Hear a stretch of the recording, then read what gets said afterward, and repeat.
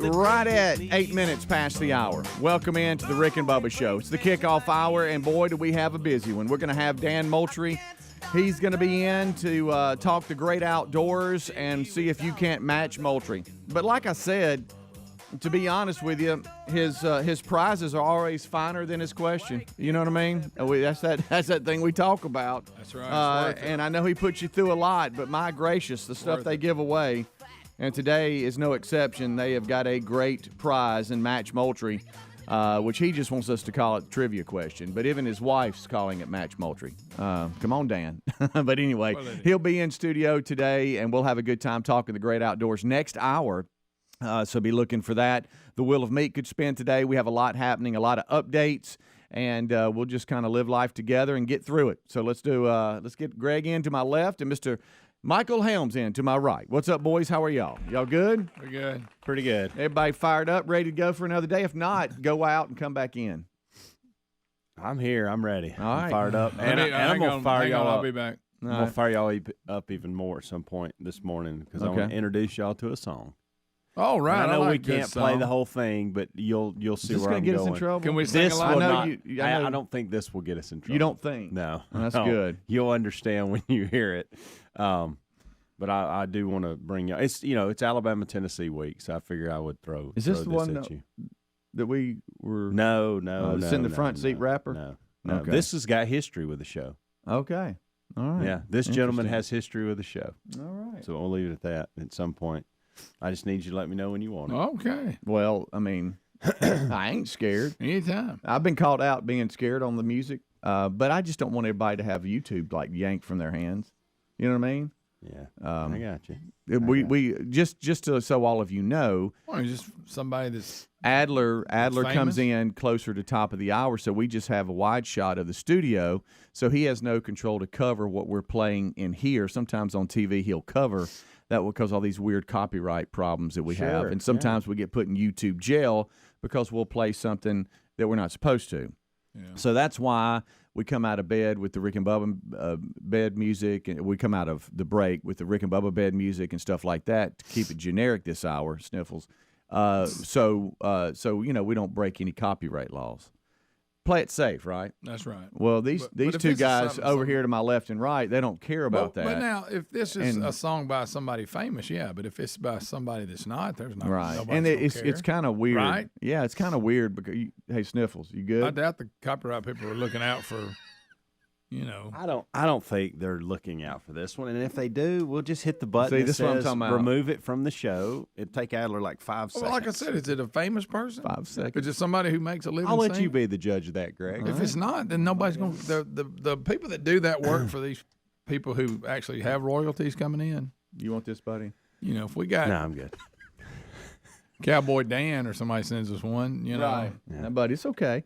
So these two, they're like, that's why sometimes I'm going, hey, I've been called out. We can play a little Speedy, piece. What's happened, buddy? I saw that. You need, but it's not really me being a daredevil. I just don't want. I'm trying to protect the show from itself. You really, don't want us to end up in the. Which channel are you on, little man? I don't know. This is your spot. Well, I don't know what you grabbed. So you grab Rick. Okay, there you go. If you did, this is it. This is what you.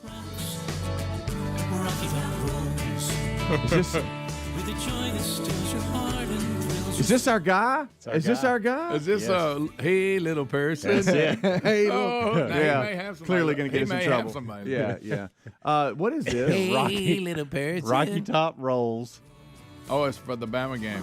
It's not necessarily for the Alabama-Tennessee game. No, it's not. But this guy, it turns out, I think he lives in Tennessee. He's wrote a song. Dude, if you like people who sound like they're on helium. Rocky Top rocks, Rocky Top rolls. Rocky Top rocks, like a hey little person. Rocky Top rocks. Would you like to hear some music? Would you like to sing along? Good. I bet you we can find. Where'd you get your? I wish you kind of jumped in and we didn't know it and you were in here. On the song, and like on the credits, it said featuring Greg Burgess. And I got mad because I put it on YouTube. Yeah, but we're about to see. I love this. Rocky Top rocks. He brought us a song about Augusta National. Thank you for that. And Hey Little Person. And Hey Little Person. Which may be my favorite. Hey Little Person. And we use it as Adler's theme song. Hey, little person. The guy must have a budget that's off the charts because he's actually advertising this song this week on sports shows. Okay. Well, I mean, he's got a unique sound. What if he said in there somewhere, "Hey, little person, hey, little rocky top rocks, rocky top rolls." I like it. Did you see him doing it? This is why I brought it right here. This is why I brought it in. Rocky Top rocks, Rocky Top rolls. Come on, break it down. With a joy that stills your heart and thrills your soul. Sing it right here, Greg. It's a feeling when you feel it that you can't let go. Whoa. Here we go. Say it. A rocky top rose. Oh my God! He's starting to grow on me. Yeah. Oh, I can't have enough. I'll give him this. All of his songs get in your head. They do. They do. Yes, and that's they the key do. to it. Yes, they do. He's got a lot of hooks in there. How many times do you think I'm going to be walking to the bathroom on our 5-minute walk to the bathroom, down the hall going, Rocky Top rocks, Rocky top rocks, rocky top rose. There you go. I'm a fan. What's his name? Mike Stone. I like Mike Stone and his band. Bring it on, Mike. Keep them coming, buddy. I see him in the lobby. Rocky top rocks, rocky top rose. I love it. I do. The face that comes with he's got it. He has got it. Well, for some reason you got to look up. I don't know you why. do, and you got to take your chin and stick it out. Yeah. Oh, no. There There it is. It's in my head. Dadgummit. And he's got a toothpick in, too. For some reason, this early in the morning, I don't know why. But I had some peanut. Get home with you. Don Day brought me. He brought more? Yes, he did. That means Don. shells are going to be laid everywhere. You know what that They're means? already everywhere. You know what that means? Dundee rocks. Dundee rose. Thank you, Don. We'll be right back. Rocky top rocks. Don't go anywhere. Rick and Bubba, Rick and Bubba. Our friends at Lear Capital sent us one of those free Kennedy silver $50 that they're offering for free to our listeners. Now, with the price of silver going up, this free silver $50 has value. It's a smart time to invest in precious metals, and Lear Capital has 25 years experience, an exceptional Trustpilot rating, and a risk-free investor's pledge. There's no purchase necessary. Just chat with a Lear specialist about investing in precious metals and get your free Kennedy silver $50. Visit LearBubba.com. That's LearBubba.com. Hey, business owners, have we got some good news for you? It's the A to B fuel card, and it's accepted anywhere they take Visa. You can use your A to B fuel card for maintenance, repairs, and more. A to B will even watch out for misuse and suspicious transactions. But A to B is more than just saving you money. They can help you track all your transportation costs and offer 24/7 support. Apply today at atob.com/Bubba. For a limited time, you'll get a $50 credit. That's the letter A to letter B.com/Bubba to apply to get a $50 credit. Here's a question. Is there anything more precious than the security of you and your loved ones? Of course not. That's why we use and trust SimpliSafe Home Security. SimpliSafe protects you with cutting-edge security technology powered by 24/7 professional monitoring agents. SimpliSafe has affordable plans starting at less than $1 a day. Customize the perfect system for your home at simplysafebubba.com and claim a free indoor camera plus 20% off with interactive monitoring. Go to simplysafebubba.com or rickandbubba.com under the sponsor. Well, if we're being totally honest, maybe we don't always make the best food choices. The CDC says we should eat up to 6 cups of fruit and veggies a day. Now, there's zero chance of that happening. So that's where Field of Greens comes in. With Field of Greens, you have more energy, you feel healthier, and it can help you lose weight too. Join us and take Field of Greens too. To get you started, we got you a 15% discount on your first order and another 10% off when you subscribe for recurring orders at fieldofgreens.com with promo code BUBBA. Fieldofgreens.com or go to rickandbubba.com. The U.S. Navy chose EnviroCleanse air purifiers to help stop COVID flus and colds from spreading on board ships and subs. Now it's cold and flu season, and EnviroCleanse mineral technology is available for your home, for you and your family. This is how you stop colds and flu from taking your family down. And it neutralizes allergies by destroying toxins, pollen, and mold. It's made right here in the USA. Just go to ekpure.com. Use the code BUBBA for 10% off plus a free air quality monitor. That's ekpure.com, code BUBBA. If you need need a new sofa or chair and you want to update your living space, look no further than Allform. We have an Allform sofa, and folks, the Allform sofa pieces are made in America. They're easy to assemble, and they're scratch and stain resistant. They come in a wide variety of shapes and configurations, and they ship right to your front door with a 100-day risk-free trial. If you don't love it, they'll pick it up for free and give you a full refund.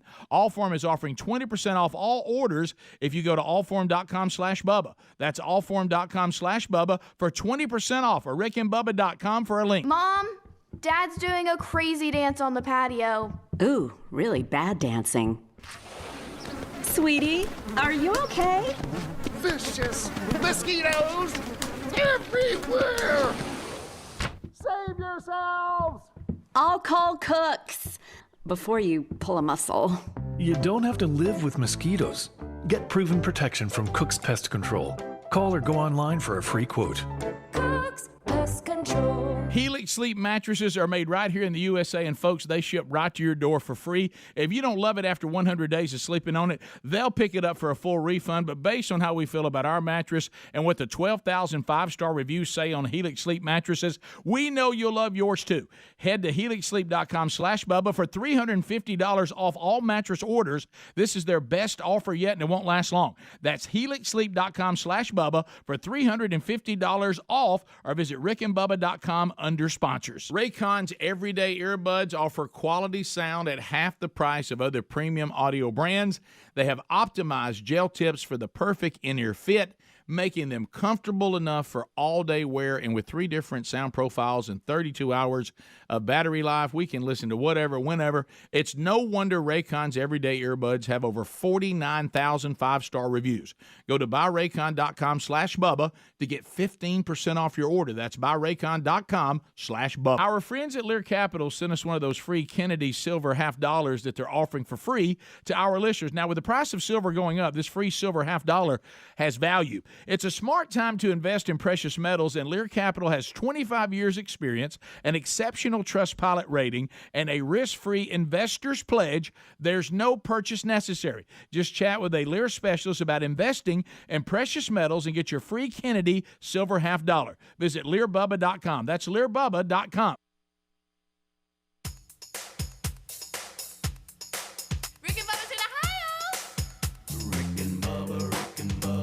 Pass the gravy, please. Rick and Bubba.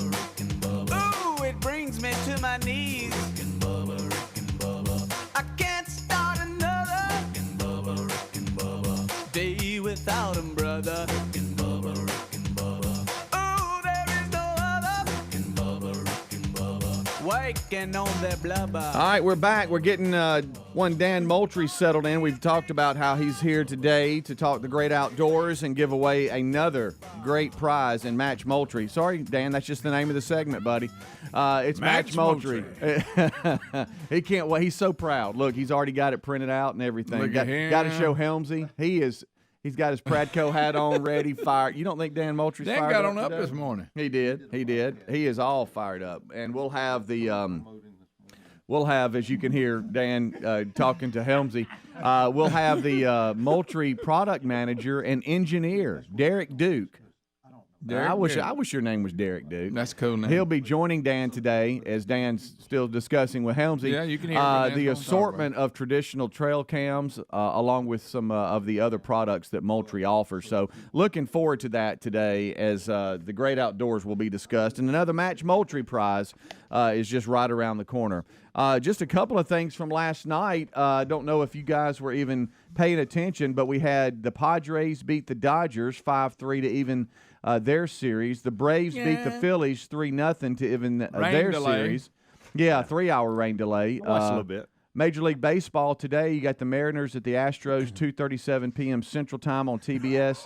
And the Guardians take on the Yankees, the 6:37 p.m. Central Time on TBS. Every time I hear that, I picture the superhero standing out there playing Yeah. Guardians of the Galaxy. Tonight in college football, Baylor is at West Virginia, 6 p.m. Central Time on FS1. And Temple is at UCF, 6 p.m. Central Time on ESPN. And then on Prime Video, the NFL Thursday night game, the Commanders are at the Bears. Well, that sounds like a good one. Yeah, I'm sorry. I'm sorry we had to promote the Commanders and the Guardians all in the same time. Sorry about that, Greg. The Guardian, that's a good The Commanders have always liked it, and I'm going to be honest with you, and I know Greg's not going to hear that. I don't hate the Commanders. No, Greg, let me finish. Okay, nobody said you did. I don't hate it. No one started this off. I do hate. I said from the jump, I've liked the Commanders. But the Guardians, and you're not going to hear this, is starting to grow on me. Well, I'm sorry to hear that. I know. I knew you would be. It doesn't. This is the Cleveland Indians. Give me some kind of baseball sounding name. Guardians. What is that? Yeah, I know. Well, last Cleveland Guardians. Let's go back to two teams that are historic. Their names are Padres and the Dodgers. Yeah. There was a goose on the loose last night at their game. The Padres was it Moody's and Dodgers goose? Yeah, it was the postseason blackest Moody's game. goose. It was interrupted by a bird on the field. With Yep, there it is.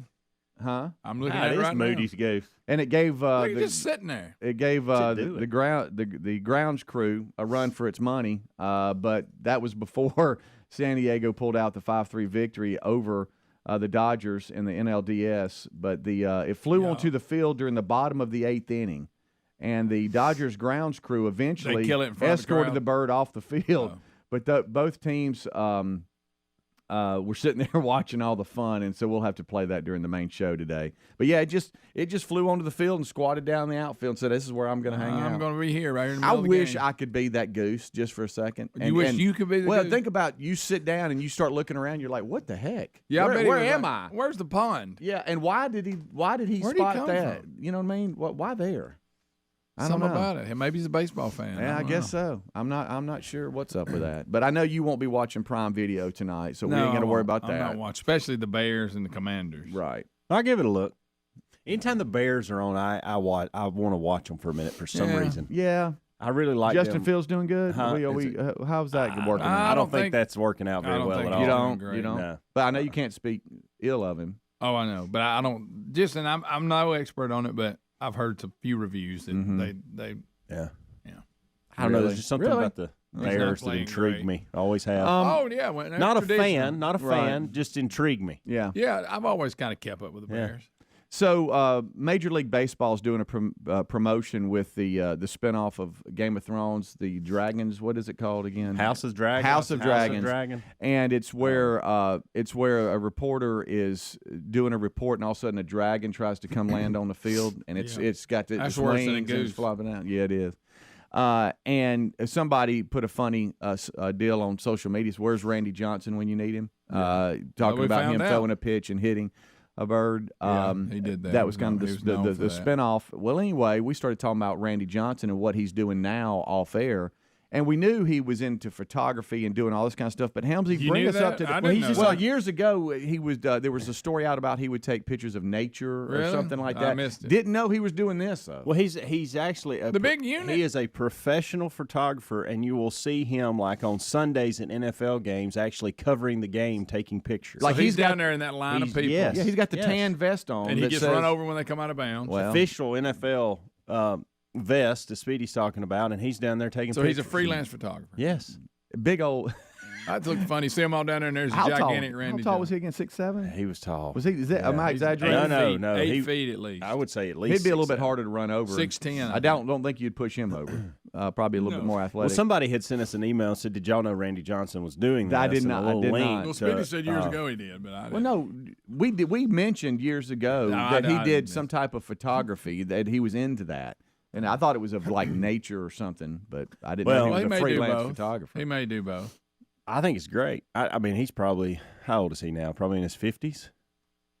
Is he 60 You think? yet? Did you say you thought it was great? I think it's great. Anytime somebody retires from something like that and just don't go to the farm and fish or He's just go. 6'10", by the way. I thought he 6'10". was I'm taller, sorry, I didn't give you 6'7". enough, Randy. Yeah. My bad. Wow. But the I didn't guy's really- just, he loves it so much, he's out there just doing it officially. God, have you ever heard people talking about him and what it was like to face him and how God. heavy that ball was coming in? Goodness.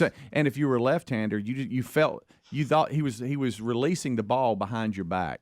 You know what I mean? It's like he was way 6'10". out here. He's 6'10", got Yeah. long arms, and he's standing on a mound. I mean, that's menacing. he just turned 59. Wow.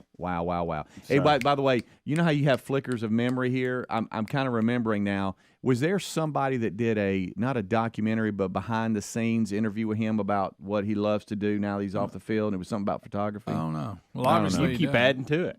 No, I'm Speedy's asking. got a I'm storyline asking. going. I'm asking. I remember it because Hey. he would actually take pictures from the mound while he was playing. Right, remember? and then for some reason they went into Randy Johnson rules. Dang it, Randy Johnson rocks. I don't know why I said that. Randy Johnson rocks. I'm just trying. I'm asking. Y'all aren't. Well, helping no, me at I think all. you're making a lot of it For up. some Listen, reason, you still are and chewing on Greg's- that toothpick like it's like Greg's making 2:30 in the fun afternoon. I don't know what's going on there. of me for saying this, but the fact that the guy made millions in Major League Baseball doesn't have to work a day in his life, and I love the fact that he's found something he loves. For some he goes reason, out he's there. giddy about it. I like the fact that I do. I love the It fact made that his the guy day. says, you know what? I don't just dabble with photography. I'm a professional, and y'all can actually hire me out, and I'll actually go to work. It actually bothers me because now he's Yeah. down there taking somebody's spot. What if he's really good, Greg? He got a big old lens in that picture. Yeah, he does. Got one of them cool vests on. Unbelievable. Just seeing a shot of him on the sidelines in that vest holding the camera is pretty funny. It is. That's funny. Because It's you funny. have your stereotypes that you have of Yeah. photographers. That's nothing bad. I Right. don't mean it bad, but you don't expect one to be 6'10", Well, former Major League Baseball And Hall of Famer. What? unlike Speedy, I didn't know this was going on. I didn't know so this part if was you going would on. have, Don't if put well, that on me. no. What I'm saying is, I didn't know any photography, anything was going on. There we go. If you would have came in this morning and Speedy saw a said, documentary. "Hey, what's Randy Johnson just doing need to sit today?" here. I would have listed 100 different things before I'd have got to photographer. Right. Yeah. That's true. Rocky Top. If y'all haven't heard that song, first segment, we got we It's had a good one. It's in show notes for we're gonna anybody really- in the Rick and Bubba world that wants to listen. It's another hit. I think it's a great way to prepare for this week's big matchup against Bobby Tennessee Stone. Volunteers. This would be Mike Stone. Oh, Mike Stone. Still got that toothpick in. And I he's heard eating- Randy Johnson Hey, actually by the sang way, on it. he's eating. He did the photography for his album. Yeah. Greg's eating half of his. Where's the other half of the I toothpick? spit it. Okay. Bubba, Rick and Bubba.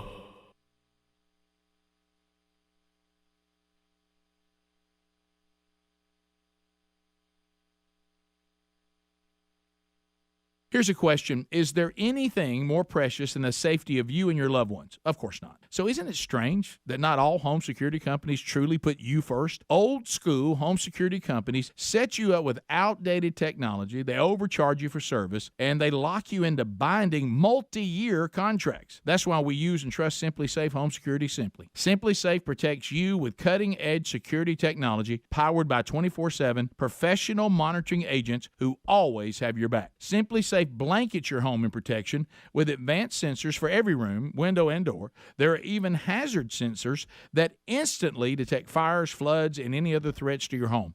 Their monitoring experts use proprietary advanced response technology to visually confirm when a break-in is real. Customize the perfect system now for your home at simplysafebubba.com and claim a free indoor camera plus 20% off with interactive monitoring. Go to simplysafebubba.com or rickandbubba.com under the sponsors. Hey, business owners, have I got some good news for you, especially if gas is a big expense.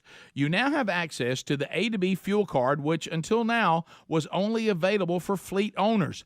The A2B fuel card is accepted anywhere they take Visa. You can use your A2B fuel card for maintenance, repairs, and more, or restrict your card to just fuel purchases for employees to use. A2B will even watch out for misuse and suspicious transactions. But A2B is more than just saving you money. They also make it easy to manage all your fuel and transportation-related costs to help quickly prep your taxes and are always there to help with 24/7 support that answers in seconds. You work hard for your business. Get the fuel card that's going to work hard for you. Get A2B. There's no credit check required. Apply today at A2B.com/Bubba. For a limited time, you'll get a $50 credit. That's the letter A to the letter B.com/Bubba to apply and get a $50 credit, or go to rickandbubba.com under sponsors. Inflation is rising, COVID hurt the economy, and some say a recession may be coming. Remember what the last recession did in 2008 to your retirement? Yikes. I think we all do. A Federal Reserve survey broke some bad news dating back to the 50s. Whenever inflation and unemployment have hit today's levels, history suggests a recession may be near. Well, our friends at Lear Capital know that investing in physical gold and precious metals can be a brilliant strategy against what's possibly coming. Smart investors all over are investing in gold and precious metals, and they're doing it for two reasons. One is that gold can be a great hedge during a recession. The second reason is that the closer a recession gets, the more your gold could be worth. So talk with the team at Lear Capital about owning precious metals for your savings and retirement accounts. And right now you'll receive up to $10,000 and free bonus coins based on the value of the gold coins you purchase. Visit LearBubba.com. That's LEAR Bubba.com or RickandBubba.com. Mom, Dad's doing a crazy dance on the patio. Ooh, really bad dancing. Sweetie, are you okay? Vicious mosquitoes everywhere. Save yourselves. I'll call Cooks before you pull a muscle. You don't have to live with mosquitoes. Get proven protection from Cook's Pest Control. Call or go online for a free quote. Cook's Pest Control. Attention, all you coffee drinkers. There's a brand new brew that you definitely want to make part of your daily ritual. If you enjoy delicious, good coffee like us, My Coffee needs to be your new drink. It's organic, which is so important because if not, then it contains chemicals banned in this country decades ago. You've heard us talk about My Pillow for years on this show, and now they've got My Coffee direct from the mystore.com website. Go to mystore.com, enter the code Bubba to save 25% off your order of My Coffee, or find a link at rickandbubba.com. Folks, we've been talking about Relief Factor on our show for quite some time now. Do we guarantee Relief Factor is going to lower or eliminate your occasional aches and pains? No, we never make a claim like that. But what I can tell you is that the majority of folks who ordered the 3-week Quick Start Pack for only $19.95 go on to order more. Now, what we really like about Relief Factor is it's 100% drug-free. It's a supplement that's made up of ingredients that simply help your own body deal with its natural inflammatory response. For a lot of us, that's very important. Getting older, working outside in the warm weather, even exercising can cause frustrating aches and pains, or maybe it's the occasional back, shoulder, or hip pain that's bothering you. Relief Factor has helped us and so many of our friends. So when you think of it this way, is $1 a day too much to see if you can get out of some of that frustrating pain? To order this 3-week Quick Start Pack for $19.95 plus shipping and handling, just go to ReliefFactor.com. That's ReliefFactor.com. Let's see if we can get you out of some of that pain. Also, you can go to RickandBubba.com. Look under the sponsors button for a link. Rick and Bubba's in Ohio. Rick and Bubba. Pass the gravy, please. Rick and Bubba. Ooh, it brings me to my knees. Rick and Bubba. I can't start another. Rick and Bubba. Day without 25 minutes until top of the hour. Thank you so much for tuning in to the kickoff hour. Dan Moultrie, we've talked about that. Patty, which is really why Dan comes. His beautiful wife, Patty, has made another casserole, and Dan has brought it in. I'm talking about, and he's showing out a little bit today. That's right. Because he's talking about how good it is. It's always good. Can't wait to jump off in that, and we're trying to keep Greg here in the studio and not run in there and leave us. looking at deer pictures when I should have been making a plate. Right. But he's walking around. He's got his Match Moultrie question. So that's next hour. We'll talk to Great Outdoors with Dan Moultrie, get caught up with him, and give away a great prize if you can survive Match Moultrie. We've given a couple of updates. We have Helms is just enamored with Randy Johnson being a photographer. Yeah. He's so excited about it. Proud of it. We've played. That made his day. Proud of it. Yeah. You love that. Greg said I'm proud of Randy. We said please keep doing that. Yeah, we have. We've played Rocky Top rolls. Which is, I think that for the game this weekend, that's perfect. It's absolutely perfect. And now, Helmsy, you have an update for us? Well, I have a question from the audience, and y'all don't participate really well on this anymore, so I've kind of done away with that. But I did get a question yesterday from somebody that wants an update from Greg. And John checked in. He said, hi. Hey, John. I might have missed a show with an update and can't usually call into the show. Okay. What's the status of Greg's contacts? Has he given up? Does he go to his daughters every day? Have things improved? Just a concerned listener, John K. Greg, the floor is yours. I went. I remember I had him in that day. Helmsley helped me get him in, and everything was good. Did you say Helmsley? I said Helms helped me. Oh, okay. But I couldn't see up close with him. Mm-hmm. I've been by and I went and ordered my glasses because I'm gonna get them regardless. And the Dr. Ellis, he said, "Here, try these," and I haven't tried them yet. So he gave you more contacts. Yeah, he said this will help. There's a little bit of adjustment on it should help you see better up close. And I keep meaning to put them in, and I don't know. I'm fading on it basically. Well, now you got to actually be involved with something before you can fade. That was a on terrible update. Okay, no. How about this? Is Greg still wearing his contacts? The answer is no. Okay. And you've got some new ones that you're unwilling to try. I think this weekend I'm trying. Okay. But it's not looking good. It's not looking good. And it's because getting in and out. It's just, I don't know. Maybe it's just a hassle for me. Yeah, that means it is. Yeah. Yeah, and but we did predict I'm going to get this. these in and see what I think. But no, I have not had any in since the day of the show. Yeah, and I know that it was more of a adjustment with, your contacts as far as how good they were when you put them in. That's not necessarily putting them in and out, but I do know because we talked about it when you did the training on the air with Coach Helmsy, is you wish you could have seen better, and I think that's in your mind. Why go through all that if it doesn't help me a lot? Yeah, but it helps me on distance, right. Which would be great, like I was talking about hunting and all that. Yeah. Well, not really, because y'all going to be trying to text me, and I can't read the text. It's crazy. We all text each other back and forth. Sure, and we I do. look forward to that. Yeah. But if I can't read it or I got to tote reader glasses, I might as well just carry my regular glasses and the heck with it. So, but I don't know. I'm going to try these others. You need to, if you could, do the others, and then you might put them in your eye. Oh, wow. But let me give you that's a big difference. As of today, probably I'm not going to wear them. Okay. Probably not. Yeah. But I am going to try one more time. Right. But like, let's say you went, you knew you were going to I'm just gonna a get ball prescription. game. So you knew you were going to a ball game. You could throw them in and go, I don't have to worry about my glasses. Of course, people always text me during the game. That's true, too. Dadgummit. But these are supposed to not be. Now, these I put in he said these should make up close better. Okay. So you're willing to give these a shot just and because look, they make the experience a little better. I've done heard they put wear one and all that. I know about all that. Yeah, I think if I put one in, I would just walk in a circle or something.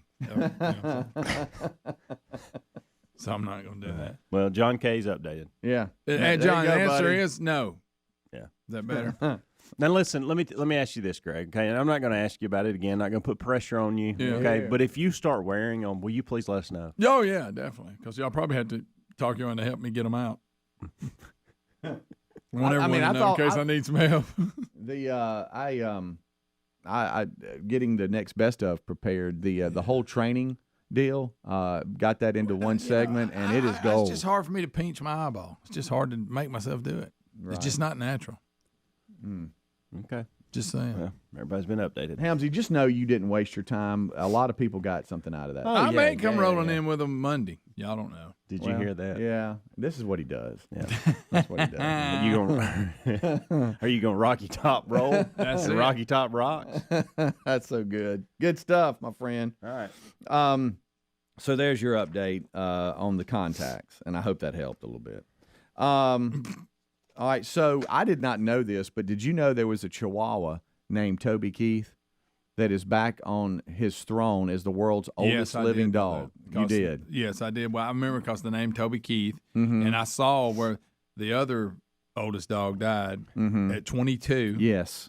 How did you know this? This saw is so that. crazy. We saw a documentary on it. You know, when you were watching the Randy Johnson photography documentary, This we were came watching out. the one on this. Yeah, somebody did a piece on him. I just can't remember because it's been years ago. I remember a It's been story a long on time ago. because the dog's name was Toby Keith, and I Right. remember him being real old. Right. And then this weekend I saw, Wow, sometime- this dog is old. Yeah, you're talking about Pebbles, a 22-year-old 22 South years old. Carolina-based toy fox terrier, died on October the 3rd. So that moves Toby Keith to Back to the top. He's 21 years old. Wow, that's a long time for a dog to live.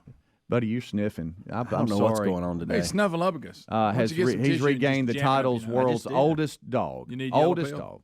Yeah. Really bothering this one today. And Well, you it's know, just it does it. constant. Yeah, I don't think you realize it. Okay. I'm getting emails. Well, I'll about go it. back. You want me to go back to the house? No, I'll just come back But your tomorrow. nose could How be about any that? closer to the mic going, Yeah. Okay. All right. I'm done. He's so enamored Enjoy with the Randy rest of the Johnson hour. taking pictures. He You can't need quit. don't- I'm going to read be- articles on don't- Randy. don't- Y'all do y'all's thing. Y'all do take, you. Okay. Don't take your ball and go home. And I'm on. Well, I want to make the. Hey, it ain't about that. It's making the Rick and Bubba world experience out there great. And if it's bad with me sniffing in the microphone, I'll take it to the house. I don't mind. You don't have to go. You got it that far now. He's going to the house. Yeah. I'm sure I can get some things done around the house, and nobody's going to complain about sniffing. Yeah, that's probably true. So, so Pebbles and Toby Keith been going back and forth a little yeah. bit on who can outlive each other, and Toby Keith is back on top Pebbles and has is out. regained the title of the world's oldest living dog. 22. 21. 21, the 22-year-old Died, yeah. And I guess that's like a legit 20. We're not doing dog years. No, Boy, that's how true. old is a Oh, my 21-year-old goodness. dog in dog years? Woo. I know y'all hate doing that. That's like biblical. You know what? It really is. I mean, you get up in the hundreds. Well, those Chihuahuas, they'll live a long time, don't they? Ours lived 14 years. And Yeah. 14, that is a long time. yeah, What is it? 7?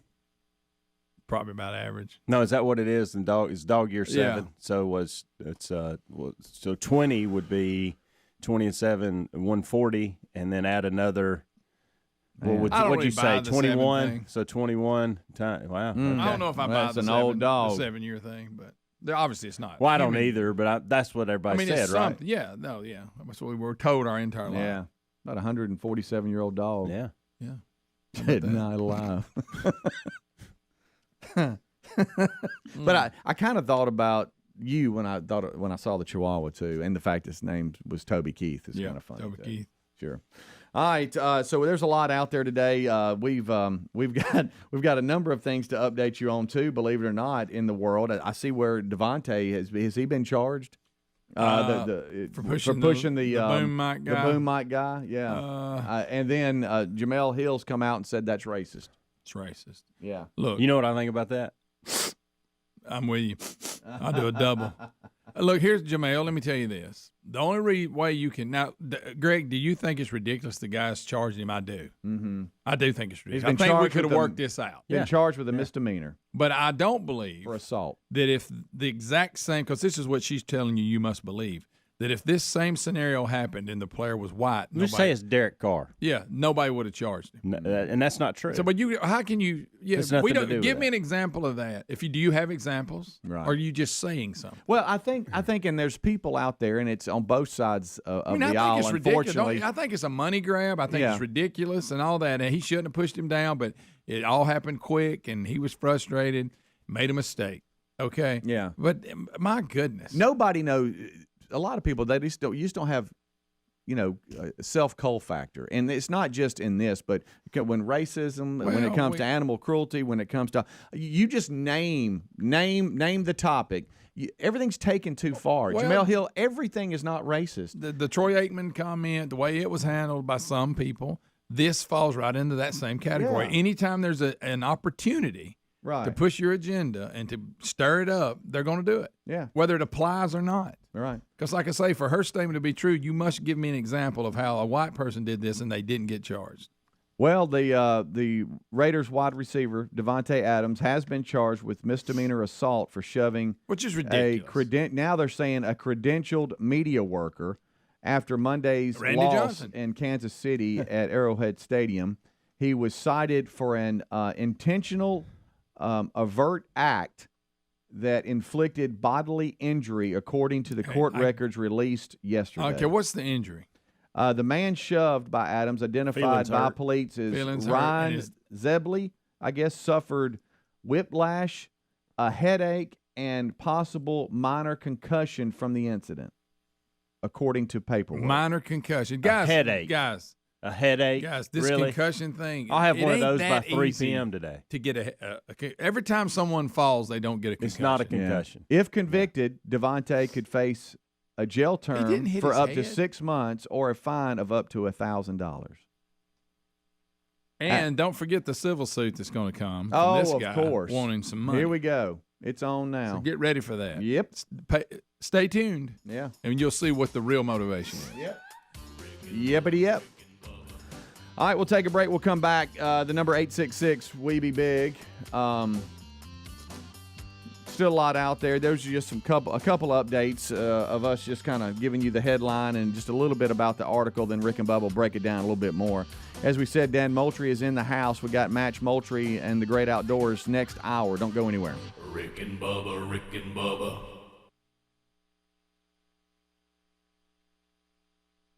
Attention! This is a special alert for all Americans who own a vehicle with less than 200,000 miles with an overpriced auto warranty or no warranty coverage at all. Due to the increase of new and used car prices, repair costs, and the price of gas, people are keeping their cars longer than ever, which is why CarShield is announcing a low-cost month-to-month vehicle protection plan to save any driver out-of-pocket expenses on covered auto repairs. Call now to find out how you can save thousands for covered auto repairs. Yes, you heard that correctly. You could save thousands on future auto repairs. Our specialists are standing by for all drivers to call for a free quick quote. Call 800-840-1546.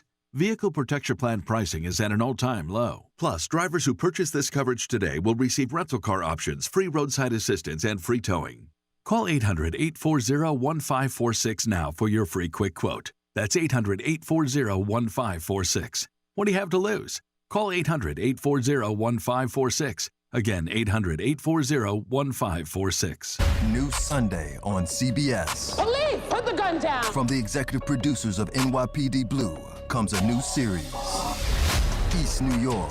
I love this neighborhood. Starring Amanda Warren. We all together are going to find the killer. Richard Kind. A little bit of everything in East New York. And Jimmy Smits.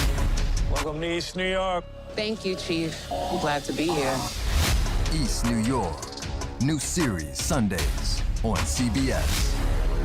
What's your least favorite season? Now, if you're like me, it's cold and flu season. So get relief from it this year with Mucinex DM. With cough and chest congestion relief for 12 hours in just one dose. That's 3 times longer than 4-hour products. Mucinex DM makes any season comeback season. Even cold and flu season. Get 3 times the relief in just one dose with Mucinex DM. It couldn't be simpler. Nothing lasts longer among over-the-counter cough and cold remedies. Mucinex DM provides 12 hours of relief for chest congestion and cough, day or night. Uses directed.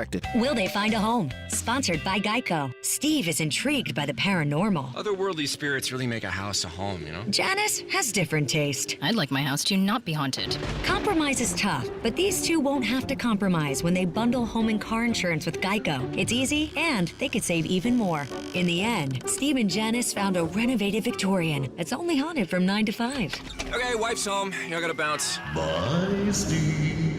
Bundling without compromise at geico.com. Today on Hey Culligan, reverse to reduce. Here's Bob. Hey Culligan, I love fresh water, but I got plastic bottles coming out. Whoa, Bob, you are not kidding about the bottles. But did you know Culligan's reverse osmosis and always-on drinking water systems provide fresh, clean, delicious drinking water and help reduce the equivalent of over 15 billion plastic bottles from landfills worldwide? Holy, fresh, environmentally friendly drinking water. Am I right? Right, Bob. And we're already on the way. Let us help you out with a free in-home water test from a local Culligan water expert at Culligan.com. Well, if we're being totally honest, we don't always make the best food choices. The CDC says we should eat up to 6 cups of fruit and veggies a day, but if you're like us, we don't always have the time or energy to make that happen. So that's where Field of Greens comes in. With Field of Greens, you'll have more energy, you'll feel healthier, and it can help you lose weight. We all want a simple nutrition plan with results so powerful that when we take our next physical, the doctor compares our old lab work to the new lab work, and he says, hey, keep doing what you're doing. This wonderful product is powered with a full spectrum of essential vegetables and fruits, plus science-backed herbs and prebiotics. It can help you stay healthy, plus it's organic. So join us and take Field of Greens, too. To get you started, we got you a 15% discount on your first order and another 10% off when you subscribe for recurring orders at fieldofgreens.com with the promo code BUBBA. That's fieldofgreens.com. Use the promo code BUBBA. Folks, a big welcome to our new friends at WizKid Clean Pods. You're going to love these cleaning products. First, they've developed formulas that defend surfaces against the buildup of dirt and grime in between cleanings, reducing cleaning frequency, saving you time. And of course, this reduces the amount of chemicals used in our spaces. You bring the water, Clean Pods bring the clean. These are concentrated cleaning products in water water-soluble pods. And you're getting your homes clean with a smarter, cleaner system, which means less plastics in our oceans, rivers, and landfills. These are high-quality spray bottles with high-quality cleaning pods that get the job done. So get yourself some WizKid Clean Pods and embrace the smarter, clean philosophy. Get 10% off any purchase plus free shipping with code BUBBA at cleanpods.com/Bubba. That's cleanpods.com/Bubba. Use the code BUBBA or find a link at rickandbubba.com. Rick and Bubba. Pass the gravy, please. Rick and Bubba, Rick and Bubba. Ooh, it brings me to my knees. Rick and Bubba, I can't start another. Rick and Bubba, day without 'em, brother. Rick and Bubba. Ooh, there is no other. Rick and Bubba. Waking on All right, it is 8 minutes until top of the hour in this portion of the Rick and Bubba Show, sponsored by 24/7 burglar busting protection for your home or small business. SimplySafeBubba.com. Is there anything that matters more than the safety of you or your loved ones? No. And your loved ones, or even your coworkers? Hey, buddies, y'all mean a lot to me. Y'all know that? Well, of course not. So it isn't, it isn't out of the ordinary then that you want to make sure that you're protected. And it also isn't strange that not all security companies truly put you first. Old school security companies are set up with outdated technology, overcharge you for their service, and then you're locked into some multi-year contract. That's why we encourage you to take a look at SimplySafeBubba.com instead. They protect you with cutting-edge security technology powered by 24/7 burglar busting monitoring agents. That's a mouthful. Who always have your back. They blanket your home or small business and protect you not only against intruders but also advanced sensors for every room, window, or door. What's really cool too is they have hazard sensors that instantly detect fires, floods, and other threats. It's so simple to set up that even I can do it. It didn't take me long at all. Their monitoring experts use proprietary advanced response technology to visually confirm when a break-in is real. SimplySafeBubba.com. Customize your perfect system to fit your needs and claim free indoor security camera plus 20% off with that interactive monitoring when you do. SimplySafeBubba.com or a link at rickandbubba.com under the sponsors button. All right, so we have we've hopped around a lot this hour. It looks like everybody is here just about it, getting ready for the main show, and we look forward to another great day. I saw this, just think about the handle that this place is in. All right, so we've all been, and oh, by the way, Greg met Jerry yesterday, my buddy. He's golfing, Jerry buddy. Ingram. Oh, yeah. He met Jerry yesterday. We were talking about some he's stuff. on a golf tour. I'm not. Been in a couple of golf tournaments, and now I'm on a golf tour. But these the charity golf tournaments and stuff. Well, how about this? A golfer hit a hole-in-one, right? And on the hole-in-one you were awarded a $53,000 Ford F-150 if you hit that hole-in-one. So a golfer did. And now the country club refuses to give it to him because the dealership said it had no knowledge of the giveaway. Uh-oh. Wow. Austin. What are y'all talking about? Yeah, this guy competed in what was advertised as Tournament of the Century at a country club, and in hopes of winning a $53,000 2022 Ford F-150. However, according to the civil suit for breach of contract filed by Faulkner County, he aced the 10th hole, hit a hole-in-one, but the club refuses to give the truck to him. The attorneys, they spoke to DailyMail.com, where this is out of, and they called the entire situation very fishy. The main thing we figured out since filing the suit, they say, is that there appears to be no insurance, and so for the hole-in-one. So a lot of times these dealerships, event insurance. Yeah, they have event insurance, so they're really not out anything. The suit is seeking damages valued at the same price of the truck, as well as asking for the defendants to cover attorney fees and court costs. So you got a big somebody dispute. didn't get their paperwork done. Yeah, you got a dealership saying, I don't know, we didn't know about this. You got a country club saying, hey, this is what you win. And you got a golfer that says, all right, I just won that. Where's my truck? And nobody wants to play. Nobody got the insurance to cover it. No. And sound like great communication on something that important. Was it one of these things they're going, what's the odds somebody hitting one? Right. Well, I looked it up. I ain't that worried about it. The odds of an average golfer making a hole-in-one are 12,500 to 1. So to your point, I ain't never gonna make it. Nobody's gonna do that. Everybody, hey, did y'all get the paperwork? No, I forgot to do it. But don't worry about it. Somebody ain't gonna make it. Speedy, you ever hit a hole-in-one? Once. I've never had one. I've hit sniffed six. around that hole several times, but I've never hit one. I hit six. I will go the rest of my life without hitting a hole-in-one. I hit it right through that windmill. You got a lot and to then live it went with. down. Yeah, but I don't you don't play. know. I Well, you play don't enough. know. You don't know. Play 10 years enough. from now, you might be playing. You don't know that. But I've never really seen. I've seen some hole-in-ones. Yeah, I've played with people while but I've they never had one. seen someone win something like this live. Yeah. Was it the Scottish Open? I can't remember. I was watching something. I think it was on the Golf Channel, and on one of the holes, not only did the pro golfer win if you hit a hole-in-one, but your caddy wins one too. Yeah. And one of the golfers hit a hole-in-one, and so he and his caddy both got a car. It's pretty cool. Really? Yeah. I was Somebody like, got wow. paperwork So it was on on that TV, you know, and I've never been live and seen anything like that. But seen some hole-in-ones, just not for that much, you know, like a new car or something. Yeah. A new car. Now, I've been on some where you win a new car, but nobody's gotten close enough. Well. But I was, on these tournaments where they put different people, they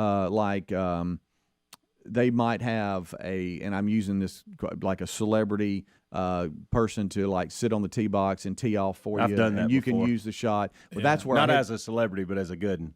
that's where I hit the hole-in-one. I was on Okay. a par 3 for a foursome coming through, and Oh, I you hit were it. the- you were and the couldn't hero. believe it. You know, you've been there where you get to putt Oh, for the yeah. person or something like that.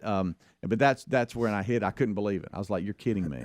And I think, I know that the golf course is closed now. It was at a golf course called Eagle Point. Oh yeah. Which is really close to where we are now. After that hole-in-one, they had shut it down. Yeah, I really couldn't believe it. I was like, "What?" That was there's a no nice way. golf course, and they just decided that it would be beneficial to the community and the pocketbooks if they built a big neighborhood there. Mhm. And that's where the tornado came through. Yeah, sure did. Yeah. That's right. Yep. A lot of memories there for sure. Yeah. All right, we'll take a break. We'll come right back, and we'll be talking great outdoors with Dan Moultrie.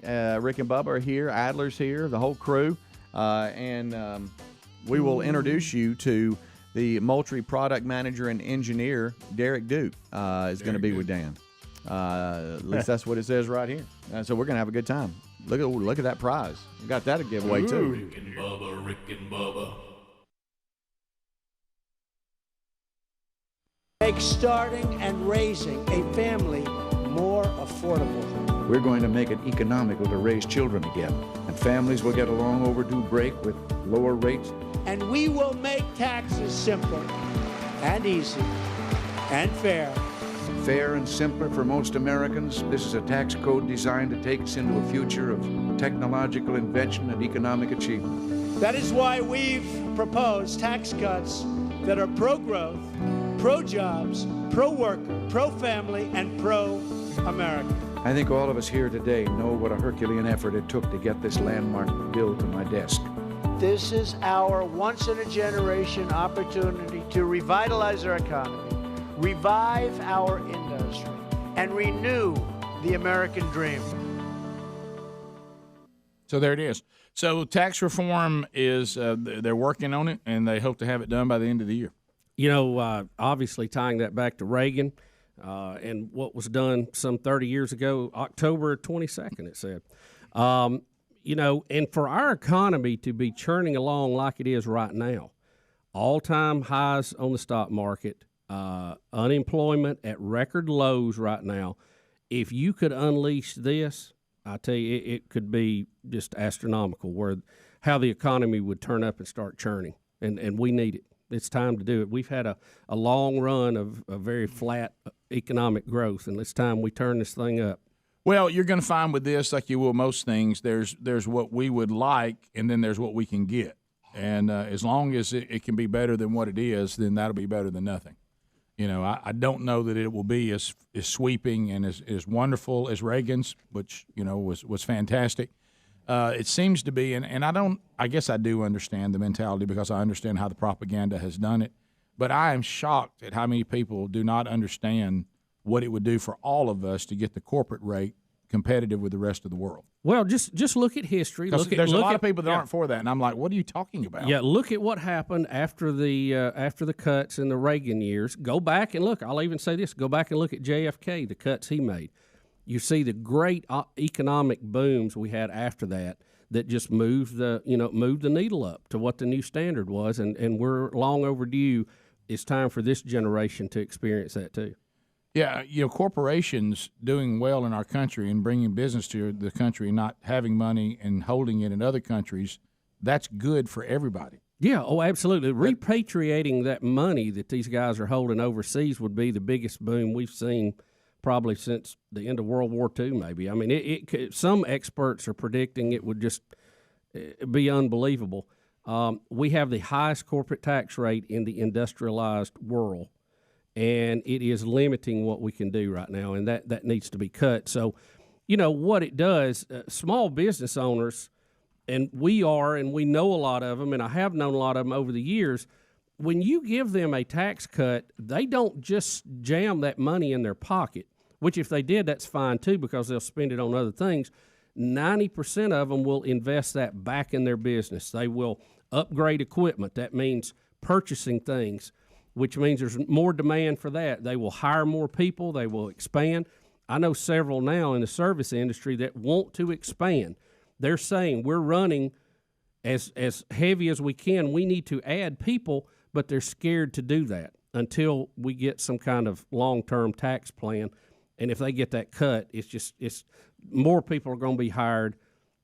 We already have unemployment down to where it's at 20 or 30-year lows. So what happens then? The job market tightens up. So you know what you have to do? You have to pay more to get a good guy to stay on the job. So that's good for that person. So. And then when they get that money and other people are hired, what do? They go out and buy things. They buy houses, they buy cars, they buy TV sets, they buy computers, and that's good for all of us. Man, it just keeps on rolling. Yeah, well, noticing the obvious hypocrisy to me is like the companies that seem to be the most liberal and far left when it comes to politics, they keep their money in other countries as well. Oh, yeah. So what I don't get is if you go to them and say, well, we need to lower the corporate tax rate, at least let's get it where it's not the highest in the world. Right. Okay. Right. And well, no. Let's go for middle of the pack. Yeah, how about that? Yeah, we don't want to do that. Wait a minute. Let me talk to you, liberal person.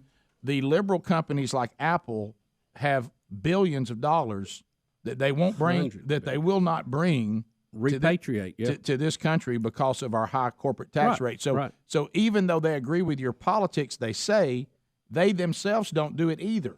I mean, this is John Kerry moving his boat while telling everybody else, that pay the higher dock fees. Yeah, that they should pay higher dock fees. So all you have to know whether our corporate tax rate should be lowered or not is to simply look at the results of having the highest one in the world. And when you see the results aren't good. So you want to take that corporate tax rate and lower it, and it will benefit everybody. Everybody. And guess what? It just, the way that it works through the economy, some people call it trickle down. You call it whatever you want to. It's like gravity. It's there. You can define it however you want to. When they bring that money back in, and you mentioned Apple because they're noted for all the money they've got overseas now, and they bring that and put it in U.S. banks, what happens?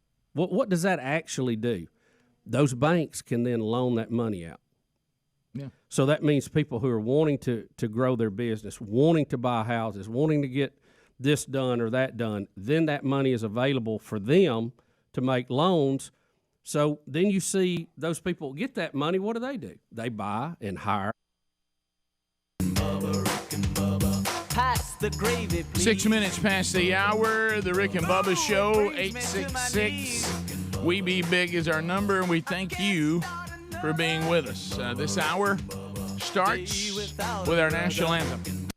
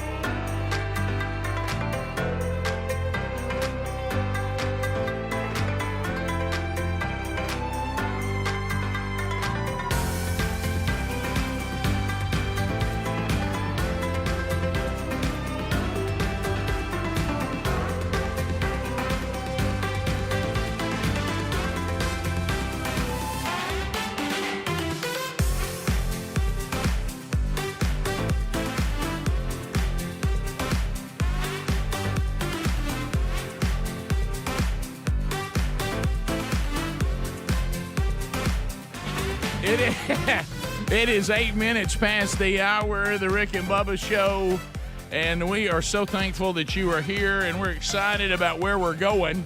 You can join us. The website I just gave you, rickandbubba.com, all the different ways that you can get the Rick and Bubba Show either live or archived for you to decide when you want to watch it or listen to it. There you go. Speaking of the archives, a brand new Bible study from yesterday is available. Genesis chapter 40. You can catch that on our YouTube channel or our podcast archives if you didn't catch it live yesterday.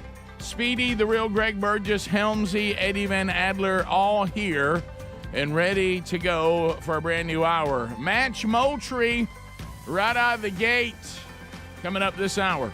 We'll chat with Moultrie and we'll give you an opportunity to win some cool prizes from Pradco and Moultrie.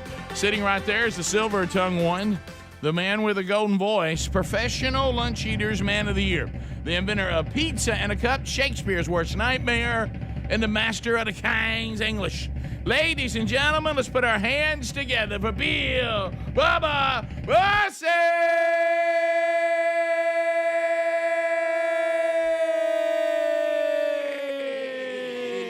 Howdy, Bubba. How about it, Rick Burgess? Friends, neighbors, and associates everywhere, welcome into the little party we call Rick and Bubba. Man, that's you every night.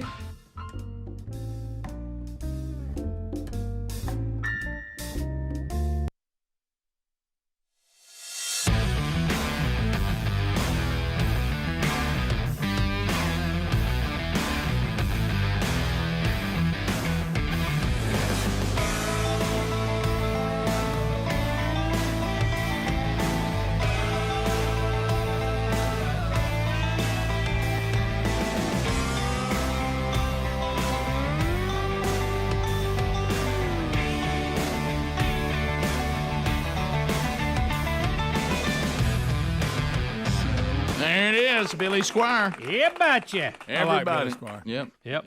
Good stuff. Talking about a career that was derailed for bizarre reasons, but anyway, it was. Now, people always tell that. And I mean, it's reported, and it was a goofy video, but very goofy. Are we really giving it a little too much to claim it ruined his career? You do realize, though, I didn't know this. I heard it on Drunk Nation. He is one of the most sampled artists, and he has made so much money off people sampling his music. I bet he has. Well, good for him. Yeah. What is your favorite Billy Squire song? My favorite, In the Dark. Mine's "Lonely As the Night." Ooh, that's a neck and neck. "Lonely As the Night" is I have to go with stroke. Yeah. Well, there's a shocker. That's a shocker. Oh my goodness, I haven't been this surprised since I was the lookout at Pearl Harbor. And I know it's like I do it on purpose. That's my least favorite Billy Squire song. No, me too. There he's ruining his career. There he is ruining his career. Yeah, we've talked about that before. But I mean, how you let? I mean, it was a bad video. But why would that ruin your career? Well, can I offer how it could have happened then? The timing. Because remember, he was on his way down. This video thing was new.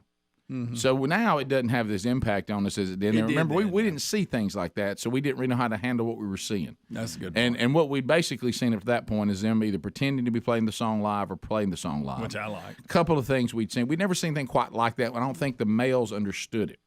And once the males turned on him, that was right. it. Yeah. Shouldn't he just have, watched Hall & Oates and done whatever they did? Yeah, whatever they were on fire. Oh my goodness! Good night. They own the video. I saw Billy Squire. Rick, the more I'm watching the video now I'm starting to cancel him. Right. See, I think you forgot how severe it was too. Yeah. But he's great. He's got some great songs. Yeah, but he's a great musician. Yeah. Well, here's a memory, and I know we've talked about this part on the show before, and I'm not sure we've talked about this one. If we have, it's been a very long time.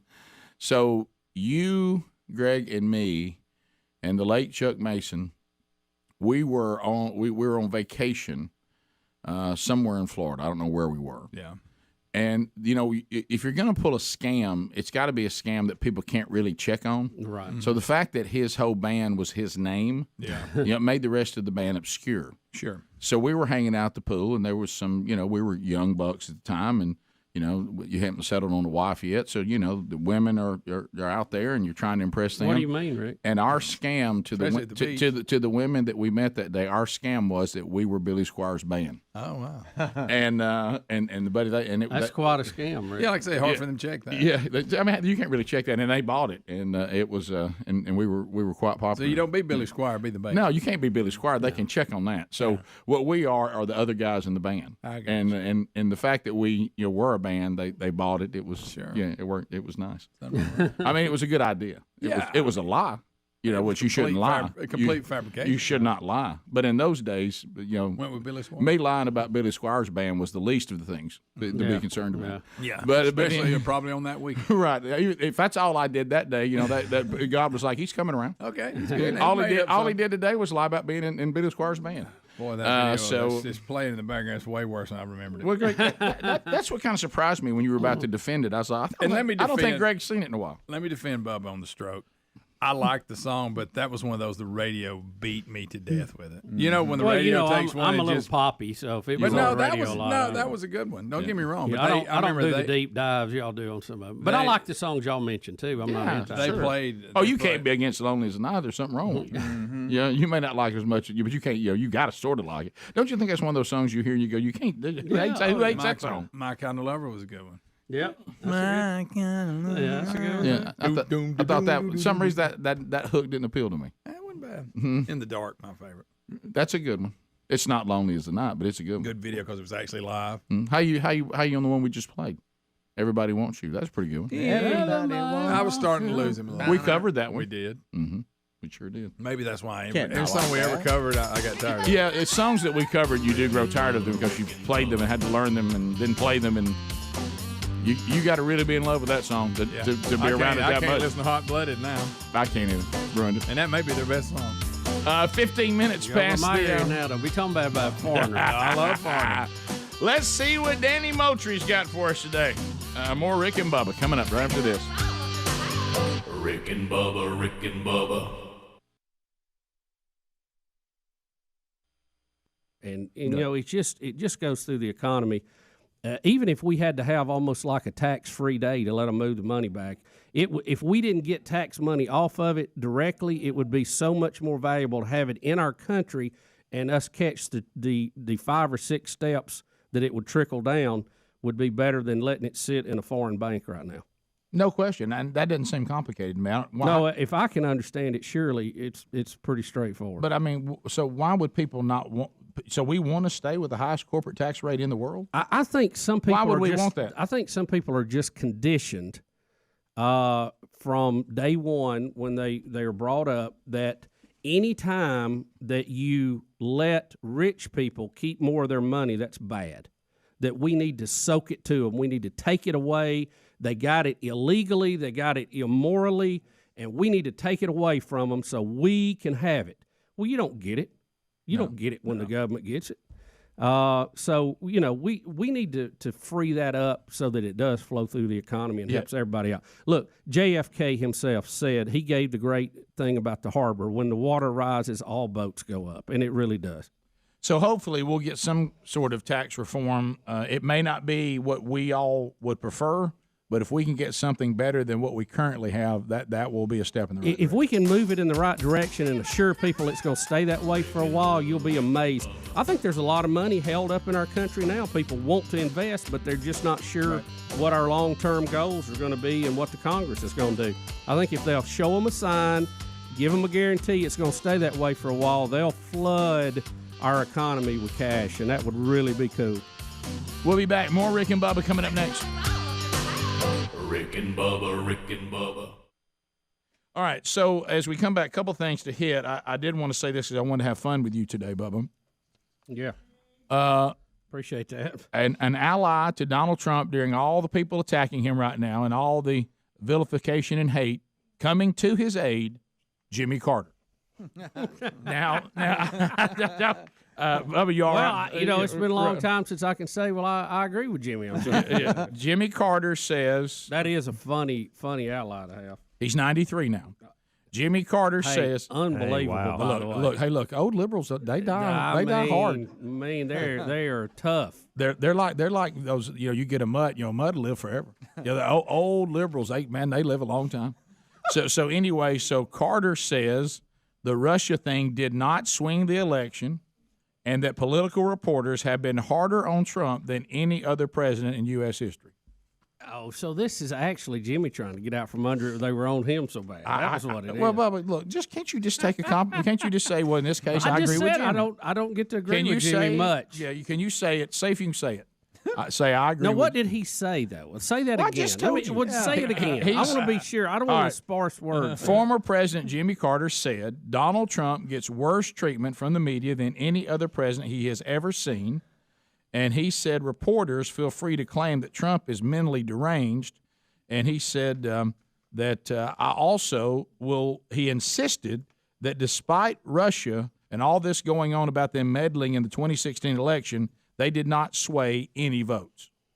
Even if they were meddling, it did not have anything to do with the outcome. I think I can say I agree with most of that. Yeah.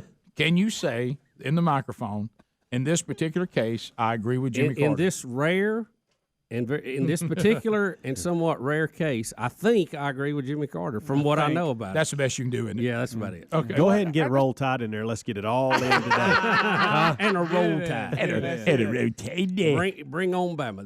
That had to be, you know what, when I heard that chant this morning, it reminded me of people who stand in front of trains. You talking about Penn State chanting? Yes. Hey, Penn State, you got a nice little thing going. You remarkably have recovered from a very difficult situation. Yeah. Let's leave it at that. Do you remember, because we had the flashback of the Reagan clip this morning, do you remember the guy that was protesting nuclear weapons and tried to stand in front of that train going into the naval yard out in California that had weapons on it? I do. And he was going to stand there, and the train has a curve. It can't really see him, and it couldn't stop. And it's bad to stand in front of a train. It's a bad deal. Yeah, you can't stop them. No. So Penn State, don't stand on the train. Train versus protester. Train wins.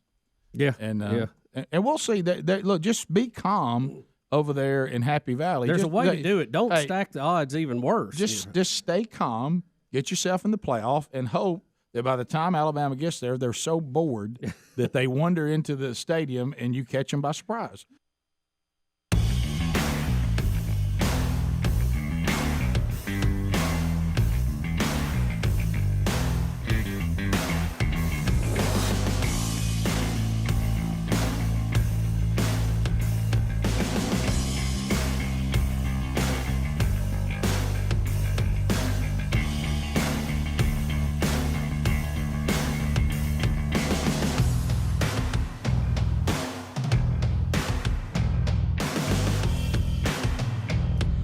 Minutes now past the hour. The Rick and Bubba Show. Thank you for being with us again today. And we unpack another one. It is On the Hunt, for those of you that are not watching on YouTube right now. That's the theme music that brings Dan Moultrie back to the Rick and Bubba Show. And Moultrie, welcome back. Rick, good morning. Hey, buddy. Everything good? Everything. I'm fired up. I'm ready to go deer hunting. Hey, after that picture we looked at this morning, are you ready to go deer hunting? I'm ready to go deer hunting. Instead of hunting, I just want to look at Dan's pictures. Rick, I know you like Speedy goes, hey, we want to go, but we don't have to do any of that hunting. Do you think he's sincere? No. I don't have to do all that. No. Then I got to mount it. I want to go all the way over there to Georgia and just look around. That's I remember when we went with you to Texas and we were lucky enough to get something. You went, oh, don't worry, it's the Moultrie package. And then they called me and went, I was like, oh, wow, Moultrie package is something else. We suffered Gorosky's abuse. Oh, man. That was awful. Oh, man. He even put together one of those things that Hitler video. That was so good. That was fantastic. Every one of those has been one. We might want to explain the Hitler video. Just said, he did a bunch of those, didn't he? Yeah, he loves that kind of stuff. You've seen it. There was a movie about Hitler, and it's got this scene where they tell him basically they're losing the war, and it's all come apart. He's sitting at the table, and all the generals are around him in the room. Yeah, and he gets upset and furious with everybody, and so people have taken that and then you put all kinds of subtitles Oh, on yeah. it. And It is so fun. So he Did one with Moultrie and the Moultrie package, which was hilarious. You know, I wish. Do we still have a copy of that? Because I want to see it again. That's a great question. Because it was funny. Woo, it was funny. So we're going to unpack the latest. I mean, we're getting down to the wire. A lot of you are already deer hunting. Some of you with guns. Some just can only bow hunt. Some are waiting to get started. Yeah, well, I think our state's this weekend, isn't it? Yeah, I had a buddy of mine that was hunting in Tennessee. He sends me a picture of him out there hunting. I'm like, "What are you doing hunting?" He said, "I'm in Tennessee. Yeah. I mean, we already hunting." Already and, at it. Yeah, and so that's great. And we also have engineer Derek Duke here. And anytime you see one of the Moultrie engineers, you know we got some cool stuff to talk about today. So Derek, welcome to Rick and Bubba. How are you, sir? Doing well. How you doing? Well, I'm doing great. I'm glad you're here, and I like that you brought a box with a lot of goodies in it. So that's available to us today, and of course, how about the little model here of a feeder, Rick? Isn't that not hilarious? Well, I was talking to Derek about that, and I don't really fully understand it because it's mind blowing. These little things that you can a printer you put in what you want, and the printer makes it 3D printer. 3D printer. That's weird to me. That almost feels like something like. It's kind of the easiest way to think about it, Rick, is it drops breadcrumbs where it ought to, but the breadcrumbs kind of glue together. I know. And that may be the right way. It's a little tiny feeder, Yeah. like a little toy feeder. And so we love that. So as far as Sweet Home Alabama, which is where we all live, bow season for us starts Saturday. You are about to head out west to go elk hunting. Going back out west again. And boy. Their bulls are still bugling. It's kind of a later year, and we've got 2 more groups to carry, and then we'll hit the next place where the rut's going on. Rut to rut. Did Dan ever watch that Missing 911, the hunting? He might need to see that before he goes out. No, he didn't care about me. He don't care. He's been there at so it many so times. long now. If you were to get, if an alien takes him now, he beat him. Everybody thinks when you use the term "you're stuck in a rut," that's a bad thing. That's not a bad thing. No, it's that's not a very good thing. Good thing in Dan's world. Not a bad thing. Yep. If you, it's to me, if you can ever if you got the means and the connections to never hunt outside of the rut, then that's preferred. That's it. That's preferred. And we were with y'all's buddy Ronnie Strickland doing a podcast this week, Cuz. Rick, and Cuz is doing great. Bobby Cole, and we did a gamekeeper spot and just had a ball. But Ronnie Strickland is such a good guy. He's good, and y'all know that from you going over hunting with him. Oh yeah. He told me he's going ahead and preparing food right now, trying to get ready for y'all this year. We need to get that date on the calendar. We do. He's fired up. Yeah. I mean, and of course, you know, I don't know. He dropped Bubba in Garho last time. Yeah, imagine that. Well, Bubba brought 2 does back. Yeah, right. I couldn't get nobody else would shoot, Dan. If I'm going hunting, I'm gonna shoot. But look, y'all need to move your. I know last year was your first year. Ask Cuz, you want to move your date up a little bit. Move toward the rut a little bit. Mm-hmm. So when is it there? November. I would what? think. Over in West Alabama? Yeah, no, y'all Mississippi. were hunting, Over Mississippi. Mississippi. Yeah. Yeah, November. I would think it's middle of November, okay. but they could have some of that Alabama influence. Yeah, but I don't think so. Yeah, I don't really know. Cuz told us we was hunting near the rut, but I don't. Might have been toward the end of it. No. Hey, no. You don't drop first timers in on the rut. He was selling. Is that a pretty good time? Yeah, it's a great time. Yeah. So, but anyway, so that. But yeah, I agree with you. Great guy, and he was nothing but he and his wife, and just great host. We had a great time, and thanks to Patty Moultrie. Speaking of the wives, more goodies again. More goodies. Now, what's the name of that this morning? She told me not to say, but nobody's listening this early. Yeah. Christmas morning pizza casserole. Now, why does she not want you to say that? I don't know. Yeah. But I think she was saving it for Christmas. What do you think, Bubba? You taste test. It was excellent. Well, now, Bubba, is cutting back, so he probably can't have any. He didn't have two. You're right. For now, was it the turkey sandwich Christmas special? Or, I got it in there, too. Bubba, you don't I'm want to already be rude. prepared. You got to balance. You don't want to be rude and not eat it. No, because Patty got up and worked on it. I'm much appreciative. Absolutely. So we have that, and we're gonna talk about these when we come back, the micro camera series, and this is things just keep getting better. I will tell you that I've been out using the the Moultrie Mobile that the brand new, man, that has been so easy and so wonderful, and so many people are loving that. I've been getting some great pictures, and I did want to tell Gary the other day though, when we were getting ready to plant before the rain got here yesterday, that it is so simple that instead of me having 100 pictures of him tilling, that he could have just walked over and shut it off, then turned it back on. Yes. You know what I mean? It's off and on. I said, Gary, you saw where it was, didn't you? Yeah, well, I mean, I thought about going over and cutting it off, but I thought you might want some pictures of me on the tractor. And I thought, he's working so hard. Really. I thought I really didn't. No, I thank you though, but now you have 70 new pictures. And it's all Gary. There he goes. Hey, and all your battery, and I know you got it on immediate. So there's all your battery for this week. I gotta go down there and change out the batteries again because of my outstanding pictures of Gary and his tractor. So I bet you forgot to get your battery boxes from Ashley, didn't you? I did. I need to get those on the edge. I know. That way you just go over there and just take one out, put another one. Derek may have one in his pocket. Derek, you may have one in that box. I think I can find something somewhere. We need a couple of those, and I like to use the external batteries too.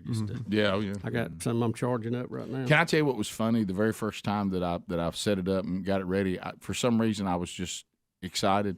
I forgot that there's a back panel too, and I only filled up the front panel. And walked off and left, and I thought, man, that battery didn't last very long. And all of a sudden, I was about ready to call you and say, hey, man. I go back over and I go, oh, I didn't put all the batteries in there. It did pretty good. It lasted a really long time on about half battery.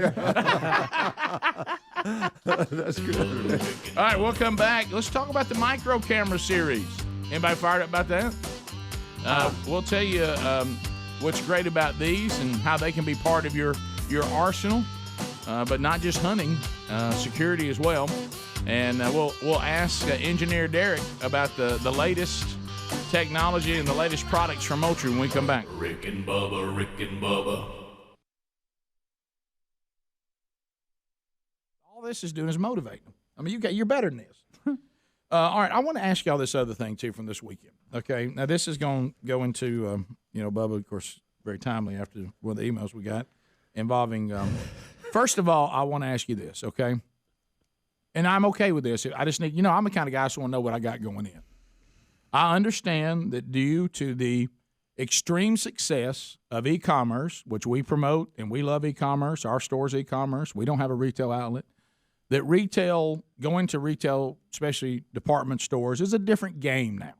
I got it. We're all trying to adapt, and I still love the retail experience as well. I don't want there to be an end to retail, okay? But I like it sometimes better than online. I like them both. Right. However, I need to know this. Oh boy! Got him a pop of water. I know. Should I no longer expect to be able to find help? I mean, should I understand? Because I know we've had to cut back. You talking about the tumbleweed comes blowing by? Right. If I go, Who looks busy and doesn't have a clue. I can't even find. I'd like to see a tumbleweed. Yeah. So if other than the people at the register, am I on my own? I mean. So if I go into you can find them at the register. Well, now we got 18. They're watching you do your self checkout. Did you hear me? Now there's 18 of those, and we got 2 operating. Right. And one of them is that guy that's the combo customer service and register. Right. Okay. Yeah. And I don't count him. And don't bog him down. No. Okay. So you got more than 4 items. So I'm in this gigantic store, and I just wander aimlessly through the different departments. Tell me if I'm wrong. There was once a day, and I know it's a different animal. I just got to know what I'm getting into. There was a day that no matter what department you went into a department store, there was a person assigned to that department that would say, may I help you? Right. You look like you're wandering around, Mr. Beard. You know what I mean? Beard. You seem to be a little lost here. May I point you in the right direction? I can't find these people anymore. Do they not exist? Are they gone? I guess so. I mean, are they just not part of the experience? Look, again, just let me know. If somebody says to me, hey, Burge, like they used to tell me over town. Hey, Burge. Hey, Burge. Hey, Burge, right here. If you want retail to survive, and I do, I like a big old colorful store with lots of expensive looking overhead, don't you? Yeah, I mean, I love colors. Right. If somebody says, hey, hey, Burge, if you want the retail experience, the people in the different departments, that's over. You're on your own. Yeah. If you need something, come up to the front, then somebody can help you. I just need to know. Because I don't like the disappointment I keep having. Yeah. Okay, so I want to know, should I not expect that anymore? Yeah. Okay? Pretty much. Because if you're in there to buy something and you want to spend money with that store, that service, you don't want to have to play hide and go seek. to find somebody. I have started this. Tell me if you're with me, because I'm a man, and I know this. Y'all give me more. I thought this may be more of the male experience. There's that adventure in all of us. I realize what I should do. The minute I come into a store, I should immediately go to the front so I don't have to double back, because now there's that side of me that says I've wasted time. Yeah. I'm looking for this. Where is it? I know that's what I need to do from now on. That's the better way to go. Can you just put them in the cart and take them with you? Yeah. Are you like me, Jump though? in here. Are you like me, though? You kind of like the adventure of, I'd like to be able to find it on my own. Yeah, because you might see something else you want while you're looking. And then if I don't find it, the person in the department will help me. I have done that. Last thing's gone now. So here's what threw me a little bit. And, I don't know as much about the tennis and golf world as Helmsy and Bubba. So my wife has got a shoulder problem that she's been dealing with, and so and I do love these. You take the 2 tennis balls and you do the tape thing and make the little peanut so you can roll it on your shoulder or roll it on whatever. So my wife says, you need to get me a couple of tennis balls. The therapist said he wants to make me one of those little peanut deals so I can roll on my arm with tennis balls. Okay. Mm-hmm. So I pop into big, giant sports place. I go over where the sports stuff is. I go over where I see lacrosse sticks. Mm-hmm. I see basketballs. I see footballs. I see helmets. I also needed to get a wrist guard for my son's got a hand injury. And I see all these things. And I see. Are you looking for tennis balls? Yeah, see, listen. I notice that I can find birdies for badminton. Right. Stacks of them. Right. So I thought to myself, well, I must be close. You got to be. I got to be close. So the adventure side of me said, they got to be here somewhere. So I could not find them anywhere. Sam, I am. So I do then I did the very, very sad look around for someone in that department. Sad. It's sad of me to do that. Hello. Now, I'm not over in hunting and fishing. I'm over in sports. Okay? So even though I know hunting and fishing, some people, you know what I mean. There's the outdoors, and then there's the sport. Right. Team sports, all that. So can't find anybody. At one time, I felt like there was that little moment that hit me. Mama, I'm lost. You know what I mean? That little feeling. I can't find tennis balls. Does anybody give up? So anyway, I go, well, let me trudge on back a long way back to customer service / register. Oh, okay? Boy. Good luck. Hey. 35 minutes past the hour of the Rick and Bubba Show. 866-WE-BE-BIG's our number. Man, we are loving the reviews that we are getting from Upside.com. This really simplifies, when you're talking about reward programs and that come with certain credit cards and businesses and all that. Well, wouldn't you like that just to be simplified, and also wouldn't you like to get more money back on purchases? Well, that's why you need the Upside app. It really simplifies this. And here's the cool thing. If you use our code, go to Upside.com and use our code Bubba25. Now, when you do that, to go ahead and get the app rolling, you want to go ahead and get that first tank of gas. And the first tank of gas that you pump using the Upside app, we're going to get you at least 25 cents a gallon back. So that will add up. As a matter of fact, did you know there's so many people using the Upside app, and the money back is so much better than credit card rewards and loyalty programs, that right now that people using Upside are getting back $1 million a week. Wow. It's got a 4.8 star rating on the App Store. Go download the free Upside app. Use our special show promo code Bubba25. That's going to get you that 25 cents or more back on every gallon on the first tank of gas. Then after that, whatever you buy, you simply use the app, and if there's money cash back on that product, you'll get it. So also find the link at rickandbubba.com under the sponsors. So Match Moultrie coming up, but first let's kind of get updated on what's happening with Moultrie. Engineer Derek Duke. Do you know Derek played a little ball? Yeah. Rotate. Play is a very loose term there, Rick. Yeah, understood. Hey, let me tell you something. You had a jersey, didn't you? I know what it goes through to make the team, and you know what? That alone is impressive, especially at that level. So let's talk a little bit about what's going on with Moultrie and the shocking truth that Dan Moultrie actually is working with someone who played for Alabama. Now I'm the token Bama person. Is Is that one of those things where he was trying to meet some quota?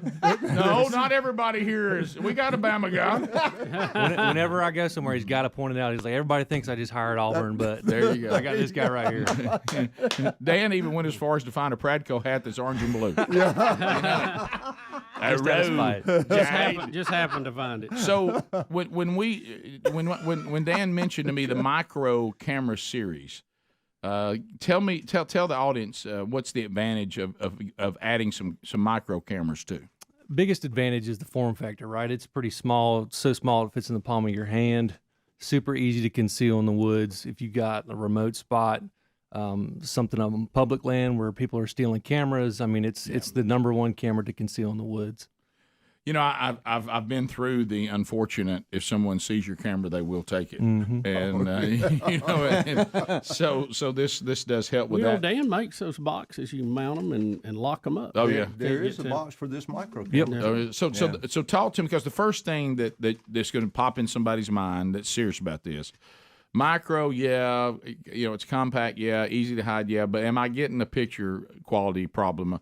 I know that now size doesn't have anything to do with how good the pictures can be. Talk to us, though, but that's going to be a question. How does the micro, what kind of pictures are you getting out of it? Oh, yeah. So that we got a couple different models, inline SKUs. We got the micro 42 megapixels with the long-range flash. We got the micro 42i in Mossy Oak bottomland. For concealment and the invisible infrared, so the deer don't see anything at night, nor does anybody that's walking by the camera at night. And then we got the 32i double pack, which is a little bit more bang for your buck, 32 megapixels instead of 42, still invisible infrared, but you get two of them in the package. Oh, you get two. So is this, are they fully cellular integrated like the Edge, or do you have to get the card from them? No, you got to get the SD card. So these are traditional trail cameras. What is what kind of price point are we at on these? $79.99 for the 42, $89.99 for the 42i. And so very affordable. Yeah, and I think it's less than twice that for the 32i double pack. Yeah, and I do see that the micro camera security box, you can get that too. That is available, and it's got the and that, so that's cool too. And so talk to me about the feeder, the 6-volt feeder micro camera power panel. Yeah, so this micro camera only uses 4 batteries instead of your traditional 8 or 12. That's also a good thing. Yeah, right, and so it's because of that, 4 1.5-volt batteries, it comes out as a 6-volt system, right? So all your traditional 12-volt camera accessories won't work. So we came out with a 6-volt power panel that will power your 6-volt cameras like the micro, as well as our 6-volt feeder kits on all of our Moultrie feeders. Now, I will say on one of the other thing also, so there's the micro addition, to the Moultrie lineup, and they're great, and you need to add those or make those the only ones you use. It's totally up to you. But Bubba, you were way ahead of the game on coming up with ways to lift heavy loads with a breeze. So talk about this, and it's packable. The hoist. And this new product you guys introduced. You talking about fun with pulleys? Yeah, but Bubba was way ahead of the game on trying to lift heavy things. If you were out there, the simplest way to do it, but because he's got an engineer's mind like you. But, oh yeah. But if a week back. But me too. Don't worry. I just had an MRI 2 weeks ago. Well, no. Moultrie says that literally when the engineers sit down, you probably learn this. There's some of them that say this. We're doing this for Bubba, but we don't need to forget Rick. And so we simplify this process because Rick couldn't care less how it was made. He wants to know how it works and is it simply done. So this looks pretty simple. Yeah, the hoist and gamrel is kind of something that we saw lack in our assortment. We have a 30-gallon hanging feeder, so you can use this hoist and gamrel to hang your hanging feeder as well without the ropes getting in the way of the lid and having to lay it down, that kind of stuff to fill it. So it comes with a set of hooks to hang your hanging feeder, but also to hang a deer, wild game. I've even lifted my mower with it to change the mower blades. I mean, Don't tell lawyers that. But can I tell you this? When I saw what you're about to say, for a minute, you know how your mind will jump ahead of somebody? I thought you said you used it to hang your mother. and I pictured your mom hanging up out there. No, and I was just like, wow, what he and his mom. Well, with the 8-to-1 pulley ratio, you can lift all sorts of stuff. You forgot road tie. Road tie. Yeah, that in there. Also, I use them to lift up a picture of Nicholas Saban. And of course, Dan, I know that you have been into attractants forever, and always been a proponent of attractants. When I think of scents, I think I of do that. too. Yeah. Let's talk about the Deer Magnet Drip Attractant Bag. Again, it looks like there's a simplicity here, which I love. But these are things. There are certain scents. Not. And this is this has got the green apple and the berry. I have seen that's like candy. They like to smell that. But sometimes dealing with them, it's messy, and the spray bottles, it never fails. You didn't seal it right. It falls over in your shooting house. Now it's spilled out all in there. This looks like this is just a better way to do it. So it's a little pouch of rock mineral with a little berry or green apple flavor. You can hang it up in a tree in a convenient place where you got a licking branch or a convenient pinch point or something like that to keep them.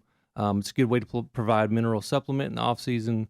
And it's super easy to use because you can choose to either activate it with a bottle of water or something before you leave, or you can just wait till it rains. So if if rain's coming, you go out, hang it, it'll rain that night, and it'll activate it, drip on the ground, and they'll get after it on the ground. But we've seen deer even climb up in the tree and start licking the bag and chewing on the bag. Yeah, they love that, and so you want to try to set that up. How long does it last? How often do you need to replace them? I've had a couple out since March, probably. But it April. hasn't been raining much lately. Well, lately. But now it's starting. So that depends on how much rain. Yeah. Well, we didn't get hit by Hurricane Ian. I'm sure that would have affected it a little that would bit. have been bad. You're right. Well, if it gets dry, you usually have a little bottle of water with you before you leave. Just go over and drip it on there a little bit. But Gary doesn't come up there and try to tell you how to design stuff. does he? Buddy. You should put them up there and not tell them. He might think they're a bunch of hornets' nests or something. What I do, because I'm always sweating so much down there, because y'all don't know about what work is, I just keep them in my front pocket, and the sweat eliminates it. I could probably do that. Yeah, right. Rick, he has been wearing me out, calling me. Oh my Hey, I'll be good on that Tide Network. I can. Oh, he is. I don't know what you've done to me. Why did you mention this to him? He is all. So it is true. Did you mention to Gary you're gonna have him on that show you At do some on point. Saban show? At some You're point. gonna do Gary on a segment on the Saban show? Yeah, at some point. No, you are not. By the way, Dan, going to the Saban shows again. There are some things that Dan will take his loyalty and toss it. I've always been. You're talking about his blue and orange hat. It's more of a green hat. It's a green hat. Yeah. Matter of fact, the jersey he wears is green. hey, we've got a red and white hat for those occasions. Right. Yeah. I thought he was for Notre Dame for the longest time. I realized, that's just his green jersey. That's right. With a little gold on top. But if you're not going to do that, please, because then I'm gonna hear. Well, Moultrie told me I was going to be on there, but you can't have nothing. You can't even have a Saban. How do you think that's going to go, Rick? How's it going to go? I'm already in the middle of it. You've already drugged me in the middle. Gary of it. knows how to speak Dananese. He doesn't. He doesn't know about it. Yeah, he's Go going ahead to right learn. now. Tell him it's in 23. Well, no, Rick and I've already talked. We're going to bring the host on here. Okay. But I won't do it after we've had the Gary. Oh, my God. Hey, he told me I was going to be on the Saban show, and I'm going to hunt in Georgia. One of those will not happen. Hey, but he gave me the rights to the turkey hunting. No. All right. That definitely ain't. So there's the latest and the greatest as engineer Derek Duke lets you know what's available. Grab those. And wherever Moultrie is sold, online or at retailers everywhere. We come back, your chance to match Moultrie. Rick and Bubba, Rick and Bubba.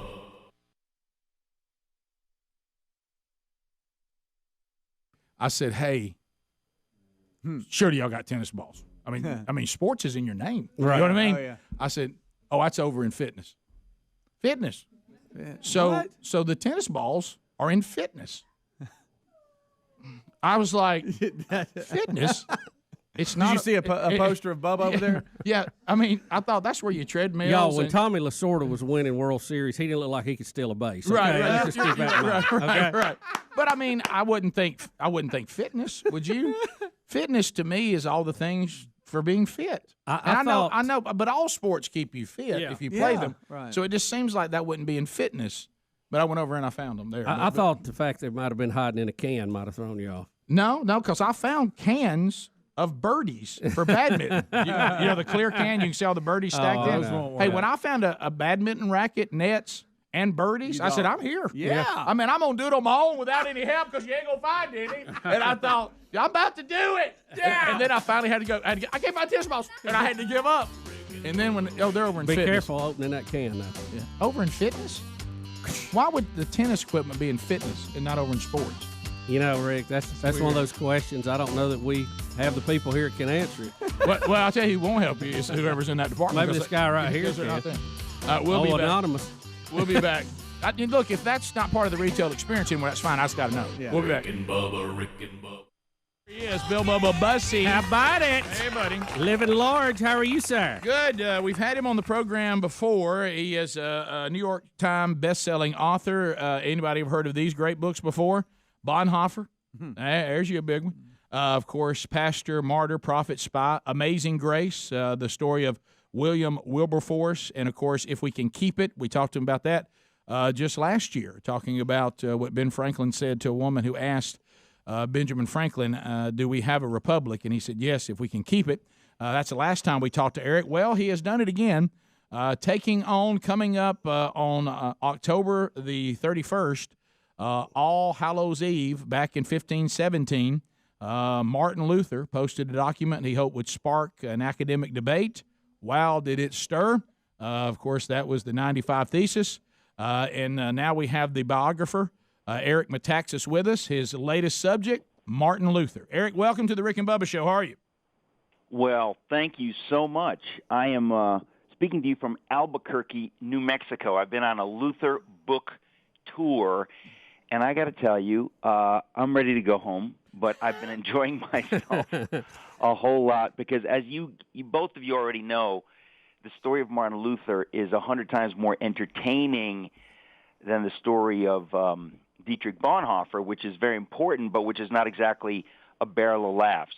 Well, I want to say this on behalf of all of us who are trying to do better and trying to be more well-read. The question on everyone's mind, is this book as thick as Bonhoeffer?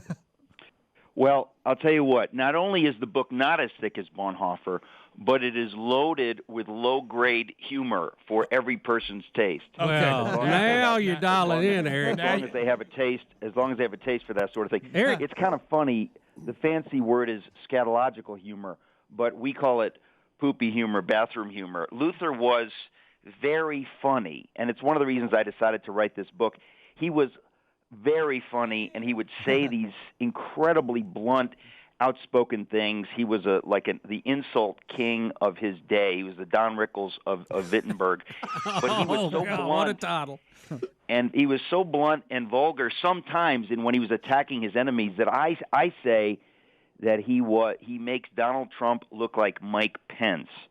Ooh, wow. And I'm not kidding. Wow. I'm not kidding. Now Yeah, you hit home with that one. Wow. He was hard. No, he said stuff, and his it's almost hilarious. His friends would try to get him not to do this. They would say, Brother Martin, please do not tweet after 2 p.m. Right. He would not listen to them, and he would say these things. The parallels are actually strange and funny, but there is a lot of lowbrow kind of humor in the story of Luther because it was an earthy time. Anybody who has read Chaucer knows that they were less sensitive about things than we might be even today. And it just makes for a fun story. I really didn't ever want to write another biography after Bonhoeffer. It's a lot of work, but I was persuaded that the story of Luther is not only very important, and I cannot underscore how important because I myself didn't understand it until I got into it, but also extremely entertaining, and I would love readers to have an entertaining, fun experience. And here we go. It is time to match Moultrie, and we got our hands full here again today. But if you'll just kind of stay with him, don't get distracted. Focus. We're giving away today an exclusive promotion also today, so listen for this. First of all, we just mentioned with Engineer Derek that we've got the Micro Series, so we're going to give away a Micro 42i camera, and also there's an exclusive Rick and Bubba promotion going on. Moultrie will be offering 10% off all feeders at MoultrieFeeders.com if you just use our code Rick and Bubba all the way up to October the 31st. So Rick and Bubba, just like the website without the .com. Rick and Bubba, that's the code at MoultrieFeeders.com to get you 10% off. But you can win a Micro 42i camera free if you can match Moultrie. In Mossy Oak, too. And yeah, this is the one that has the Mossy Oak print. Sir. on it. Cool. Hey, how bad is it, Rick, that Cuz and Bobby Cole has stolen part of the Rick and Bubba show? Y'all may need to call David Marsh on this. Right. Now, Moultrie, in all fairness, you didn't invent trivia. No, I mean, we don't even call it trivia. Y'all, I am so happy you back into that. It is trivia then. Is what you just said. That's what I said. No, what you're saying is all of a sudden on Fistful of Dirt, which is was Mossy Oak's podcast, Gamekeeper podcast. Yeah, Gamekeeper podcast, and a Fistful of Dirt, and so he now at the end of his podcast, guess what he's doing? A question about a trivia question to win something. Well, Rick, there's a lot of people do trivia questions, okay? Yeah. But look, let's be honest. We don't do trivia. We do match That's Moultrie right, because right. Dan will bring in It this can't be thing trivia. and leave us with a mess when he leaves. Well, there's in all fairness, and I thought this was strange. They call theirs Catch Cuz. Copy Cuz. All right, the Lord help us. These questions are not that difficult. It's just the way Dan's getting us there that's infuriating. Yeah. All right. So Dan, first of all, if you listen to Game Changers Fistful of Dirt, you know the answer to Gamekeepers. I don't know what it's called. It's not Mossy Oak. It is Mossy Oak. Okay. Gamekeeper. Okay. So Fistful of Dirt is That's Cuz. Cuz. What were you on? Cuz we were on Gamekeepers this week. So you weren't on Fistful of Dirt. Cuz was on Gamekeepers with us. Yeah, which he'll appear on Gamekeepers is there, your too. podcast. Is Fistful of Dirt yours. is Cuz's. No. This is Whose Bobby. podcast is it? Gamekeepers. Well, who's Gamekeepers? Damn it, Dan, tell us whose it is. That's Bobby Cole, and that's where you learn about how to manage your property. Got it. Gary Was listened- Cuz on Gary that? tuned in. Cuz was on there. Okay. Right, Well, but Cuz that's has not- his own podcast. Cuz Right. has his own Called podcast. Fistful of Dirt. Has he had it on Fistful of Dirt yet? This is Match the yes, Podcast. I've been on Fistful of Dirt. Did y'all do a trivia question? We no. Okay. All right. Hey, Cuz. Hey, when I was on there with Cuz, he hadn't been over here yet. He hadn't really? seen how the trivia question Oh, worked, but okay. now I bet he does it now. Oh, you know they do. All right, let me see if I have this right. Did he ask if Bubba still had his cooler? Yeah, he did. I do. He And wouldn't look, know if he had it. I've told him I'd bring it back. He said, just come back when you hunt again. That cooler may be yours. All right, so let me see if I have it right. There's a podcast called Gamekeepers. Yes. And you and Cuz were on it, Yes. and Bobby Cole's the host. Yes. All right, I got it. Okay. All right. Now, who sponsors it? Mossy Oak. Okay. All right. Biologic. Hey, let me tell you. This is really Match the Podcast. It is. Okay, now that we're this is So now that that's clear, tune into all those podcasts. If you have half a day, you might catch some. Bubba, it's as clear as the dirt in Cuz's fist. Yeah. All right. So here we go, Dan. If you were listening to Gamekeepers with Bobby Cole and Dan Moultrie and Cuz Strickland, you'll know the answer to one of the questions. That's right. All right, You're a winner. And you automatically. got to get both of these. Yes. You got to match you twice. Both of these came on. Okay. All right. So here, go with the first one. Okay. You want me to do it, or you got it? Doesn't matter. I'll do it. You go ahead. What is the? And this was their This is trivia question. Two answers, not one. This was their Two. trivia question. Okay. What is the southernmost state in the United States? Okay. Southernmost state in the U.S. That's question one. That was question one. All right. My trivia question on their show back was in the movie Tombstone that everybody watches. Love it. Everybody loves it. I have the movie poster in my house. When Doc Holliday always refers to "I'll be your huckleberry," or what people think he's saying, what's he saying by that? What's that mean? What does it mean? Yeah. Southernmost state in the That's United easy. States. And what does Doc Holliday mean by "I'll be your huckleberry"? Yeah. There they are. That's pure trivia. Okay. Well, Wow. the fact Look that- at those two in there trying to get it out. Look at that. All right. Let's start. Googling real Let's fast. start with Chase in Alabama. Welcome to Fistful of Dirt. Chase. do you? Ours is actually. Gamekeepers. Ours- Gamekeepers. Ours is Bobby's gonna be. Ours is called Fistful of Grits. All right. So, all right, Chase. Fistful of lunch. You're right. Chase, do you have those two answers? Yeah, southernmost state, the Florida.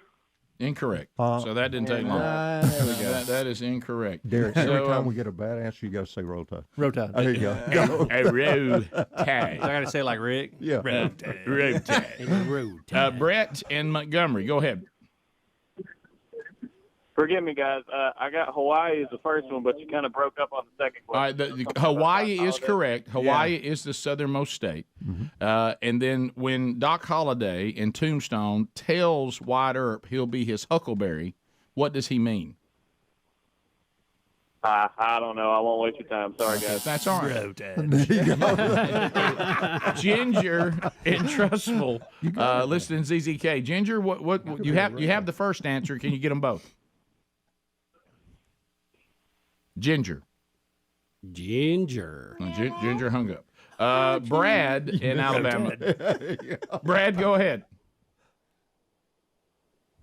Brad? Are these names wrong? Well, what's going on? Person. Let's go to Nick and Coleman. Nick, go ahead.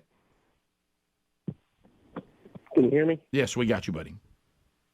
Hawaii, and then doesn't it mean the second one is he's a pallbearer for conference? There you go. There you go. That gives a better row tide. Yeah. Row tide. Hey, Rick, clear that up so people know it's not huckleberry. Yeah, and it's huckleberry, which I always talk about huckleberry hound, but it's not huckleberry. Bearer. Yeah, it's hucklebearer, not berry, which means the huckle was the handle you had on the side of a casket. So you bear using the huckle on somebody's casket. You are telling the person that you and I are such friends. If you die before me, I'll be your pallbearer. Or if he's going to shoot him, he's going to put him in the ground. Or I'll be carrying the body since I'm about to put you down. So congratulations, Nick. You got it done, buddy. You've won the Micro 42i camera.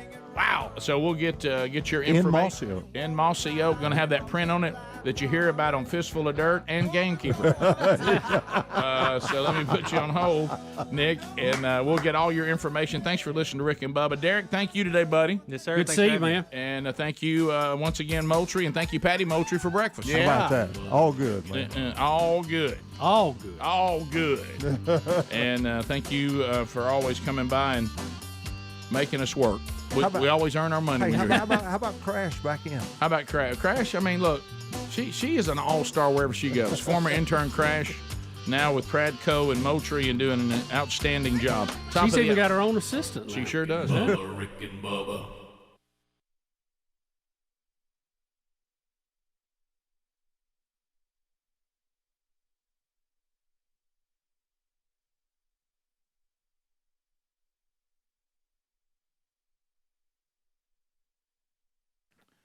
All right, so unfortunately, and I did not want to talk about this with Moultrie because we were having so much fun, but the inflation numbers do not look good. The economy is sick, and the stock market is having some really, really harsh days. The Biden administration, they keep telling us, what's the last thing we heard from Biden? Slide inflation. It just slide. So anyway, the economy is not in good shape, as I said. So that's why you need to contact Allegiance Gold and protect your IRA or 401k with physical gold and silver. Now, if you prefer, they'll even send the gold to your front door. Some people say, I want it in my hands. I want it. So that they will do that as well. Now, here's what makes them stand out in their industry. They're not going to boilerplate you, meaning this is the same plan we use with everybody. They're actually going to get to know you, check out your situation, and then put together a plan that works best for you. That's why they have some of the highest ratings in the industry. 5 stars with TrustLink, AAA rated with the Better Business. The Better Business Bureau has them at an A+. The Business Consumer Alliance has them with a AAA rating. So go right now. If they've got their best offer, I'm talking about up to $2,500 of free silver on a qualifying purchase if you go to protectwithrickbubba.com. Now, just put our names together, Rick Bubba. Protectwithrickbubba.com or call them, 844-790-9191, and mention Rick and Bubba. Again, protectwithrickbubba.com.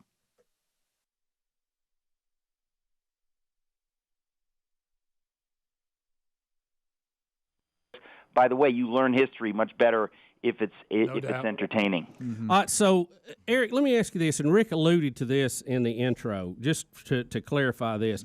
When Martin Luther put his document and nailed it to the church door, was he trying to start a revolution in religious circles, or did he just basically want to start a debate that, hey, we need to clean up some things? Well, that's the crazy thing about this story, is that everybody knows this story until they look at the actual facts. And I realized that a lot of the stuff that I thought I knew was just not true. So it's not like I set out to debunk anything, but in the course of laying out the facts, you end up debunking all kinds of stuff. And this is the first one, is that when he nailed the 95 Theses to that door, it had all the heroic drama of somebody pinning something with a thumbtack to a bulletin board outside the laundry. I mean, it was not dramatic. But in retrospect, we look at it like it was this huge, dramatic, heroic moment, like he's, shaking his fist at the Pope in Rome, and he's going to nail it. Where's he going to nail this incendiary document? Right on the door of the church so everybody can see it. Well, guess what? That was the local bulletin board. If you were missing your cat, Smokey, you couldn't find Smokey, where are you going to put up the thing? That was the local bulletin board. You want to give guitar lessons, you would put up your thing on the church door. It was this huge wooden door, and everybody passed it. And it's kind of funny that we act like he had a crazy idea. Everybody used it as a bulletin board, so it was not a crazy idea. And in fact, he might not even have nailed it there himself. He might have handed it to the church custodian. That sounds like a joke. But it is perfectly possible that he didn't do it, so that we have all these illustrations and paintings of him doing this thing. We don't know that he was the one to nail it to the door. And again, when you think about nailing something to the door, it has this heroic, I'm hammering this thing. That's what there were no thumbtacks. There was no staples to get. It's the only way you could hang something. Yeah. So you're saying the document was probably and theoretically could have been nailed up by a custodian right next to the ad that says, looking for a roommate, take a number. Right. There you go. And you tear off the little number and you call up and it's been disconnected. Well, here's the issue. Well, and also in modern time, all he might have said was, I have posted the 95 Theses on my website. Go have a look. Right. There you go. Well, you know what's so funny is that even the document itself, and you just said that before, but basically he was not trying to start a revolution. It wasn't even a dim flicker in his mind. This was a man who loved his church. He wanted to be a humble son of the church. He did not want to start trouble. That is a fact. He did not want to start trouble. He was not a rebel. Later on, he became those things. But in 1517, and we are now celebrating the 500th anniversary, kind of big. Wow. That's a big 500th anniversary of what? Of when he decided, you know what, this indulgence practice, because people have heard the story in high school or whatever, junior high, you learn about how people were throwing money, into the coffer to try to get their relatives out of purgatory, or they're paying money to pay for a sin or whatever. He said, this is corrupting the faithful. We need to deal with this. And he was a theologian. He was a monk and a theologian at the University of Wittenberg, and he said, we need to have a debate. But that's what they did. They would have an academic debate. So he writes up these theses on the issue of indulgences in Latin. This is meant only for the educated and his colleagues to read. This is not meant for the whole world to read.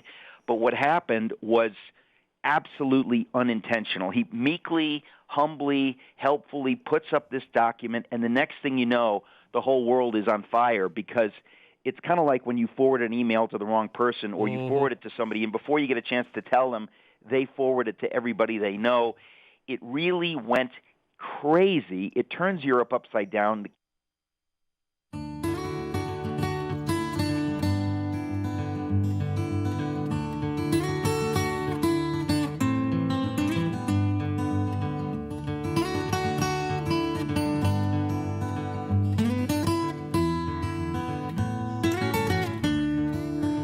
6 minutes past the hour. It doesn't get any better than that, Brody, by the way. All right, so here we go. The number is available to you to reach us. Speedy, the real Greg Burgess, Helmsy, Eddie Van Adler, all here today. We have no intern, so it'll be a combination of Team Rick and Bubba taking phone calls. And welcome back, Bill Bubba Bussey. Rick, glad to be here. Honored and privileged. Thank all of you for joining us here on the little party we call Rick and Bubba. Didn't want to say anything. Knew this would happen.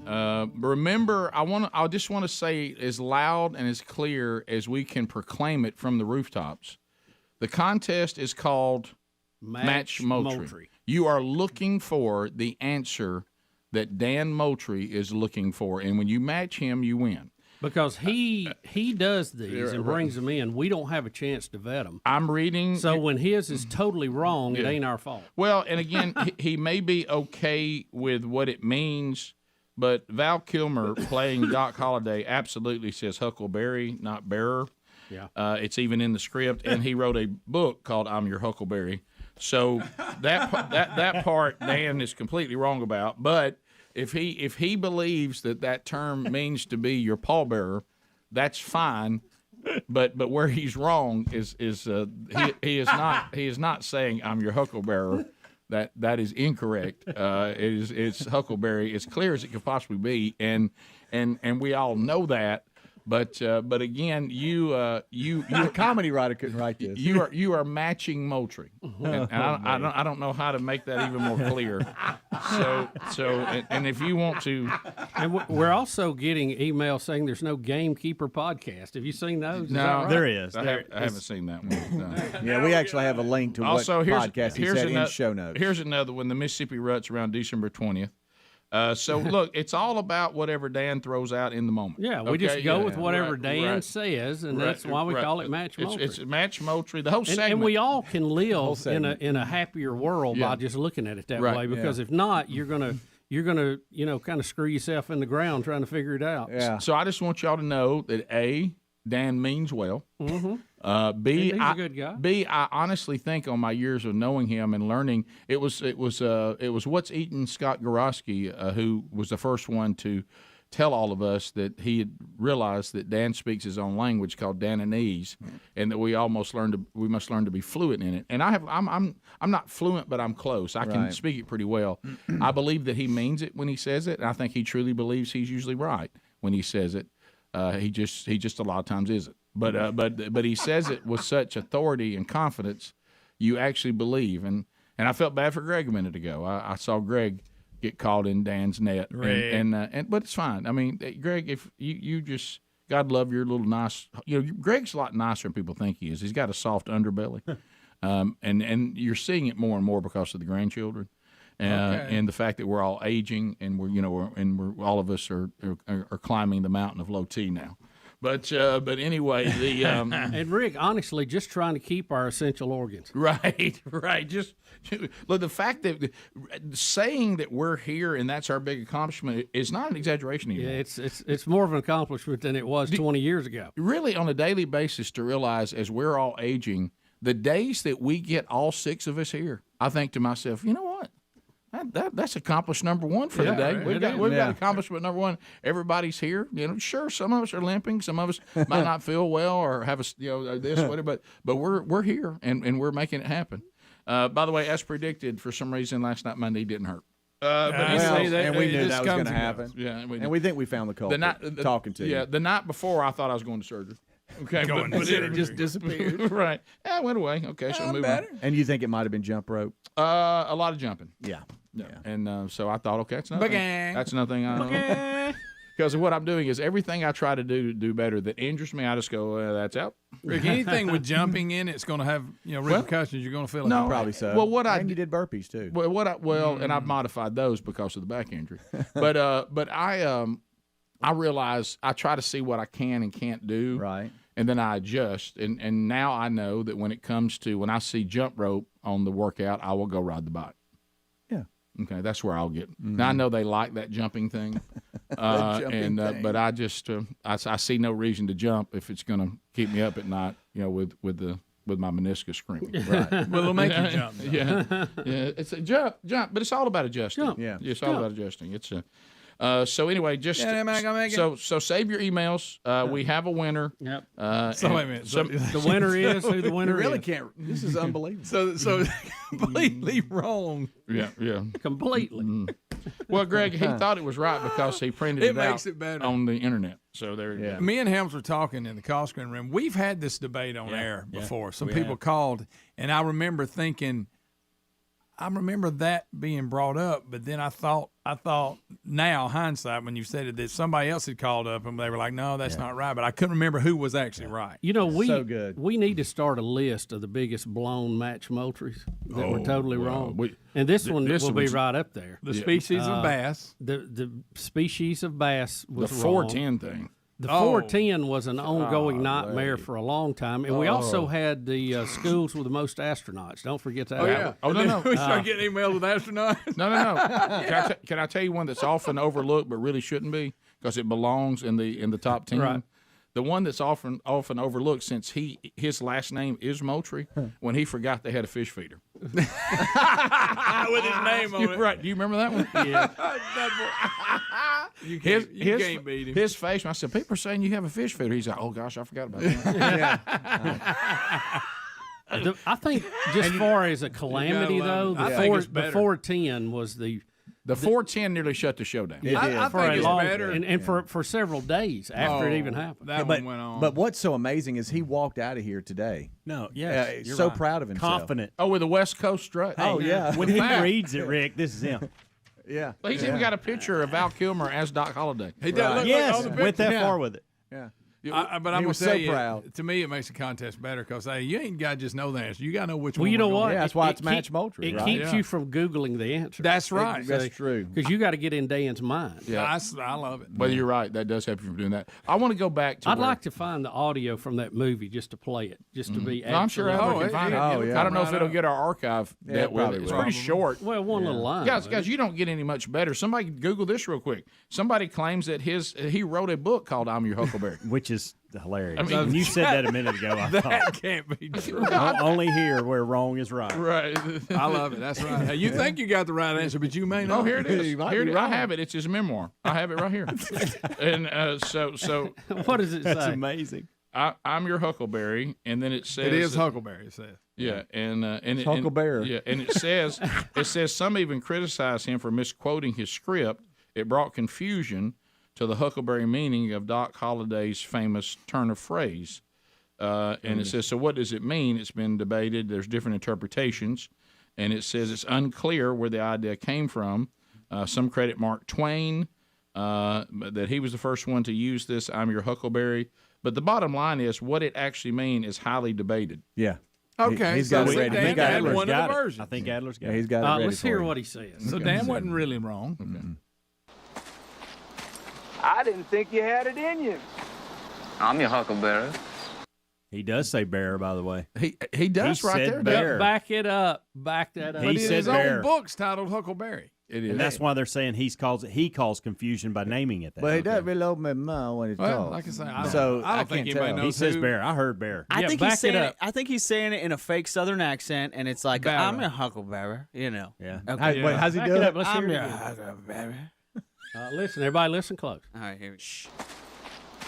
I didn't think you had it in you. I'm your Huckleberry. Barry. He's saying Yeah, bear. you can't really Yeah, he does tell. say He's bear. saying bear, He by said the way. bear. Well, in this case, too, he's not talking to Wyatt Earp. He's talking to Right. the person that he was going to kill. Yes. Johnny Ringo. Yeah. I'm your Huckleberry. Yeah. I'm your Huckleberry.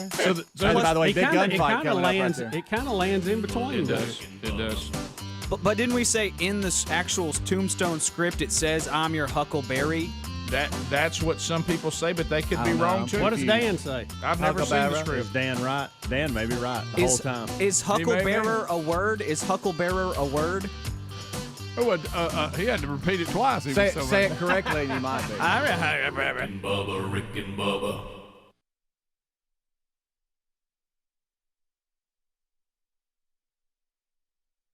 Everybody around Europe is reading this and arguing and debating, and they cast him in the role of troublemaker, enemy of the church. And he was thinking, wait a second, absolutely not. I don't want to start trouble. I am not an enemy of the church. I'm a humble monk trying to bring this up. he became more and more outspoken as the battle got crazy. And it's kind of like you're trying to defend yourself, and you keep digging the hole deeper. He would defend himself and say, I didn't mean that. Here's what I'm saying. And as he said that, he would say something else that they would say, what? How can you say that? And so it got bigger and bigger and bigger. And next thing you know, the world's turned upside down. And I'm not kidding when I tell you, I didn't know any of this going into it. But everything that he did 500 years ago opened the door to the future in which we live. American freedom, self-government, democracy, all of these things that we take for granted as the modern world, the door was opened when Martin Luther did this 500 years ago. So if we want to know our history, we trace everything directly back to 500 years ago when he did this. And we need to know our history. We're Americans. We need to know it. All right, so I know over the weekend, 5 living former presidents came together on Saturday night for a fundraiser to help all the victims of the various 2017 hurricanes. Now, the surviving presidents were all there. They've been hanging out a lot lately doing different things. They're called the Furious Five. Yeah, a lot of people don't know that. And current President Trump thanked them for their efforts, and probably one of the more classy things I've seen him do in a while. Did you see the video? Was it a video clip he did? Because he wasn't physically there. Yeah, he did a video clip that was really good, thanking all of them and for what they're doing for the American people. It was non-political in every way and appropriate. So, but some people are asking, what did George W. Bush say to Barack Obama while Bill Clinton was talking that made them both start giggling? We've been there, guys. Yeah. We've been in situations where. Watch the video, Rick. You got to see him do this. Look, Bush. Look, he just made a crack. Leaned over. Man, and said something. look, and Obama. So he's talking behind his back, so you can't see him. Right. Obama's laughing. Yes, and look at that look on Bush's face. He looked back to check to see if he got it. Yes, I just cracked a good one. And look, and Obama's trying not to laugh even harder than he already. Look, there's that old thing where you're trying to work it out. Yeah. And look, now George W. Bush goes serious face, but still a smirk. I'm not sure Clinton didn't hear it. Look at his face. Right. Yeah. He kind of changes the way he's doing things as well. Do you see that little smirk right there? Well, you can only imagine. Can we hear what he's saying? Can we? If we got audio? Okay, let's hear. Right, let's see what's going on.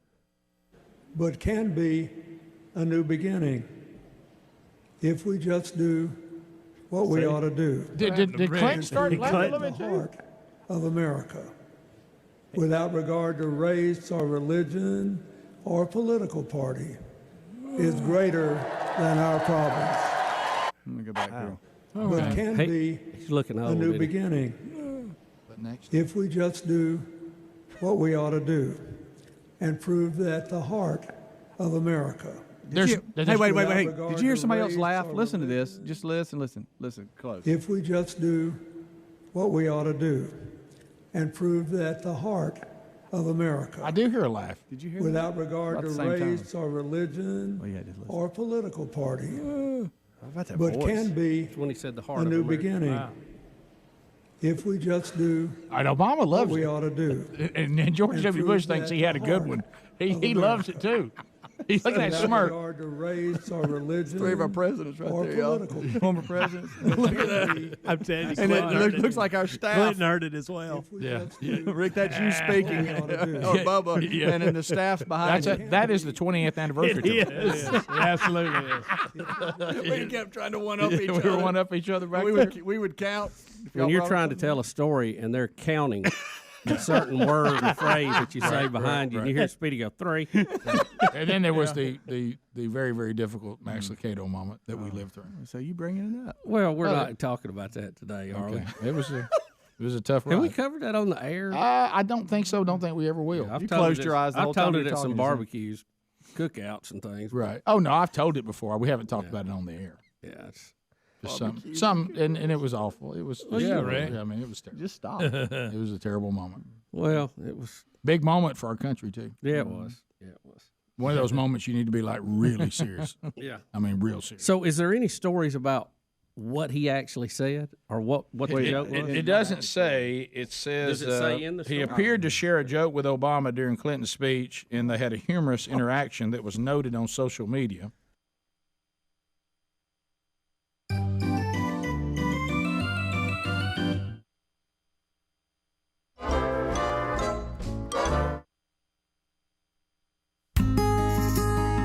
So we'll leave Huckleberry alone. Val Kilmer isn't helping by naming his memoir, I'll Be Your Huckleberry. Can I recap this for just a minute? Yeah, sure. The original script for Tombstone says Huckleberry. Barry? Barry. Val Kilmer says in the movie Hucklebearer. Then he turns around and names his book Huckleberry. So it's created enormous confusion, but we do know this. Huckle was the term for the handle on a casket. Right, had that right. And if you carry a casket, you're a bearer, Correct. not a berry. Correct. You're a so the correct term is Hucklebearer. It'd have to be. Right. But through our slang, it has turned into Huckleberry. Yes. So that's kind of where all that lands. That's so it. you Good can, recap, Bub. That's Thank good. you. Good I recap. I had to put that to bed. Put it to was bed. driving me. Go ahead, mad. pull the blanket y'all up. owe Dan an apology. Tuck it in. So Dan is right. We'll have to take that off the Dan calamity list. We will. Right. But He's screaming right again. Really, in the truck. what we're going to do is put it on the calamity list of the people who allowed this to go on, who put together Tombstone. Yeah, By we've the- discussed this controversy one time We have. before. I just couldn't remember what I the couldn't final. either. In modern terms, no one is a Paul Berry. No, Will right. you be my Paul Berry? Right. No, you're No. Paul Bearer. let me ask you this, and Greg, I think you'll know this piece of trivia from this same story of our history of the West. That for some reason, and I still don't know why, Tombstone was the Kurt Russell. Well, then Kevin Costner does Wide Earp. I know. I get. And them they do mixed the up. same story again. Does anybody remember? I do. Who played Doc Holliday in that one? Which movie was it? Wide Earp. In Wide Earp. Kevin Costner now Wide Earp instead of Kurt Russell. This is I know the blonde-headed guy. What's his name? Dennis Quaid. Oh, was Dennis it? Quaid. Dennis I Quaid didn't plays have that. Doc Holliday in that one. Wow, how about that? See right there. I didn't have it. Mm-hmm. And hey, he plays him pretty good too. Which one is it when Billy Bob Thornton's still fat and he has a small role when they slaps him? He was like a bar owner or something, the saloon owner. You realize it was Billy Bob. I can't remember if it's Tombstone or Wide Earp. It's in one of them. I think it's Wide Earp. Can I ask could be Greg wrong. about one movie before we move on to the excellent sign hanging? Astronaut Farmer. Yeah. I like that movie. A little goofy, but yeah. That's a good movie. No, it is. It is a good movie. No, I'm just saying I got to Because wrap I my wanted mind to- around a farmer blowing up a rocket. But I wanted to build a rocket at my house when I was a kid. And I got I bet my you hiney was tore loving up. this. No, that is. I didn't have the propulsion I needed. I'm gonna say it. Billy Bob Thornton, most of his stuff's good. Yeah. Now, some of it take a little weird. But you know, weird life. Back to Doc Holliday, because he had the drug problems and the drinking problems, and Oh, yeah. and He's so been on there the it show is. too. By yeah, the way. there's Billy Bob when that's from Wide Earp. Yeah, he isn't still had a little weight on him, man. it? Yeah, he did. It's from. You remember we interviewed Billy Bob here on the show? But I heard that interview, but I wasn't do. working here yet. Yeah, I have his celebrity drop coming out of the next break. Angie was right there beside him. He's still in bed. I know. Yeah. Watch But it. do you remember? But that gets me. Why would somebody say? Now I know that there's a whole group that's already done the Wide Earp story. We're going to do it too. I know. And Well, it's just such with, good with stuff. same characters and just different actors and all that. So I know. the only thing that I haven't Are gave the the Kevin movies- Costner one much. Are the I'm movies Tombstone. fairly true to the actual story? well 'Cause I'm weak on my westerns. I don't know. the them question like is the actual story. Is it accurate on actual history? Right, right. Yeah, they're coming off what was made available to them. But remember, in those days, they would exaggerate gunslingers that they killed more people than they really did. Hyperbole's been What around about for the a guy long that time. killed one man for snoring? You remember that in the Time Life books? You know who it was? John Wesley Hardin. John Wesley Hardin. He once killed a man just for snoring. And I know that just because of that commercial. I do too. I Well, you know, remember the that. books were in real hand-tooled saddle leather. But the also on the Wide Earp one, I think I have this right. They work in Bat Masterson as well. Okay. I've Remember never, that show when he had his own show? Oh, they called him Bat Masterson. Didn't he have like a sword come out of his cane or something? Correct, and he had a little derby hat. Derby. Yeah. With his derby, they refer to his derby hat. do. So. So anyway, there's Bat that all Masterson. came from Match Moultrie today.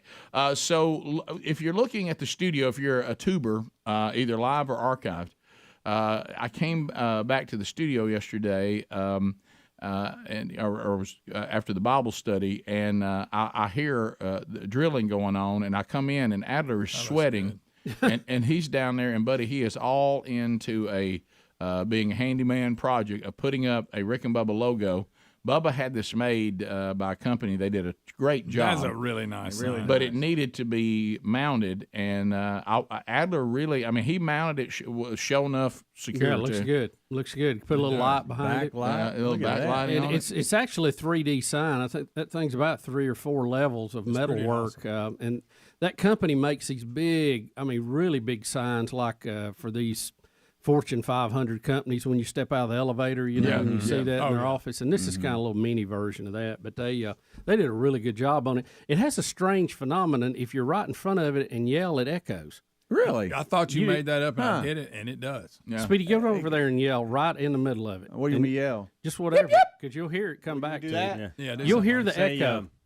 Do a Mr. Allen line. Yeah, do Mr. Allen. Well, just yell. You hear it. Don't be mad at me. No, you got. Oh, I heard did it. You hear I did hear it. Did you hear it ring? You got to get in it. Yeah. Did you hear it? Yeah. Yeah. Isn't that wild? That explains Josh why Speedy's yesterday. on the floor yelling, "Yip yip." Well, that explains yesterday after Adler had finished it, why Ruby was standing in front of it yelling it. Yeah. Here we go. Yeah. Yeah. Good morning, Mr. Allen. Don't be mad with me. You got to line up right where that and I thought one of the Whitakers was in here. Right there. Now do it, Speedy. Right there. Listen. Mr. Allen, don't be mad with me.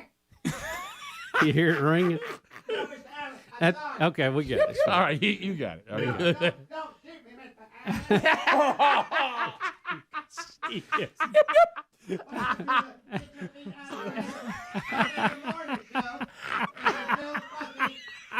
Nobody knows what he's saying. Oh, God. Look at that view. I know. You know, people tuning by on YouTube or Not something. the perfect they must- one to do it. Don't you I know? love you, Mr. Allen. Thank you for letting me work here. I Did you hear that? I hear it. How good it was? Give me a yip. I'll never be late again, me Allen.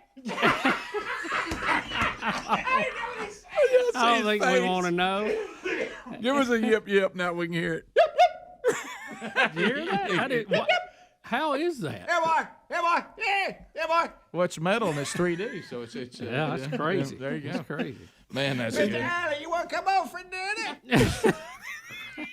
What is he doing? I don't think he can break away from it. I think the logo has sucked him in. Mr. Allen, Let him go, logo. my gallbladder. But I can still have donuts, Mr.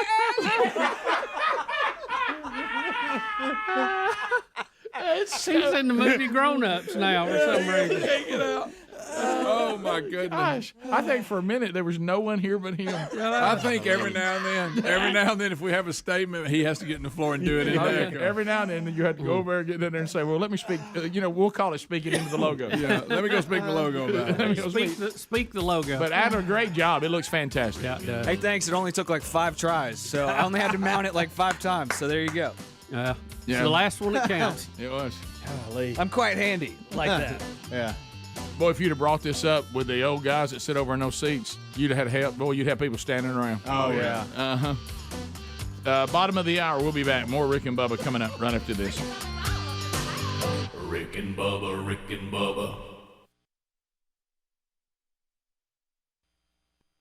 They refer to George W. Bush as the mischievous 43rd president. And he does look very mischievous. He does. He's talking about mischievous 43rd. He's got that smirk on his face like he's got a good one going. Yeah. He said it appeared to whisper something to Obama behind Clinton's back. Obama gives a hearty, open-mouthed grin when he hears it, and, of course, Bush smirks like he's got one. And he says Clinton was saying at the time of the joke, but we can be a new beginning if we just do what we ought to do, improve the heart of America without regard to race or religion or political party is greater than our problem. When he says heart of America is when somebody else laughs. That's when you hear the other laugh. Do it. Play it again, Speedy. Let's listen to it. It seemed like we could have picked up something. What can be All right, I'm sorry, start back. a new beginning. Start back. I'm sorry. I didn't. If we just, but can be a new beginning if we just do what we ought to do and prove that the heart of America, without regard to race or religion or political party, is greater than our problems. I think the guy in the crowd's just laughing at the fact that what they're doing. Right, Greg. I'm sorry about that right there, Greg. Yeah. Dan. What's going on with that voice, guys? I know he's 71, but that's he's always had a hoarse that's voice. weak. Yeah, but it's real weak sounding. I'm getting a little bit older now, Greg. Well, y'all got to think what all he puts up. Our, with, our political. That's a good point. Our political party. Yeah.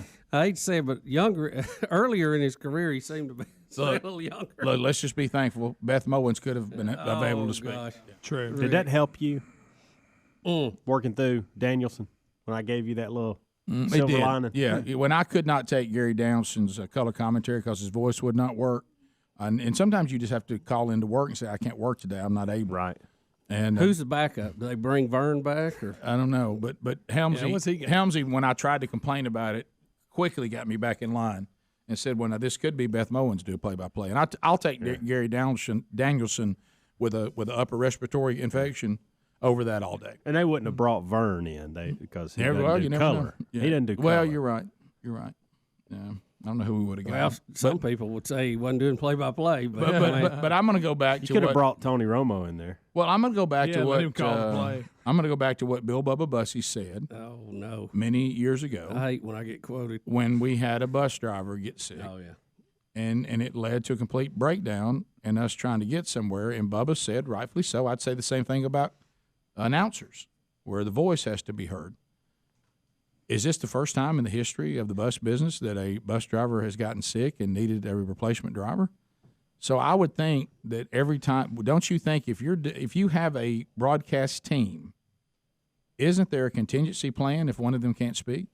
I don't know if they're like backup referees that are on the sideline. Yeah, you got to have that. I mean, I don't think a backup announcer travels with them. Well, here's the thing, though. No, I'm talking about you knew Gary couldn't talk. I mean, it didn't just happen. I didn't hear it. So you think he woke up that way and they should have said something? Yeah. Oh, Speedy. Well, and not only that, think about this. What happens if he gets sick during the broadcast? Right. Yeah. Right. What happens then? We've all had that moment. Well, I'll tell you. Let me tell you what. Let me tell you what was hilarious, and I had barfing everywhere. And I had a discussion with our pastor about it. A very, very big church. You talk about a moment for everybody. The pastor was sick and thought he could push through and get through Sunday, since he prepared all week. Sure. And he got up there about a quarter of the way in and said, my fever, I don't know, I remember exact words, but what happened was he got to where he was feeling so bad he could not continue. Things with his body would not I cannot go on. And he looked over at the associate pastor and said, I'm out. And now the whole church is sitting there going, and you haven't prepared the message that week. And now you're rolling on up to the old pulpit. So you want to think, because they said that rattled churches everywhere when that happened. What is our contingency plan? Should there be a second person who's also preparing? We have at Church of the Highlands. I mean, if technology fails, we're in trouble. And so the pastor, I think this is harder than anything. All the campus pastors have to learn and prepare for the service. And most weeks, 95% of the time, never get to speak. But it's a good Bible study for them anyway. It is. But let me tell you what was funny, what our pastor said, because it came up at their meeting. And I don't know whether to take this as a compliment or a dig. And they said, so what is our plan? He said, it's easy. I call Burgess up out of the crowd. Yeah. And he said, really? He said, oh, yeah, the rest of y'all have to prepare. Burgess got something to say. he said, he can give us something. He said, the rest of y'all have to be too prepared. I didn't know if that was a compliment or not. Probably. Yeah. So that's. I'd take it as one, Rick. Yeah, I would too. I don't know if we were talking behind you and we were laughing. Nobody knows what they said, but.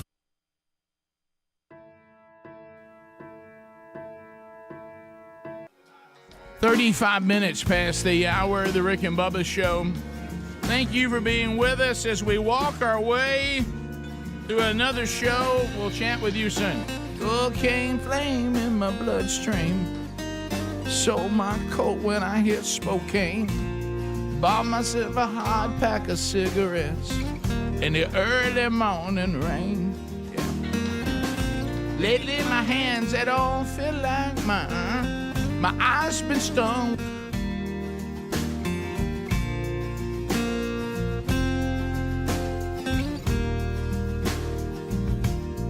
We come back. I don't mean to make people feel like it is uncomfortable to watch our current president struggle, but it's almost like we have to. Where'd he go? Looks like we have to do it.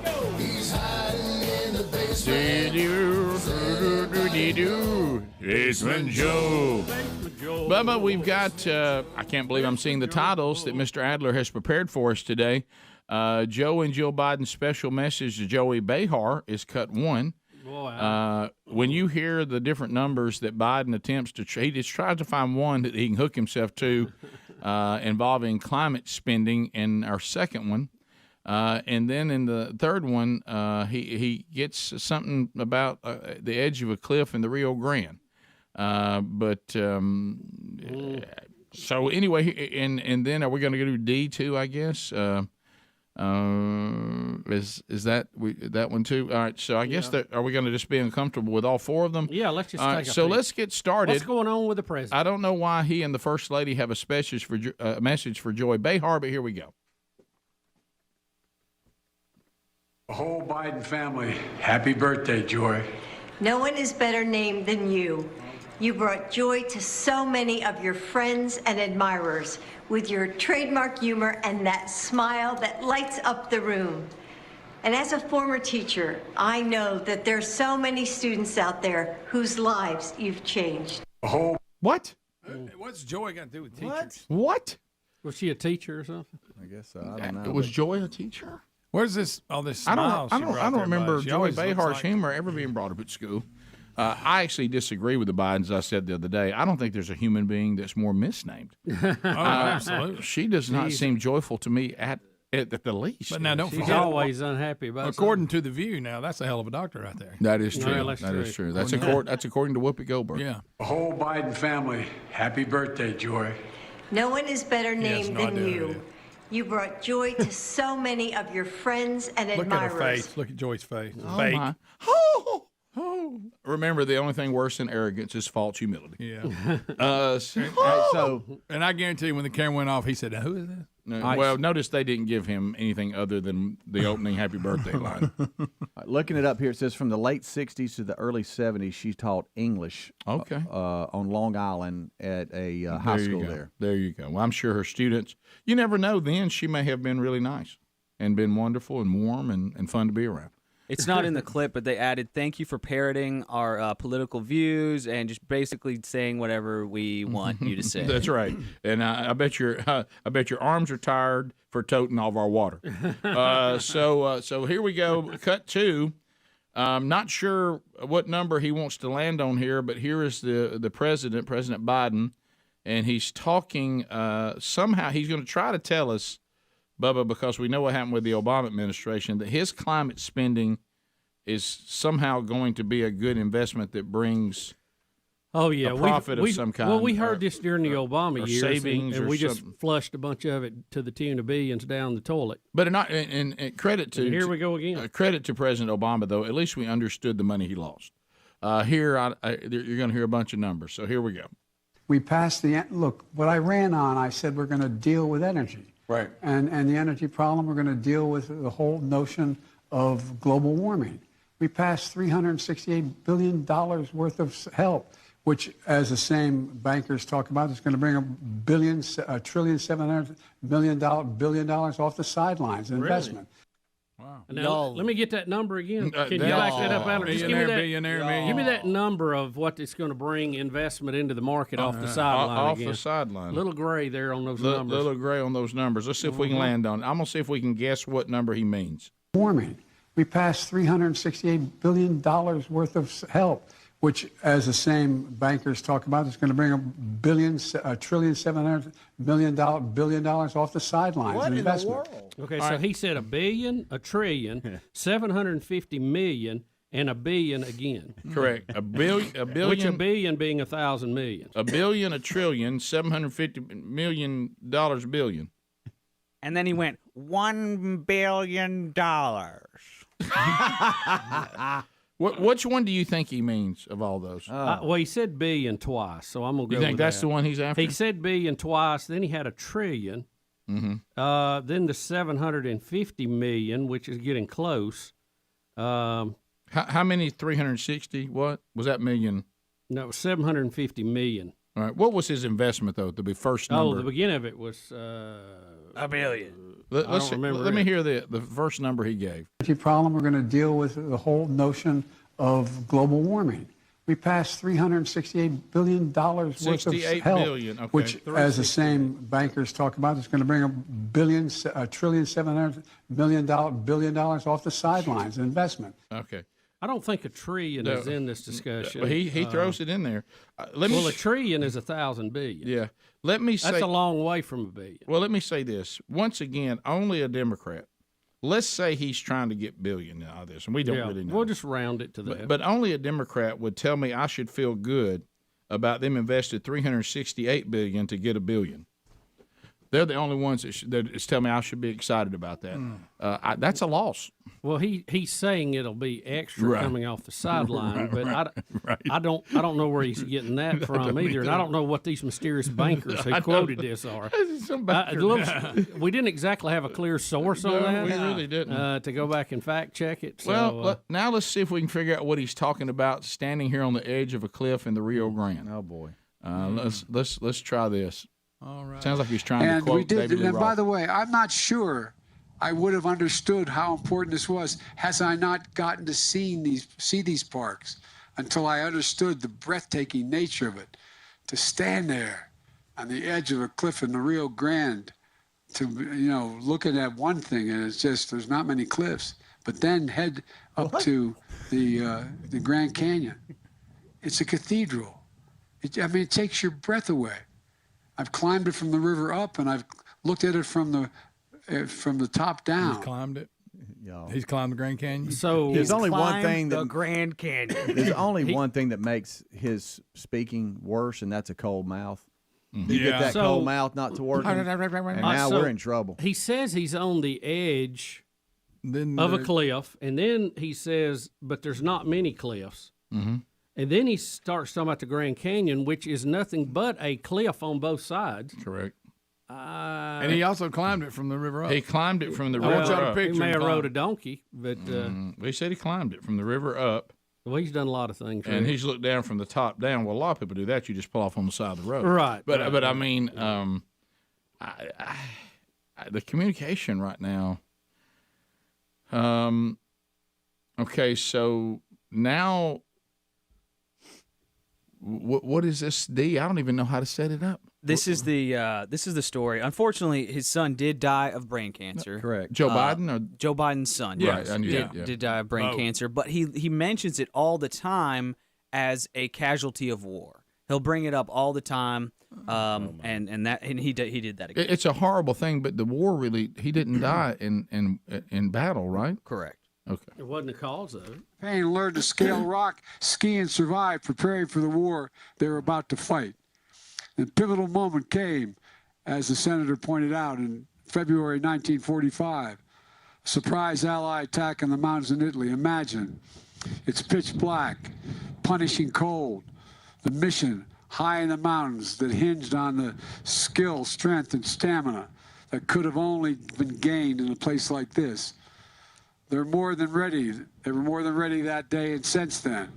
American soldiers of the 10th Mountain Division scaled that 1,800-foot cliff at night, caught the Germans by surprise, captured key positions, and broke through the German defense line at a pivotal point in the war. Just imagine, I mean it sincerely, I say this as a father of a man who won the Bronze Star, the Conspicuous Service Medal, and lost his life in Iraq. Oh, boy. He didn't. I'm sorry. Oh, no. And another thing, just along those lines, he also keeps mentioning this house fire that happened to his house where part of their kitchen burned for about 20 minutes. Firefighters came and put it out. He'll bring that up when he visits disaster sites all the time as well. He always has to have some kind of story that makes it seem like he's experienced this as well. And it's just not true. It's not the truth. It's awful that he lives a lie. And knowing this firsthand, it's awful that you would bury any of your children. I don't want to make light of that. But when you say that your son that died of brain cancer died in Iraq, it does sound like you're saying he died in the line of duty, which so you could tie it into. Sounds like he's remembering us storming the beach at Normandy,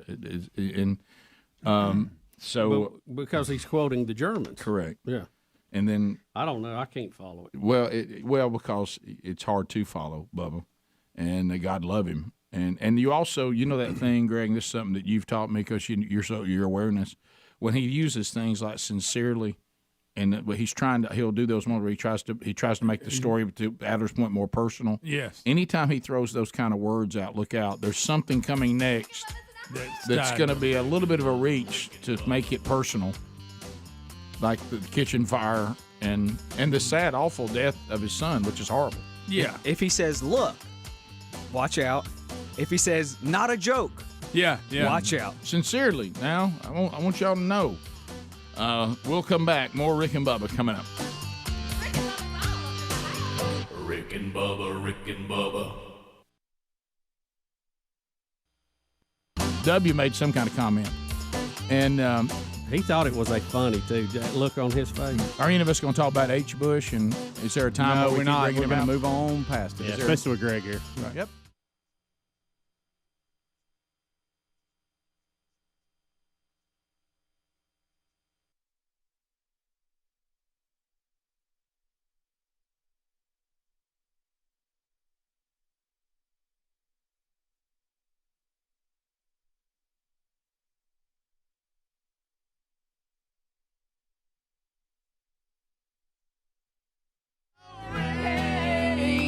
There it is. There's a flashback. Blind Melon. There you go. No rain. As opposed to Sing Melon. I wonder how much more we would have heard from them if the lead singer hadn't gone on in. Went on in, didn't he? He did. Went on in. All I remember is the bumblebee little girl running around in the video. Yes, that was weird. And that's one of those songs that you're like, I even ran into the kitchen a minute ago because we got to sing it for some reason around the house the other day, Sherry and my wife, and I said, Greg, what's that? All I can say is that and he was like, and it took you a minute. Took me a minute. Yeah, and remember the video. I didn't remember the name of the band at all. Blind Melon. I guess Rick probably not because they didn't do a lot. But that one stuck out there though. What year was that? Oh, was that in the 90s? Got to be. 90s. Yeah. Early 90s maybe. Yeah. Something like that. It was outside the greatest decade mankind had ever known, the 80s. Yeah. But, guys, I think I never know whether dreams are interesting things. Okay, and we talk about dreams a lot because no matter when you hear this show, when we get together, we've just gotten up. So a lot of dream talk here on the show because we've had a lot of times had dreams before we got here. Yeah. And I do believe if you look in Scripture that dreams can be have prophecy in them, no doubt about it. God can show you things in dreams. Then there's just dreams that just seem to be the way the mind was made. And as Bubba said one time, and I've stuck with this. The brain doesn't need to rest. So when you go to your body shuts down, it's like a bus that all of a sudden doesn't have a driver. It just keeps on going. And it just goes out there and grabs things out of the subconscious or maybe things you saw that day. So I don't know where this one lands. Or it could just be bad Mexican right before you went to bed. Now listen, I must warn you about this one. It does have some biblical numbers in it. I must warn you about this one. It was very vivid. In our dream, the dream I had did not explain why this was happening to all of us here. But we were all sentenced to jail. What? The entire group. Okay? Wow. And we were all in a handle because the first sentence was handed down to us was 33 years. Good gracious. 33. 33 years. And I remember running the numbers saying, we're going to be dead. And I remember saying, Bubba and I for sure will die in jail. Okay. Now what did we do? Yeah, what did we do? It wasn't clear what we had done, and then we did. You feel like we were framed? Well, and it did. How did we admit it? I don't know who our lawyer was, but I think it was clearly Shinar or whatever his name is. I don't know. We weren't in an not accident. a defense. We weren't in an accident. Yeah, he's not a defense lawyer, but we had a pretty good one because, and I remember us celebrating, but then realizing this still will be monumental. It was reduced down to 7 years. What? That's what. Hey, but I got bad news for you. We were serving the 7 because my dream went as far as we got the suits on and we're going into jail. We're looking at the bathroom saying, so this is where we'll go to the bathroom for the next 7 years. What color was the suit? Was it orange or was it that black and white stripe? This one you wake up, you go. It felt like we were serving time in a white collar way. It didn't look like hard time. Because we were going into the bathrooms and looking around. Because if we're in hard time, we all got just a toilet in our own cell, don't we? We actually walked into an area that we said, so this is the bathrooms. Rick, what is wrong with you? These are the showers, and I was like, oh wow, and we were very good. Hey guys, we were down. I mean, we were in jail. Rick, you need to get your taxes paid. I know that. Hey, we were in jail for 7 years, and we were running the numbers how old we were going to be when we got out. And then we had a little probation on the end of it, 3 years of probation. It was probably about 2022, 2023, and we were simply sharing the gospel. That's what I thought. I really thought about that. That's it. That's the first thing my wife said. Or we robbed a bank. My wife said it. My wife said this country. We said enough. My wife said this country is going to get to the point where if y'all say the things you say, you can get put in jail. Y'all can get put in jail. Yeah.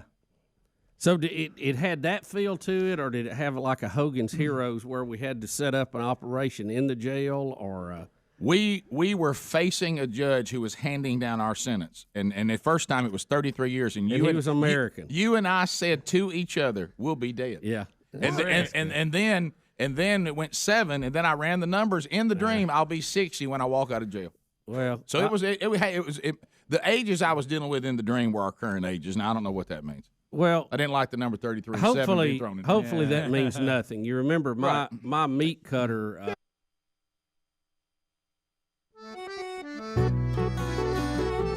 It is 9 minutes to the top of the hour, the Rick and Bubba Show.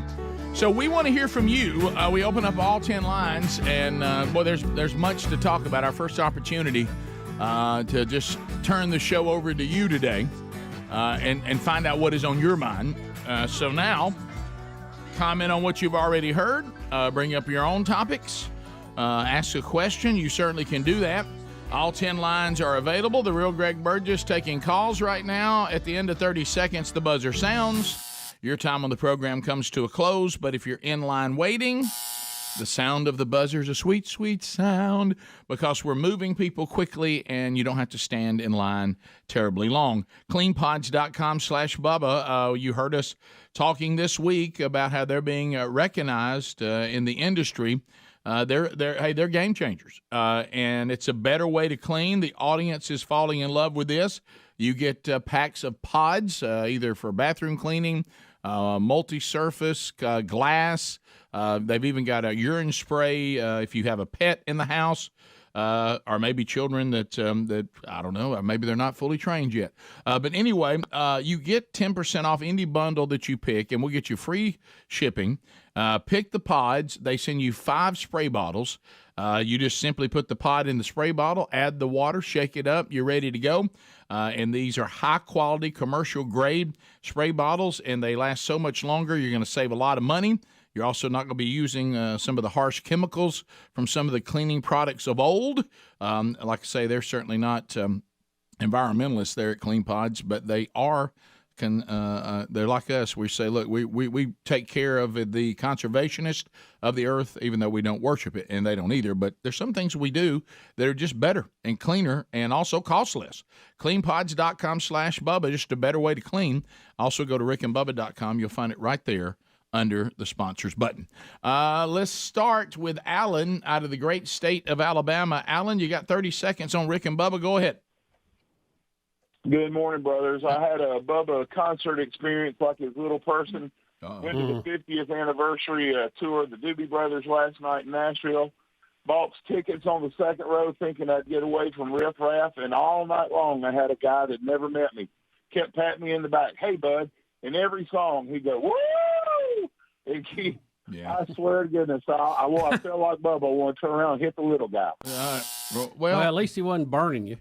Right. I mean, but let's all kind of pass it around out there. When you're at a concert experience, some sort of show, and there's people sitting around you, let's think to ourselves, how do I wish things would go for me if I were them? Yeah.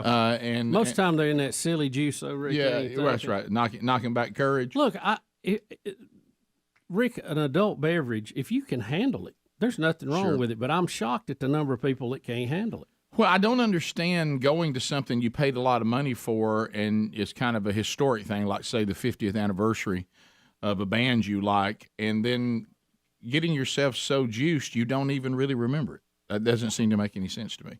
Let's go to Cowboy, also in Alabama. 30 seconds. Cowboy, go ahead.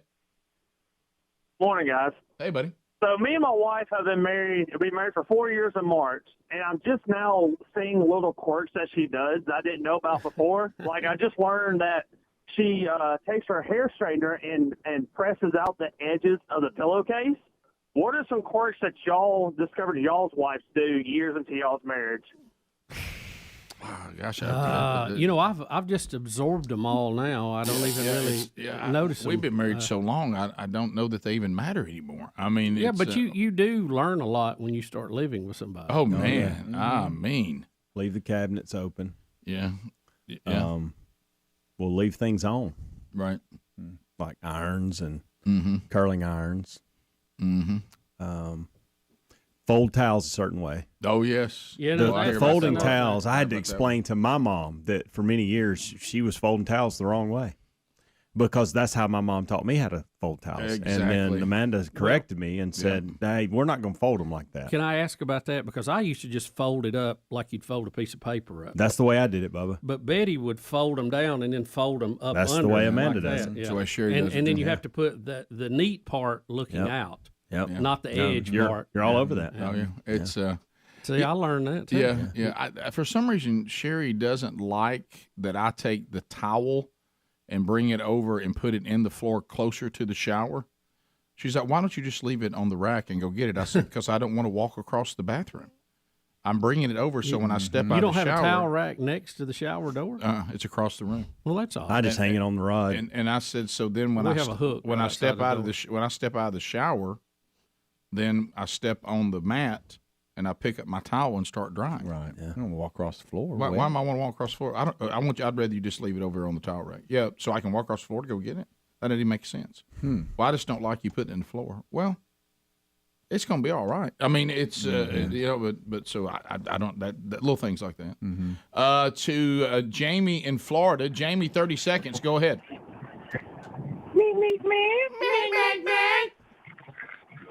Hey, it's Jeremy, by the way, but Greg got it pretty close. Well, that's close enough. Greg? Yeah, close enough. Yep. Hey, I just want to say we should have hope and give Biden a chance, because if he can actually pull off bringing in $1 billion, trillion, $700 million, billion, that'd be unprecedented for any president to do it. It's fight inflation real well. You got to get another thing he's done, because we're all a bunch of good-uns.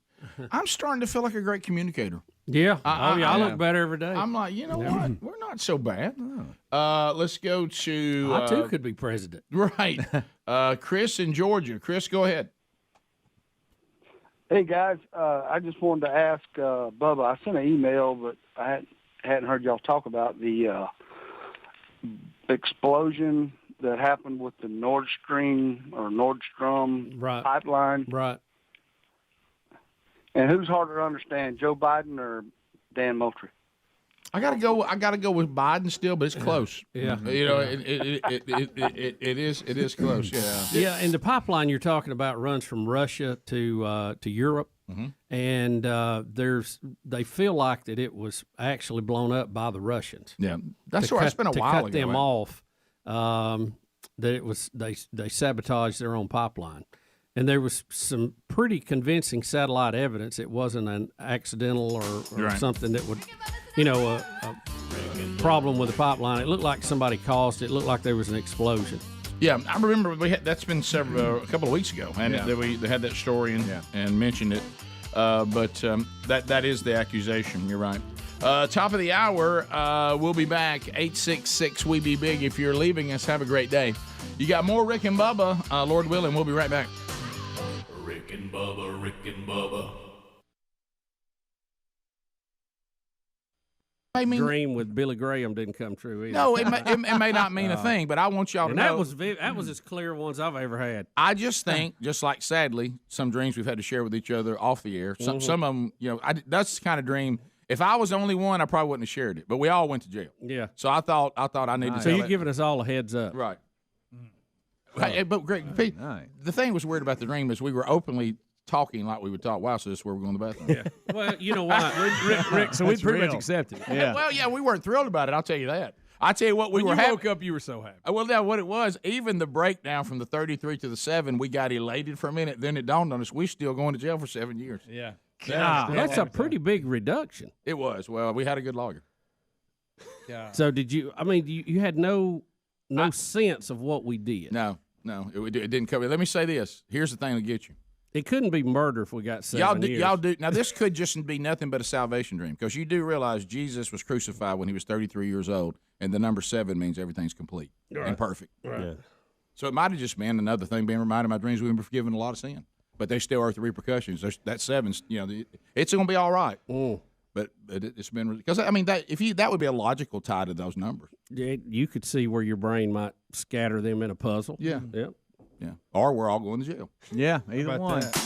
I wish I'd known more what we did. I did too. So I could avoid it. It did not feel in the dream. Was it premeditated or accidental? No, it did not feel in the dream that we had done anything that we regretted. Right. Okay. It just felt like that we had run into the system, and the system didn't shine real good on us. That people wanted to get us under control. Thanks, Rick. I'm just telling you, that was what my dream was. Very vivid, too. We'll be back. Rick and Bubba, Rick and Bubba. The Rick and Bubba Show, we're back. All right, yesterday we were talking about a couple things that have been announced. One of them is the Super Bowl halftime show. We gave you the numbers on the NFL, and they are down. They are being affected by all this. Jesse Jackson's not going to help today, but now he's weighed in, I guess. And I know how much credibility we give that. But but we were talking about Timberlake, Super Bowl. That's still a big story, who's going to perform at halftime. And Bubba, you were saying that they were talking with him about it, and the Janet Jackson thing obviously comes up because of what happened with he and Janet, which caused a big scene on TV and different problems and apologies. Does that seem like that was 2004? That's 14 years ago. Yeah. Wow. That's hard to believe. So Justin Timberlake is coming back, and we were all making the joke, would he bring Janet Jackson back? Ha ha. And then somebody said we thought that Janet Jackson had been banned from halftime as part of who was the network that had it that year? CBS. And they had all kind of lawsuits after that, and the FCC made them add a 5-second video delay to the live performance and blah blah blah. But in an interview with surprised I didn't have that, by the way. Yeah, Mike Tirico, Justin says that there is no official ban on Janet, and he would love to have her back as part of the halftime show. We were joking around, even if he couldn't get her to be on the program, to just have a video clip of her and make everybody think she was about to come out would be funny, for as entertainment-wise. But he said he would love it and said there is no ban, even though he's heard that. He's saying there's no ban. Now, Speedy heard another show that said that, yeah, she is still banned. Well, on Fox News, they said that she was banned because NFL officials said although there's an official ban, she will never she will never be asked to come back. She's on the do not ask list. So it's semantics. They're saying no one has officially banned you, but we are the ones who decide who the halftime show will be, and we will never let you be on it. Mm-hmm. But he's saying she's not banned, so yeah. Well, I guess she's not. There's no official ban. It's just the NFL will not let her come. But it would still be funny if he did a video of something and acted like it, right. See, just to work it in. He also talked about the pressures. He said that the halftime shows have been turned up production-wise, and he was talking about jumping off and out of things. He said he's 36 years old now. He don't know if he can do a lot of that anymore. Yeah. Well, I mean, I don't know the current state. I mean, he had a new album out not long ago, and every time I saw him perform on any kind of award show or anything like that, he was fantastic. Yeah, he's very talented. Really talented guy. Sometimes he goes a little bit, I want to see that pop side. That's what I grew up watching him do, and I like that as opposed to his when he wants to play the classics sitting at the keyboard, Yeah. Or not to his classics, but where he kind of goes a little more classical. You mean classical, or you mean like what we call the standards? Oh, yeah. Yes, standards, yeah. And he's done that Michael before. Bublé and that kind of stuff. Yeah, I want to see him dance, I want the pop, out there. Well, let me ask you a question. If this whole NFL controversy and anthems and all this kind of stuff, you're seeing the stadiums half empty and people aren't watching, ratings are down, I wonder if everybody will still have their big Super Bowl party and they'll forgive the NFL and still watch the Super Bowl, or do you think that will continue? That's a game changer there, because I'll tell you why. As upset as everybody can be with these regular season games, when it gets down to I'm a human being and I just like being able to kind of get away from everything for the Super Bowl. I like my Super Bowl party. I enjoy my nachos. I really don't. It'd almost be like you're going to ask somebody to give up Thanksgiving. or to give up Christmas Day or New Year's, and now that's a different deal. You have a cheat day when you take a diet. I think the Right. Super Bowl will be a cheat day, even for those of us protesting the NFL. You're exactly right. But this is what will happen. We'll all be fired up. We're saying we're going to have a cheat day, and right when they start this thing, you're going to have a bunch of players kneeling. It's going to make you mad again.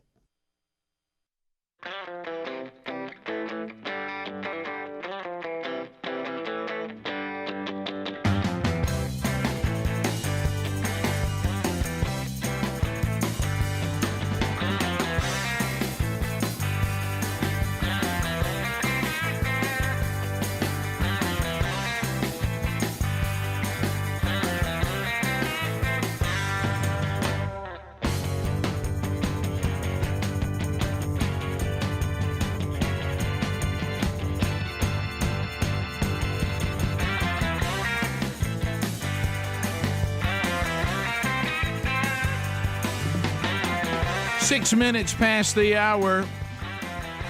Rick and Bubba's show. Thank you for being with us.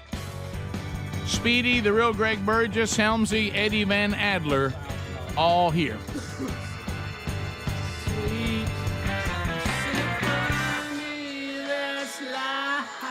We look forward to chatting with you again. Willow Meat still has a spun this week. Archive from yesterday's Bible study, Genesis chapter 40, now available on the YouTube channel, and audio only if you prefer on the podcast archives. Welcome back, Bill Bubba Bussey. Rick, glad to be here. We thank you for being here. We only ask for 5 hours each and every day. That's all. I don't think that's too much to you. No, I don't. Oh, Elon Musk. Elon.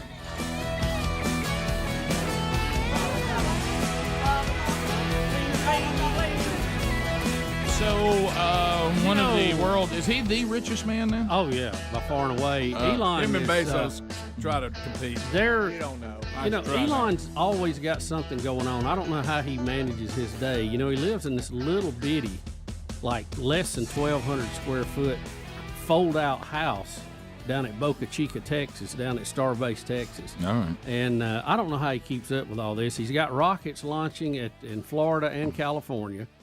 He's got Tesla going on. Right. He's got his internet Starlink system, which I have friends who are on that now, and they say it's Really? pretty awesome. Mm-hmm.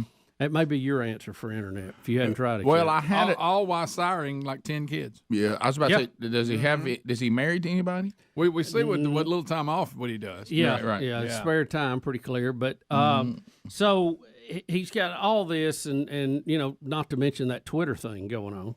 Right. But did you know that he had a company called the Boring Company? I did not. I saw that today, and the fact that this thing about this cologne, it's hard to know when he's serious and when he's not serious. Mm-hmm. Well, he does have a little bit of comedy to him, which I appreciate that. He does. And I think now he's just messing with us with this. Right. He has a company called the Boring Company, and they are selling cologne that's called burnt hair. Which is one of the worst smells on earth. Smell. Yeah, it's one of the worst smells on earth.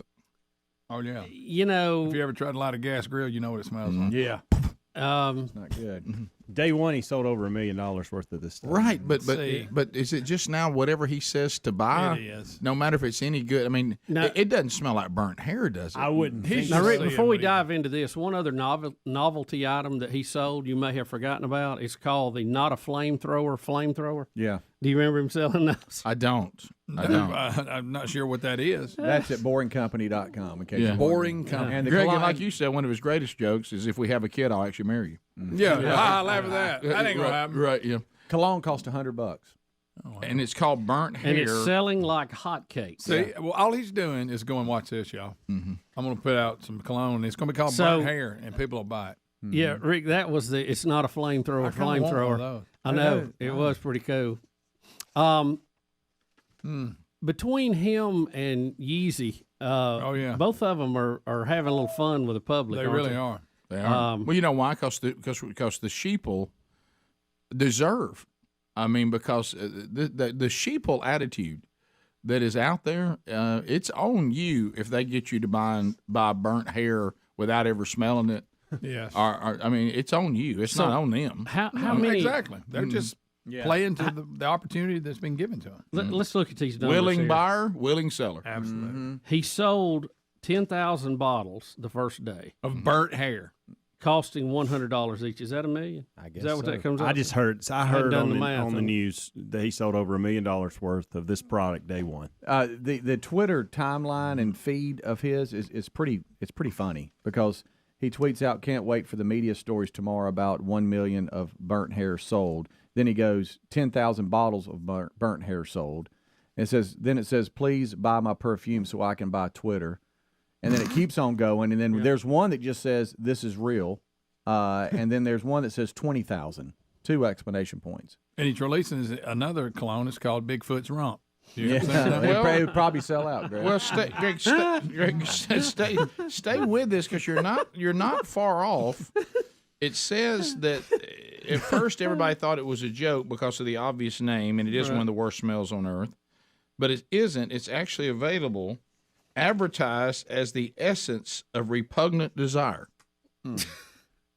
So it's not even selling. Is it supposed to smell good? Repugnant. I guess, Repugnant doesn't mean smell good. To me, I don't know what it means, but is it doesn't mean smell good. Is this just a high-end version of Morning Breeze? You remember when we would buy that Morning Breeze and it smelled like somebody just broke large wind? You'd buy it like Jolly Joe's or one of them places. So instead of me wearing burnt hair, do I spray it in the room at my buddy's office?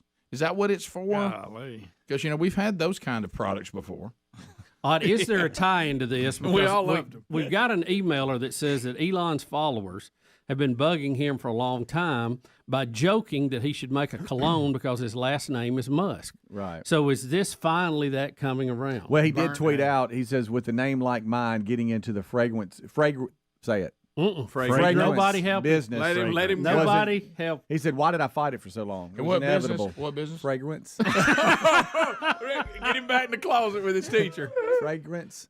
Did I say it that time? Yeah. For some reason, I got to look up. That's the key. At one time You're praying to God. I think at one time you could actually say that. I don't know why you can't now. I don't know either. It says based on a few tweets, Mini stroke. the Fragrance? combination fragrance smells like charcoal, It really singed does. flesh, and barbecue. No, well, That's what that's if you take how it's been described. Wow. This is what one Yeah, person it's said. never Guys, he's advertised as messing with smelling good. everybody. It's never advertised as smelling good. Listen, here's one of the customers. You know what my theory is for this putrid smell? People that are overweight, wanting to lose weight, come down here. You won't eat for a week. That's one of the customers. Thank you, Hank.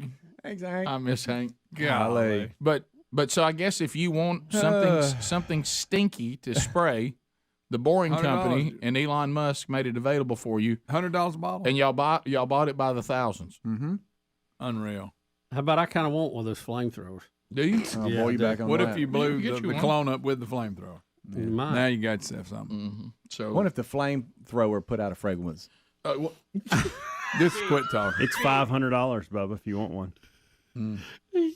fragrance, Fragrance? fragrance, fragrance. I Fragrance? kind of wanted you to get down there in the sign and echo it a little bit and practice. Fragrance. Scream fragrance. Ricky's it back is. to that closet when he was a kid. I know you're back in there again. Something about my tongue. Right. Fragrance. I got it? There you go. Yeah, it sounded like you was a little off. Helms, I can't find. Do you know one day you could be president? Oh, yeah. Fragrance. You can't find what. I There it can't is, I said find how much they are on the website. Oh, I didn't. It was in an article I'm reading about that company. You're on the website right now, Bubba? Yeah. Yeah. And what was the other story? Something about him taking that The other story we have is that he is among some of the celebrities that are getting the $900 injections from the diabetes drug that says it can get you thin quickly with this therapy. It's called $900 a month injection, off-label for weight loss. Is it Ozeptic? Well, there's several of those. Ozeptic. Those they're designed to lower blood sugar, but one of the side effects is you were losing weight, and they've been prescribing them off-label. But now the FDA has approved them for weight loss. And I know Trulicity was one of them. Yeah. One of the Yeah, first but then ones. apparently it said like 10 or 15 pounds. It says that it It's not really suppresses. for the hefty of the hefty. I don't know. It suppresses a person's appetite, controlling that blood has nothing to sugar do with and fat weight. people. There you go. It has nothing to do with fat people. We eat for fun. Mm-hmm. I've told you about that. Appetite suppressors just don't really work for the truly fat. Eat for fun. Because we don't eat because we're hungry. No. Mm-hmm. We eat because it's fun. You ever ate dessert? You ever ate dessert because you were hungry? Never. No, let's eat it first. Yeah. Y'all, with like the names like the Boring Company and things like that, Elon is really weird. Like he really likes puns and just being funny. In fact, if you look at the different Tesla models, you got the S, the 3, the X, and the Y.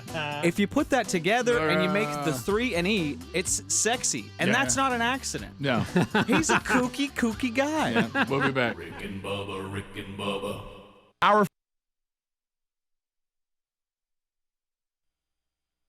Right. You know what? It's so easy to skip, though, over there at the food. You know what I mean? I mean, you could just not be anywhere near it, you know, and then come in there kicking it off. I mean, you go, hey, next year, you're going to pay for that. Well, I'm getting you back next year. I'm really going to boycott. I'm going to go this far. The Super Bowl for the professional football fan, not people that aren't really fans anyway. Mm-hmm. You know, I'm giving up the NFL, but it really wasn't a sacrifice. For those of you listening now, this is what the Super Bowl is like to a true NFL fan. See, all this is fun and games to a lot of people that we know, unless it turned out to be your college team. Right. Now, because see, the NFL doesn't mean as much to you as your college team does. And I'm speaking to the culture down to where we live. I understand a lot of you around the country, college football is no big deal. Like I talked to a guy who grew up in Baltimore. He said just this past weekend, he said no college, nobody cared. He said, when I came down here, I had no idea why people were so excited about college. It had never been part of my culture. Well, it's because we don't have a pro team, too. Right. Yeah. But what I'm saying is, think about right now if college players were kneeling. Would you still protest? And maybe the answer is yes. But what I'm saying is, for some people, the NFL has been as big a give up as college football would be to you. And so then you'd have to ask your question. Let's say you did, if your team made the Final Four, would you give up that playoff and that national championship game? Be tough. Maybe you would, but that's where the old rubber meets the road. Well, I don't think you're ever going to see, even on the pro side, where they're going to lose 80% of their audience. I don't think you're going to. No. But you're going to see that 20, maybe 30% go away, and it will stay. And it hasn't trickled down yet. See, it hasn't affected players' contracts, right. Hadn't affected coaching contracts, hadn't affected what advertisers are paying for stuff yet, but you're going to see the advertisers and all that hit first because they pay on a percentage of viewers, and they pay after that. They agree to a range, and then they pay after the big ones. So you'll see that, and then when these players start getting renewals come up, you're going to see they're going, hey, wait a minute now, why is my $15 million now $9 million? And that's when it's going to hit home. Did any of us ever think we'd live to see the day where the American League and National League pennant was decided on TBS? Yeah. Did we ever think we'd see that? I mean, you realize the World Series is the only thing that's going to be on one of the big four. Yeah, it's been on FS1. I mean, you realize the championship game. I mean, but I think baseball's going to have a resurgence partly because of some of this. Yeah, I was talking about how they didn't fade because anything like this. They just faded because people lost interest in it. So it can happen, is what I'm saying, for whatever reason. But to Speedy's point, there are people protesting the NFL right now that will not give up the Super Bowl. Right. Yeah, I think the Super Bowl will probably be the cheat day for me too. Yeah. World Series starts tonight. I haven't really followed Major League Baseball at all this year. I'm kind of out of the loop on it. Haven't seen a game. And it starts in L.A., right, Hams? I know you've been Dodger Stadium. Light it up. Here we go. Can everybody get to the stadium without being killed? Probably not. But, okay. We'll see. Did they clean a lot of that up? They were in a bad run there. Yeah, I think for this they will. If they haven't, I mean, they've probably dialed it in. Now, look, whether you have a team or whatever, I think we all would have preferred, unless you love the Astros, and the Astros have some things, that little big man and yickety yak and all that, and recovering from a lot of storms, probably good for the city, the storm, all that. But heartwarming story. Let's face it, we would have gone back to like our boyhood if we would have seen the Yankees against the Dodgers. That would have felt very prestigious. It would have felt nostalgic. It would have helped TV ratings tremendously because of those two giant markets weighing in. But the Houston story is a good story. It is. Yeah. It is, and really, so's the Dodger story, where they've come from. Well, I'm an October baseball guy. Mm-hmm. Okay, I would be completely lying if I sat in here and said, "Yeah, I follow baseball." No, I don't either. My point on the Dodgers was there was a time the Dodgers had gone away. I know. I'm not talking about this season. And they got a new ownership group, and they wanted to bring them back, and they've done that. Well, and I'm pulling for the Astros. Matter of fact, I asked the kickoff hour this morning on Wednesday during the Wheel of Meat, can we at any point while we're chanting give an Astros chant? Let's go Stros and do some clapping and chanting on Wednesday tomorrow when we're all doing it. So we move. Let's go Stros. And whether we're pulling for them or not, I just kind of want to do that. That was my question because I didn't know. Are we all going? Because Greg claims he's going Dodgers. No. Why are you going Dodgers? Well, he's a lefty. Just to upset them? He's a lefty California guy now. Traditional you know him. baseball. Yeah, you like old Dodger blue? I'm mad at the Astros for jumping leagues and confusing me. What about the Dodgers leaving Brooklyn? There you go. Too long ago. I don't remember the Brooklyn Dodgers. I remember the Houston Astros in the National League. That is. They played the Braves every week. It seemed like. Outside of the actual game that will be played tonight, this is the first time since 1970 that two teams have had 100-win seasons. It is 21 minutes past the hour of the Rick and Bubba Show. 866 We Be Big is the number. Thank you for being with us today. Another Rick and Bubba University, the podcast today. Charles Billingsley's got a brand new album and a brand new tour, and you may be surprised what he's up to. We'll chat with him on Rick and Bubba University, the podcast. It'll be out this weekend.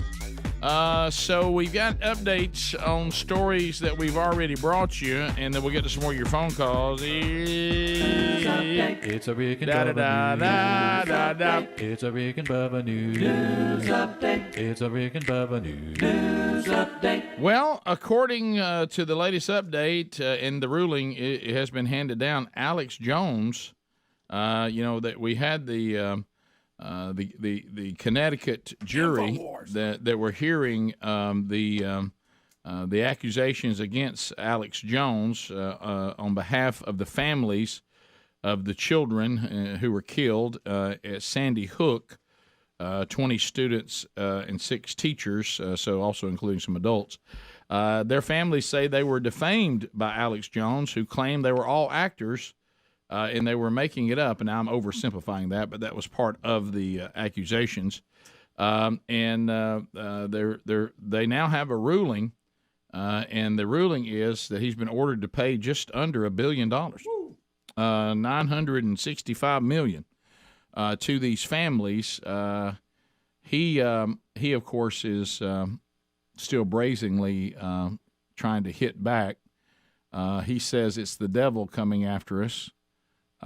They say he could be jailed for hiding assets alone. He transferred $3 million, $3 million home to his wife's name. He also did a preemptive strike and filed bankruptcy in July.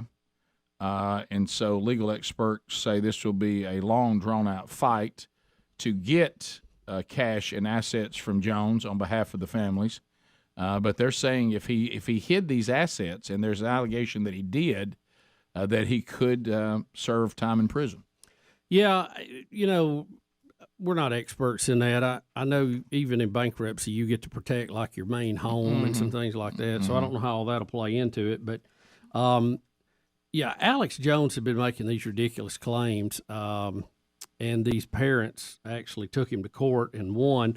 I don't know how they came up on the $1 billion verdict. That's a little gray on that. That might fall under a challenge, but I think the goal was just to shut him down, but I think they may have overdone it to the point now he has nothing to lose. Well, he's screaming, ain't no money. Do these people actually think they're getting any of this money? Meaning you can give this ruling all you want. I don't have that kind of money. Yeah. And I don't think, like you say, well, we were talking about it earlier, and you can have your opinion on this, on what he was saying, if it had any validity, or you think it was crazy or it wasn't crazy, and that really isn't the point. But I will say this: this is the reason why we keep trying to talk, and you may not listen, which means you'll probably end up without them, but this is why we say to people, especially men, you really need to have an inner circle of people that hold you accountable and try to, to try to help you. Because I think that if I was in Alex Jones' situation and I came to all of you and my other friends that are in the inner circle, and I said, I tell you what, I'm going after the families of Sandy Hook. I'm going to say they staged it and all this is a hoax. I think every friend I have that I trust would say, Rick, that's a bad idea. Bad move. Yeah, I do too. Don't do that. Even if in your world you think that may be true, you do not need to publicly go on your radio show and do that. That's going to go poorly. Yes. This is not the time and place for you to make those kind of accusations against the government and against all this. I know we got some conspiracy theorists, and some of them that you have may have some validity. Right. But I would not use this incident, and I certainly would not call the families fake. Now, if you want to say the government had an opportunity to make hay with gun control because of the tragedy, I think that's accurate and has been done for a long time. And a lot of the people that especially the left love and follow tell them to do that. Well, but staging it, was that the end game here? So the government could grab gun control. Yeah, and it's okay according to him. What was he saying? Yeah, I think that was his. But it's okay to say, because there's some accuracy to this, that something happened that was evil and unfortunate, and maybe they're insensitive for trying to make hay out of it. But then when instead of them being the people acting badly, meaning the government, he started looking badly because he went a step further and claimed that these parents are not real parents and these deaths are not real deaths and it's all staged and hoax, and they're actors. And that would have been the moment all my friends would have said, oh, well, don't do that. Boy, Rick, come on now. I mean, you even if you believe that, won't you just stick with it's bad form for politicians to try to use tragedies for political gain or to move a political view forward? I think you're safe if you stay there, and I think a lot of people would agree with you. But when you start saying these families aren't really mourning the horrible murder of their children, well, you gotta stay out of that. That's just a bad idea. And they got tired of it, and now they may never get a dime, but they want the world to hear a jury say to you the way you treated us was wrong. I don't care whether you got money or not. The way you treated us was wrong. Right. You should not have done that to us, and we were offended by it, and it was hurtful, and we think that somebody needs to tell you were wrong. Mm-hmm. And that may be all they ever get, but I could certainly understand that. Yeah. And so that's but he just is doubling down. Just very strange. Well, it's one of those things where I'm sure that Mr. Jones and I would probably sit down, and on some things we probably would agree. Yeah, probably have some common ground. But he's kind of there's a side of him that is almost it's a little off. Well, back to the show he was doing, right. It was always uncovering a conspiracy of the largest degree. Right. And you can't have one of those every day for a new show. You know what I'm saying? I'm sure there's some out there. Oh, sure. But he had a conspiracy under every rock, and it just, I think it kind of got old to a lot of folks. Well, that's how you end up accusing parents of being actors, because you're like, I need another one, and I need something really edgy. And what you forget is I'm not just doing a show. These are people's lives that I'm dragging through the mud right now when they're in a position where there's no way I don't come off looking like the bad guy. Right. And rightfully so. Yeah. So we'll come back. Phone calls are next. So anyway, Alex Jones ruling, 965 million? Yeah, 965 million in damages. That's a bunch. And if he's hiding assets that he can't hide, to Bubba's point, he could serve time in prison on that, whether they ever get a dime or not. Bottom of the hour, your phone calls are next. 866-WE-BE-BIG. Lines are available. Rick and Bubba, Rick and Bubba.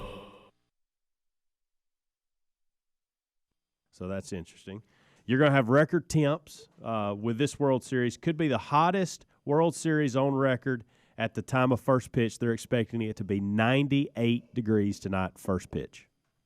Wow. How about It's that? warm. Yeah. But, they play in the summer, so they're used to that, right? Right. Yeah, but usually October is comfortable. That's why it could be a record. 1988 was the last time the Dodgers have won it, and this will be the Astros' first if they are able to pull it off. But see, I like that couple story. tidbits there that if you want to keep up with it. All right, can I point to this? And I can't believe we haven't brought this up. And this is how much we haven't been paying attention. Right.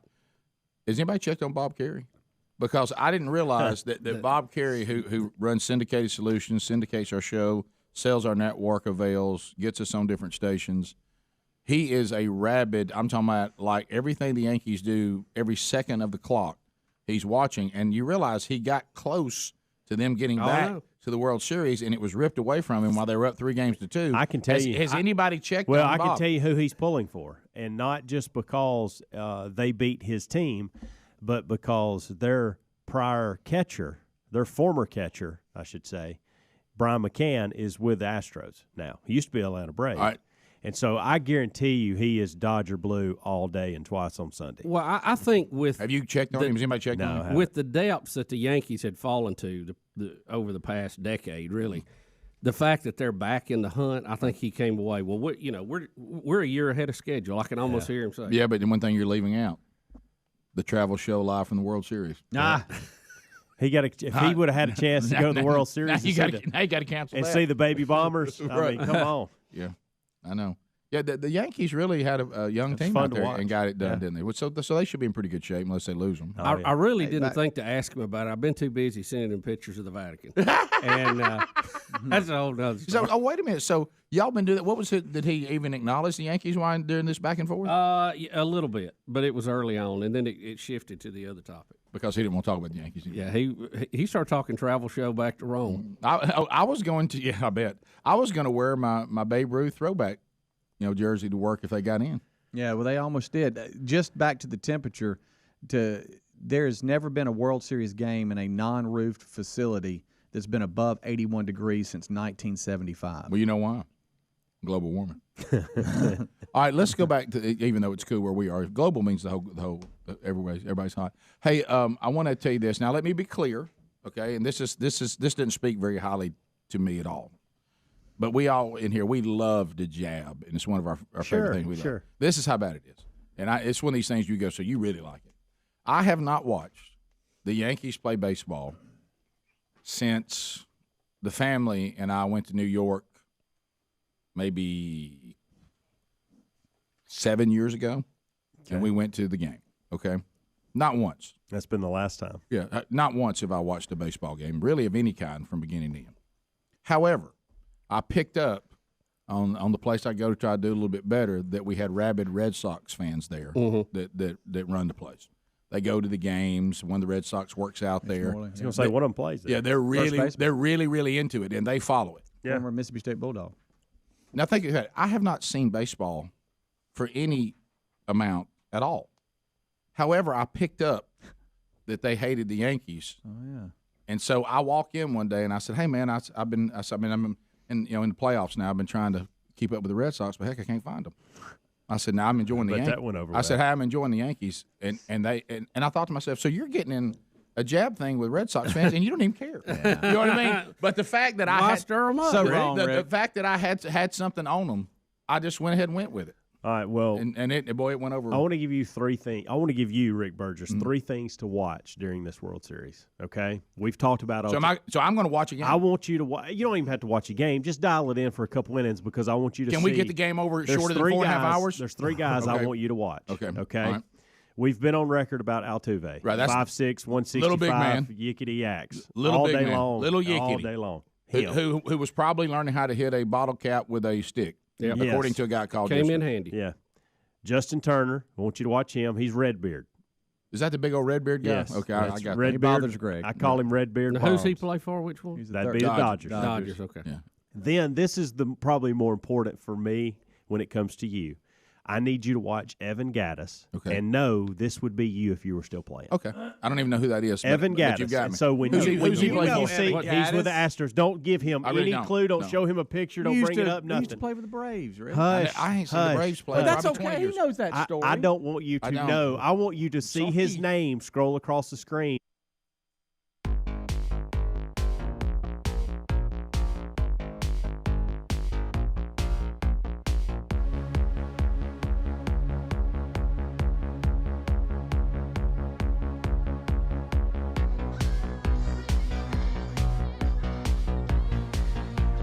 $35 minutes past the hour, in my humble opinion, which I'm sure that didn't mean a whole lot.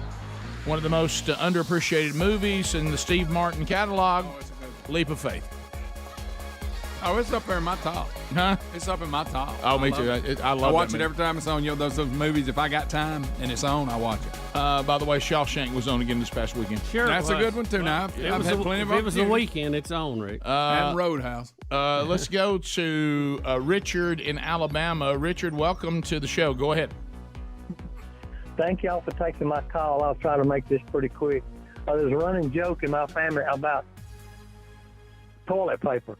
Okay, right before me and my wife got married, she wanted me to go to her aunt's house to meet all them and have Thanksgiving. So we go, and at the time the house was small before they remodeled it. So I go to the bathroom. You know, I'm nervous. There's no paper.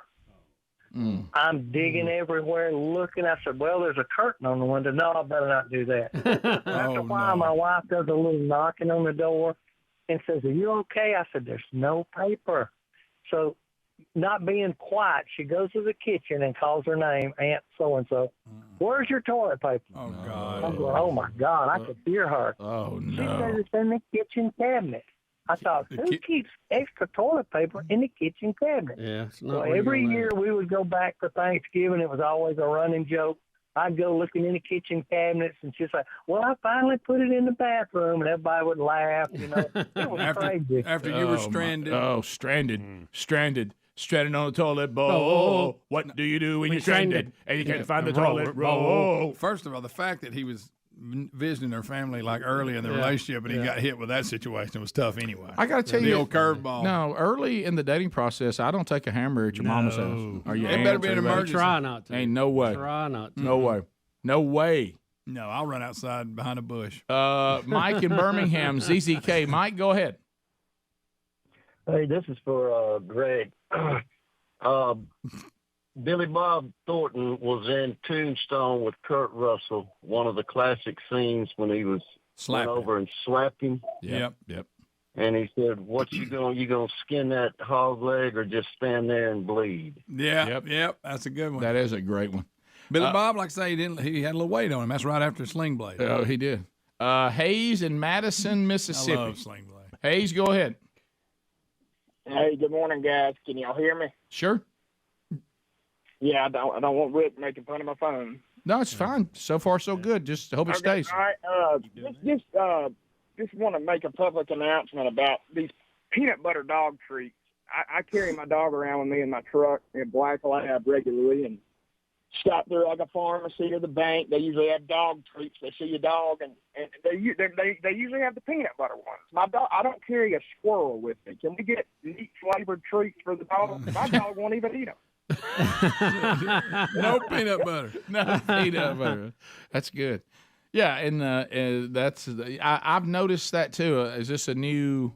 Are we even trying to peanut butter? Well, what are we doing now? Are we now trying to take a carnivore, and we don't like the idea of giving him beef, or she, if it's a dog, male or female, beef flavored treats because we think that promotes their carnivorness. Well, they are carnivores. Yeah, they prefer meat. We give them the old bacon one. No, they love bacon, buddy. Oh, buddy. Me and the dog. I took a bite off of it. It ain't bad. Becca, Birmingham, go. Hey, so I've been listening to y'all every morning, and I really enjoy it. And yesterday, y'all were talking about how the COVID vaccine, everybody was pressured into it and everything. And the college that I was in, I got early acceptance into the nursing program, but they said they would not allow us to do clinicals unless we had the COVID vaccine. And I have a lot of reproductive issues and was super scared to get it, and my family didn't want me to get it either, but because I wanted to be a nurse, I was forced to. Yeah, and there was a lot of that going on, and I hope and pray, and I know there have been people with negative effects, and a lot of people were fine, yeah, and hopefully it helped them out. They got an immune response to it. But the problem is, because like I say, that may or may not happen, and you hope it doesn't. The problem was what we brought up. Was it Monday's show when this came out? Yeah. The problem is it was being packaged, and you were being pressured, and they used things to pressure you or to make you feel okay with it, that it may be that they knew wasn't right. Now, I'm not talking about the officials that it was handed to, but the people who were putting it out. Well, because you were told you're a horrible human being because if you just take the vaccine, you wouldn't get the virus and you wouldn't pass it to anyone. And if you loved everybody else, you would get And if you truly loved people, that's what you would do, you selfish, horrible human being. And we now know that was never true. The big question is, when did they know that wasn't true? Was it before they? Did they know it all Rick, along? what you want to know is what they knew and when they knew it. Correct. And of course, the Pfizer comment yesterday from the Daily Mail story in front of the European Union, that Pfizer representative seemed to indicate they knew it all along. Which if she didn't mean that, she might want to. We talked a little bit about the legality, the drug companies basically not being liable or not being, what's the word I'm trying to say? They couldn't be sued for problems with the drugs because they were rushing it to market. And that may be so, and there may not be a way around that. But has anybody said, could there be liability for organizations that forced you to take it? Mm-hmm. See, they were not covered. Right. Let's go to Alan in Birmingham. Alan, go ahead. All right, guys. So, beautiful fall colors right now up in Blue Ridge Mountains in the West Virginia area. Mm-hmm. Coach O is up on vacation up there, and he runs into the Whitaker family. Let's, what do you think the conversation would sound like? You probably couldn't understand it, could you? I don't know much about the Whitakers. Rick, I showed you. I know, but I showed don't. you the Whitakers. You did, but I just don't know that much about Rick, it. who is it? I'm out of the loop. What? I think I think this may be when you. Yeah, were I think out. Bubba was gone. I think you were out, and we They're showed an the world Appalachian the family, Whitakers. and they It's got some great. challenges. That tree branch don't branch off as much as it should. And Look at one you. of them, all he does is this. Whoop, whoop. That's all he does. Go Tigers. Yeah, but they and there's a guy who's doing a series on them, and he's like helps them out and all this stuff. So this guy's joke is you wouldn't be able to understand anything about. Oh, yeah, the whole thing. And of course, Greg has found them, so that's all you need to know. You ought to get off from that Does- wormhole. Doesn't that tell you everything you need to know? The Whitakers. And one guy responds to everything with the grunt. So it's like, Yeah, that's him. You got him. That's all he says. So you've seen it, too. Speedy, a man of 1,000 voices. He does. Speedy, you got him. He was giving y'all a little bit of the Whitakers when he was doing the echo and Was the he? sign. Okay. Y'all just didn't Y'all didn't know tie about that the Whitakers. together. I have a line that I can't cross once people get too far down the road. Yeah.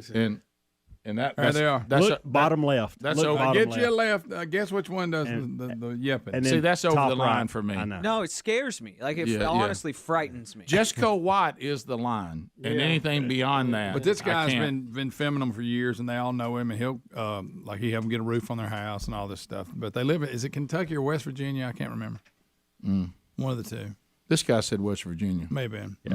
Yeah. A lot of that's what Jessica White came out of. So. I kind of take some of the songs about West Virginia and makes them sound different, doesn't it? It does.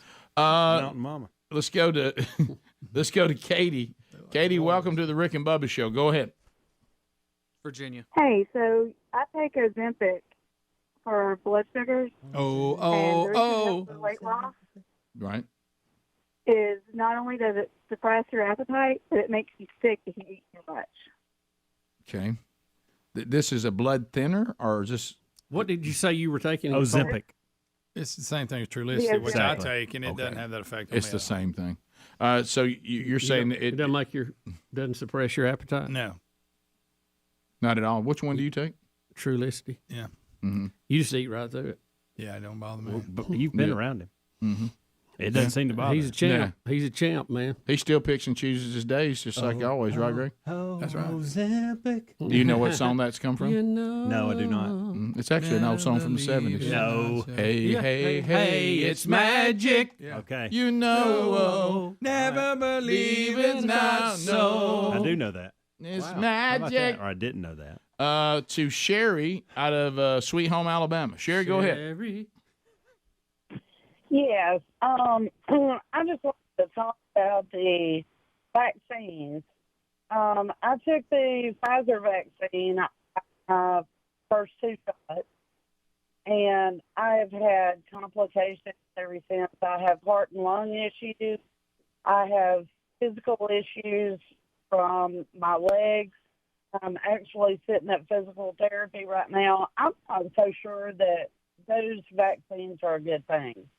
Yeah, well, it goes back to which one is more dangerous, to take the experimental drugs to give you a better shot at the virus, or is the virus itself the most dangerous? And it really varies so wildly, it's hard to tell. But I saw a story today. We were watching TV4, which is ABC, and they've got somebody reporting from somewhere at a drugstore in New York City with a mask on, of course, to the anchor, saying, good news, the boosters have been approved for kids 5 years old. And I'm just like, hey, I would not. It's not. Hey, look, I'm not a doctor. I'm not going to tell you what to do, but there ain't no way. That's your call. But I'm just telling you, ain't no way. The death rate of 5 years olds, even if they get the virus, what's that number? Is it even? It's a very low percentage. It's a tiny, but experimental drug into a child. No, thank you. We'll be back. More Rick and Bubba coming up right after this. Rick and Bubba, Rick and Bubba. Joe Buck talking about him, and you say, oh, that's the guy Helm says that I would be if I was still playing baseball today. Okay. Evan Gaddis. Okay. You're making my eye twitch. Right. We've talked about him years ago. I don't remember it. I mean, there it goes. My eyes twitching. Right. I don't remember it at all. Do you remember, Bubba? Rick, you are going to see a guy. Did you know any of these people? I had to look up. We talked Evan about Gaddis. his heartwarming story. That's I'm gonna stop there. I don't recall it. Because when I what positions he played? I'm not telling you. I used to be called the Dave Kingman of. I was a Dave. I was Dave Kingman. It was all glory or zip. Good night. It was either strikeout or yickety yak. What's really twitching? And he is a catcher. I don't care about you watching him do that. Okay. I need you watching him hit. Okay, done. I want you to look at you if you were playing in the Major Leagues today. That's interesting. So now I've got to watch it. How long? It'll be on Fox tonight, 7:09 Central. Tonight. I could watch it tonight. Catch the second, third inning, you'll see him hit. You know what? I could see it tonight. I don't think I have anything going on tonight. There it goes. Right. I'm gonna try to watch some of the World Series. Everybody gonna stand for the national anthem? Evan Gaddis. Yes. Okay. It's Rick Burgess. Yes, Rick. Okay. Evan Gaddis. How do you spell Gaddis? Just move on. Rick and Bubba, Rick and Bubba. There's Bill Bubba Bussy. How about it? We got a wacky world here.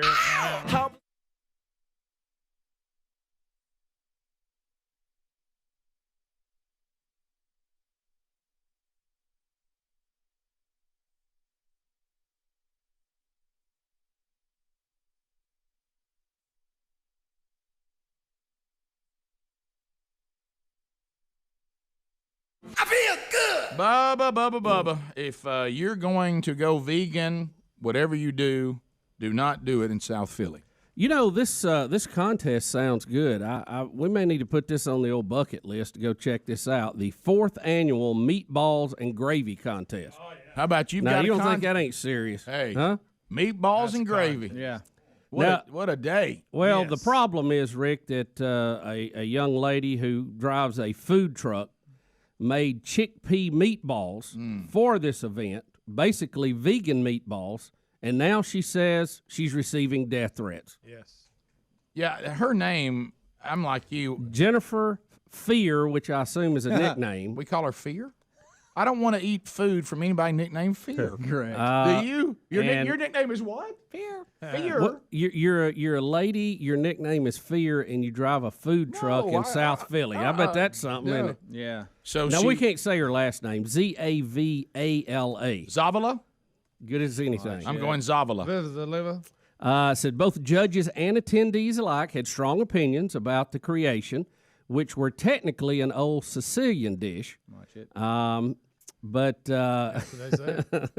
don't you realize? Well, how many, a meatball is a meatball, isn't it? Can you imagine picturing a Sicilian grandmother and her hearing that some vegan took her recipe and did a chickpea? And I'm not going to use the term meatball because it's a chickpea ball. It ain't a meatball.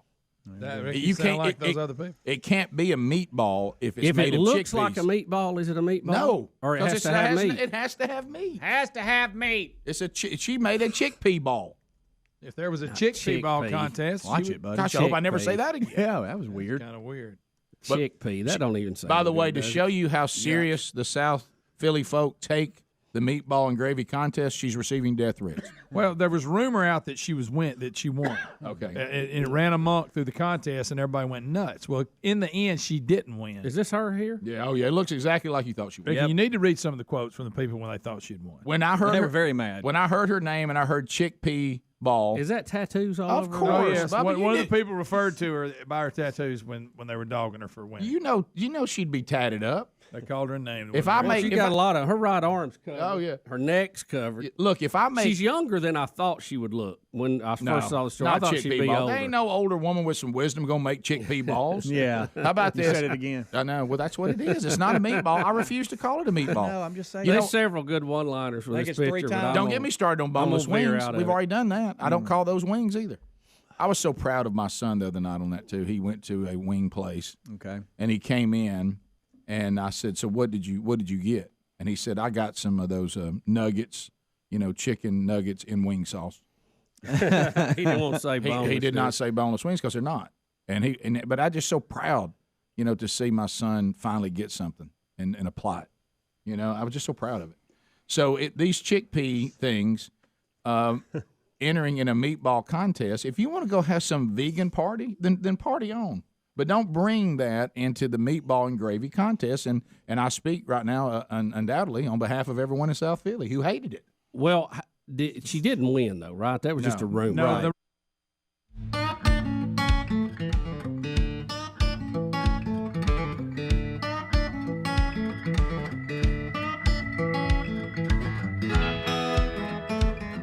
It is 8 minutes to the top of the hour. The Rick and Bubba Show, 866. We Be Big is our number, and we thank you for spending some time with us here today. We've been giving you some news stories, but also continuing with our updates. Continuing with updates as well. News update. Bee-da-ba-da, boo-da-ba, ha-hee-ha, boo-da-bee-da-bee-da-boo, ah-ha. Davante Adams, Bubba, we now have the update.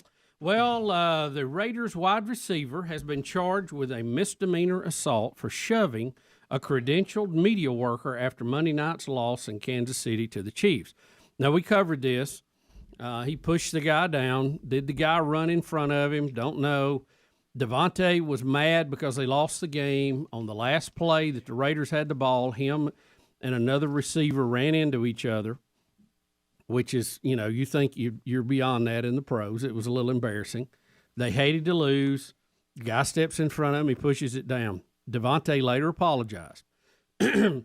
But we've talked about this. This is the kind of thing Davante shouldn't have done. No. And after he did it, he should have found out who the guy was, called him up, and said, "Hey, lunch is on me." So, but this guy now is going to file assault charges for being pushed down, which is ridiculous also. So here we go. The game is on. I will say this: if I was the guy that got pushed down, the way it happened. Now let me be clear. It's a pretty bad push. Well, but let me say this: it was a bad push. But when I first heard the story before seeing it, and he should be punished and disciplined by the league and all that. But I was under the impression that the guy was just standing there off to the side, and Davante Adams ran over there and pushed him, like, get out of my way. I didn't realize, even though he shouldn't have used that much force, that the guy was trying to get over in position. And, you and The guy stepped in front of him. You and I have been at games before where they're coming off the field, and you go across their line, so you're and they may even say, "Excuse me, man," or move you. He shouldn't have pushed him down, but it's not like he sought the guy out and went over it after him. all came together, and it was a bad. And as I've said, reaction. there are things that are bad behavior, but they're not criminal. All bad behavior is not criminal. Now I would say all criminal behavior is bad. Yeah. But all bad behavior is not all of it's criminal. Sometimes it's just somebody being a jerk and they didn't behave well, and they apologize. And if they didn't take money from you or damage your property, and you're not severely hurt, here's how it's coming across. Whether you like the side view and the back view look completely different. Yeah, whether you like this or not, the way it's coming across is I'm microphone man, and I got pushed down by these rich, spoiled, professional athletes, and they're gonna pay, baby. That's how it feels, as opposed to I was really damaged by someone who's a criminal, that's. Here's what court records. And have that's told how it's us. coming across to me. That's just saying. He was cited for intentional overt act that inflicted bodily injury. The man that was shoved was Ryan Zebley.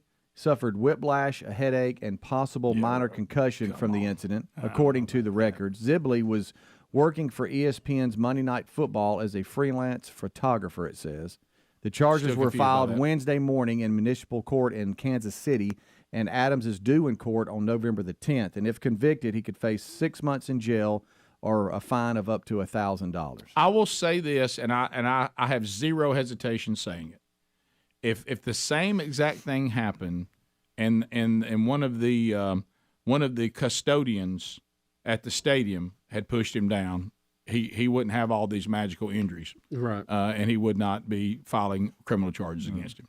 Yeah, no, he lined himself up for this the whole way. He got a private transport to the hospital, which means he called his own ambulance. He's working it. He's the Okay. guy at the car wreck that as soon as the police shows up, even after he's been talking to you, he starts grabbing his neck. I experienced that one time up close. Yeah. Yes, I did too, actually. I rear-ended a lady, and then she was running around, and then later I got a call from the insurance company. And I was like, you can see her. She's fine. Okay. Back to Davante Adams. This is something that I have not heard anybody mention, and I just noticed this. You know how those NFL players have the special message on the back of the helmet that they can put on whatever they want? I'm not joking you. On the back of Davante Adams' helmet, it says, "Stop hate." Oh, I just changed the oh, come on. Stop hate. It says "Stop hate." My page refreshed, but That's it says so "Stop good. hate." Yeah. Stop hate. But did y'all mention Did y'all mention Jamil? We haven't got to that now. Well, too, I don't know why as- Davante is so tore up because he's got a Taco Bell in his apartment. That's funny. Yeah. What was the commercial I saw him in the night where he sits up on the edge and he's talking to the fan? Because I was thinking this whole time, you shot this before, now you're in trouble. Right. I forget who it was from. So what is happening now on the other end of the She spectrum? said that the only reason he's in trouble is because it's racist. Well, see, that's the other end of the spectrum. That's not true either. No, it's not, Rick. Because like we said, you must show us an example of where a white person did this and didn't get punished. Davante Adams showed a lack of discipline and did something stupid, and he's not in trouble for it because he's black. He's in trouble because of what he did. But on the other end of the spectrum, the person is exaggerating with that, the damage 1,000%. that was done to them, and I don't have any respect for him either. No, I agree for his 100%. I think this guy's. There's no winner in this. But you can't say that it's racist. No, unless you have examples of this happening before. Everything in the news, somebody's going to say he's racist now. I mean, everything. Hill's exact tweet was totally on brand for how black men are treated by Not the true. police. That's not true. If That's an untrue statement. If I was this audio guy, I would just use it to harness my career, make it a bit. Yeah. You could be in the background of the next year's worth of NFL shots getting pushed, getting tripped, or just make it funny. Go make online, it a bit. make Yes, a. I would make a character out of it. I would do a Taco Bell commercial with him where I get pushed down by him while he's trying to get up there and get served first. Yes, and there's your check. Yes, And I'll have my yes. boom mic and everything. Yeah. Yes. Yes, definitely. Or the Tide commercial where he's sitting up on the ledge. It's the Tide Have the guy commercial. with a boom and him using some other detergent and throw him off the ledge. and I then would get be to signing the shoved Tide. by Davante Adams in every single endorsement deal he had. That's right. Every and brand I'd he hit social pushes. media and get all them followers and views and all that good stuff. You can get a big check that way too. Absolutely. I don't think he falls under the scenario that she was trying to point out. I mean, he's making $20 million a year. Yeah. Which is why the guy's hurt. Don't think he's mistreated. Which is also why the guy's hurt. Top of the hour. Rick and Bubba. And they quoted a woman after the rumor that this lady had won. The woman said, "The tattoo bee won." No, that's what it says. That's hilarious. And You know, then, Philly ought to be happy. The Eagles are doing pretty good right now. So You didn't bring us meatball in here. It's just chickpea. One of the judges was quoted saying it's not a blanking vegan competition. They're very upset. Go and go birds. Yeah. So So the last sentence or line in the entire story says it turns out it was a big misunderstanding. She didn't win. Yeah. By the way, they wanted one to know the winning meatballs were made of veal, pork, and beef. Rick, they felt sad for people who took the time to make a real meatball and lost to a gluten-free chickpea rolled in a ball. That's what one person said. Well, yeah, because it's unacceptable. If you want to have a vegan contest, knock yourself out. Yeah, because the meat people can't go for and being that, right? No. Maybe you can say I make really good vegan dishes. Fine. But don't come over to the meatball and gravy area, especially in South Philly. Just one picture of them, they look like sausage. Yeah, what next? Yeah. Somebody seriously going to go out there and what's that old rubbery stuff that people have that takes on the taste or whatever, but it's nothing. What's that old stuff? It looks like a rubber cube. What's that called? You mean the food additive? Yeah. What is it called? Oh, it's or something or list. No, I know what you're talking about. We keep them at the house. Oh, what is it called? Oh, that you add? No, I don't know. What is it called, Greg? You know what I mean? People. A bouillon cube? No. Is that not? Y'all know what I'm talking about. I have no idea. What is it? Y'all? Tofu. That's it. Tofu. I mean, what's next? Yeah. Hey, what's next? You gonna get tatted up and go out there and enter tofu into the brisket contest over in Texas? Yeah. I mean, this is. I mean, I've got to admit something here. About tofu. I might lose my man card. We can't be real about tofu. If you say you eat tofu, you're fired. No, I don't. I don't. Doesn't it taste Terry, like styrofoam? You like protein balls, though. Don't eat it. Yeah, I'll eat a protein ball in a second. They're good. That's what That's all right. All right, so Terry made spaghetti the other night. Right. And, I mean, I tore it up, okay? I mean, You said these are good. Go ahead. Right, I'm done. Which means you're not.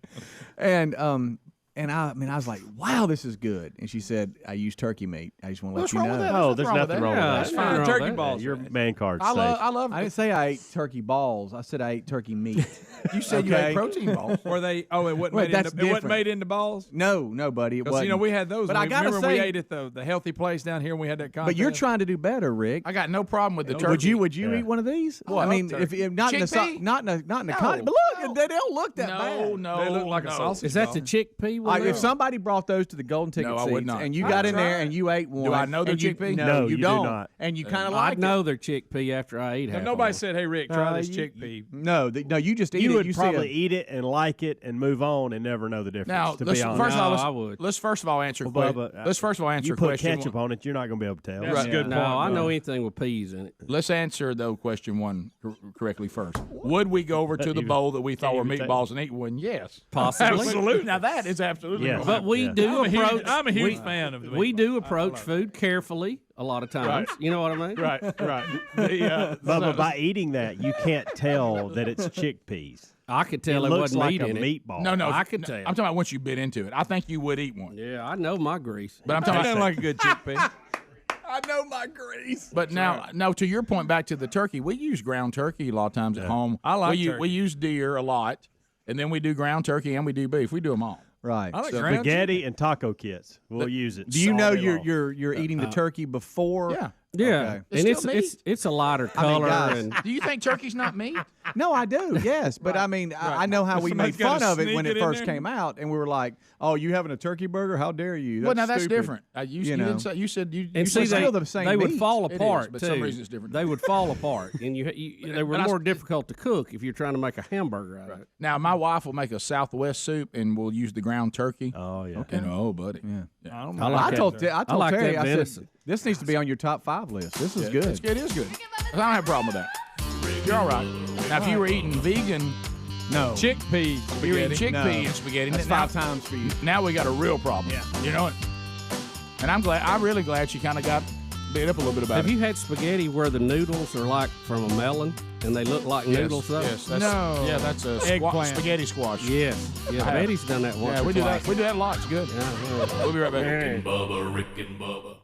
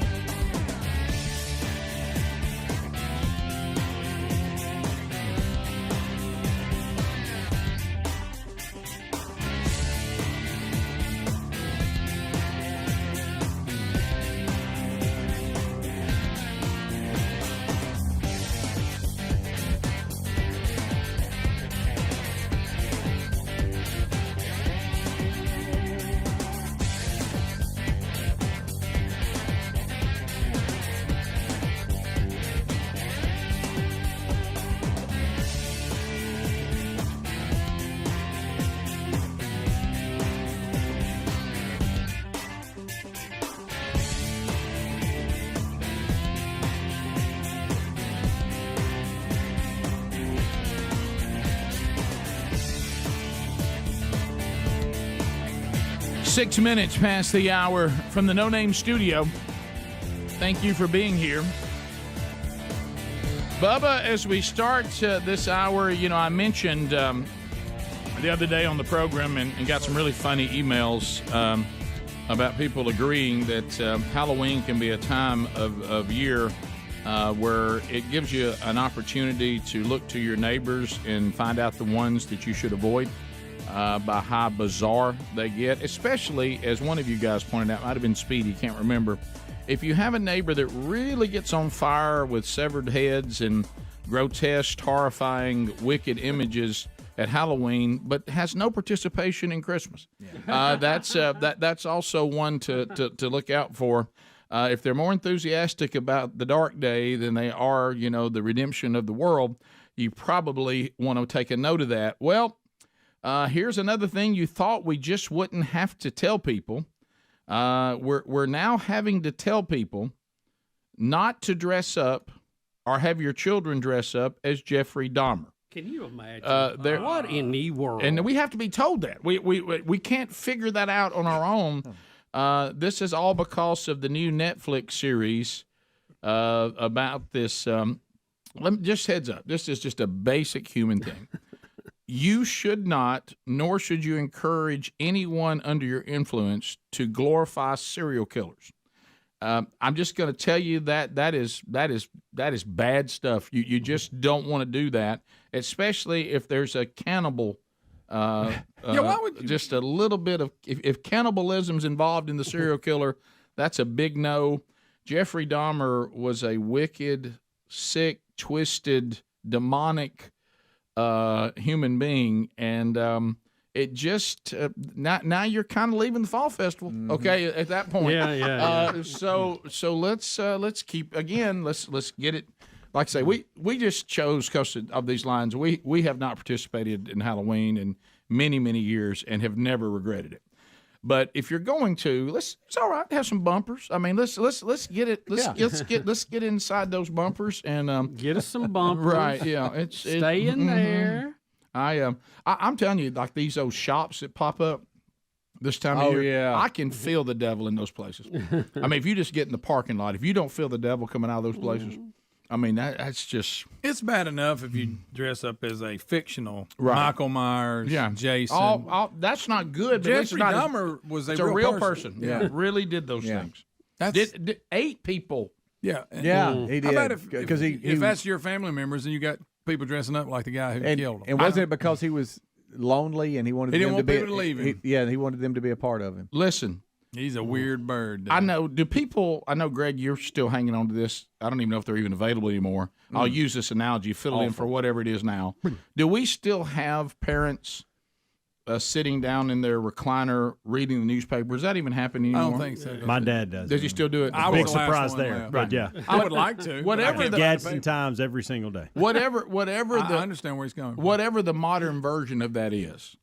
Your kid wanting to dress as Jeffrey Dahmer shouldn't even require you pulling down the newspaper. Right. I mean, behind the newspaper, you never even stop. You never even stop reading. That's a no. No pun intended. That's dead on arrival. But let me ask you this: how do you dress like Jeffrey Dahmer? What was the signature? They have it available. Well, he's got glasses. He had blonde hair, kind of combed over, and you can do a little nerdy looking. Yeah, I think it even shows how to do it. Greg, people have been posting photos of their Dahmer costumes.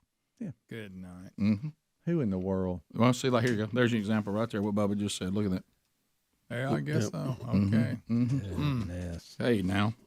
I just can't believe that. And then what we'll do, and then we'll be shocked when one of them is a school shooter. Well, I never saw that coming. I said, what about the day he dressed up as Jeffrey Dahmer?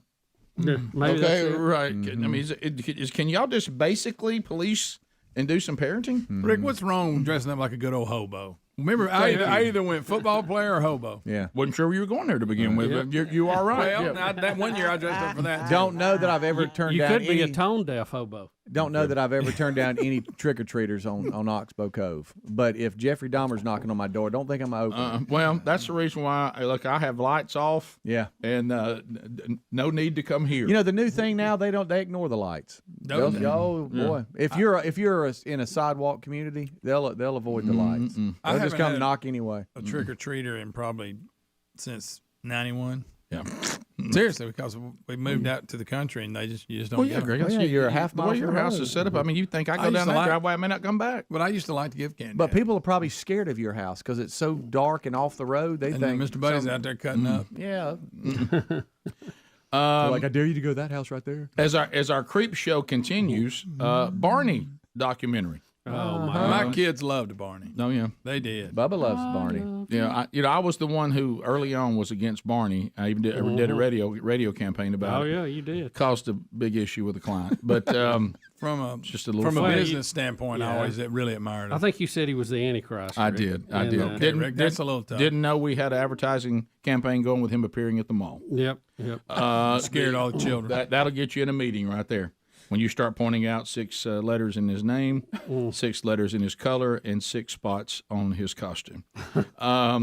Seemed like a little bit of fun at the time. Did not know that they were encouraging children to come see him while I was doing that. That'll cost you an advertising campaign. Yeah, both of my kids loved Barney. Oh yeah, I remember the Barney stuff. But Greg, unfortunately, the person who portrayed Barney, not Barney himself, because he's not real.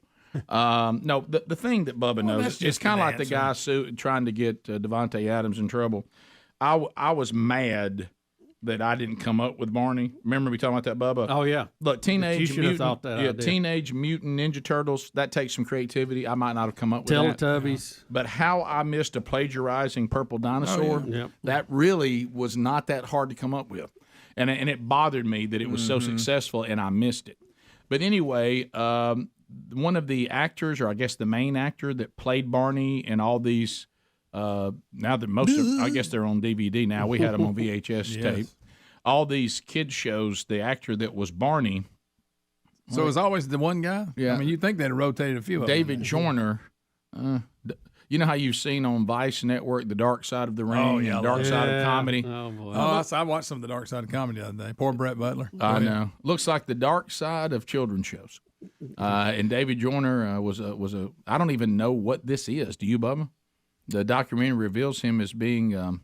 I don't know what it is. I read that name to you earlier. Do you know what that is? It's some name sex healer.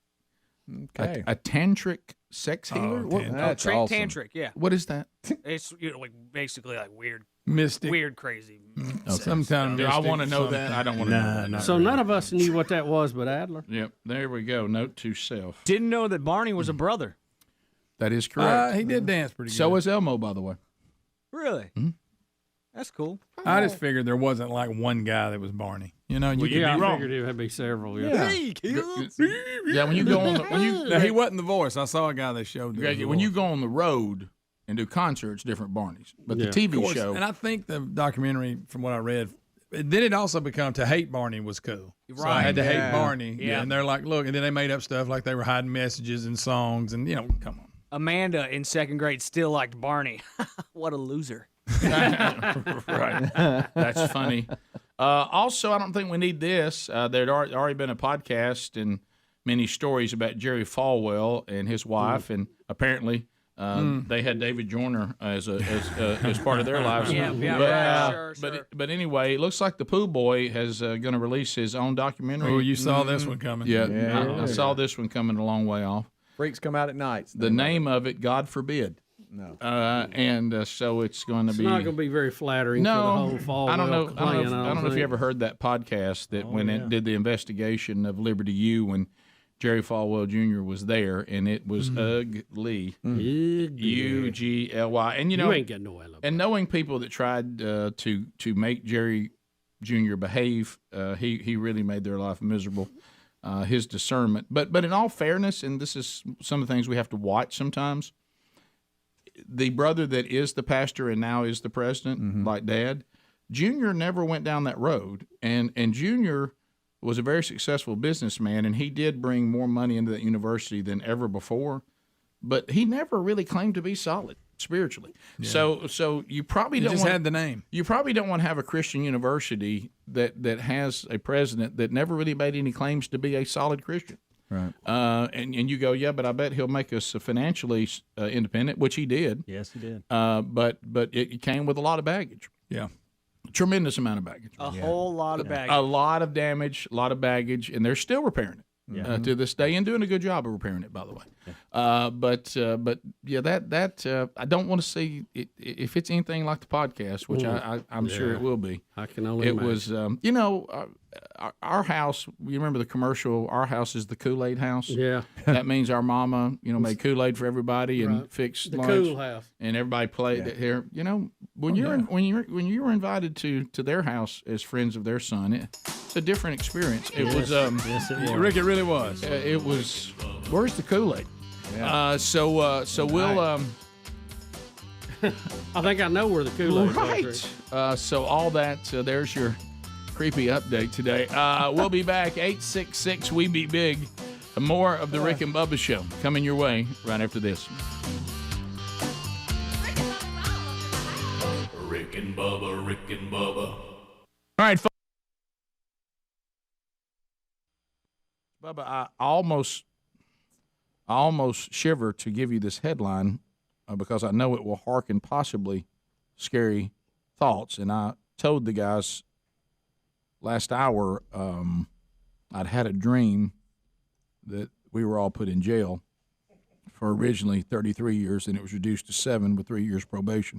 Thanks, Rick. I don't know what that was tied to, but now I will give you this headline, and I'm going to ask you to say nothing but, oh, that's interesting. Okay? Mhm. Say it back to me. Oh, that's interesting. Oh, that's interesting. Man sentenced for killing bald eagle in Virginia. So, What are you supposed to say? that's interesting.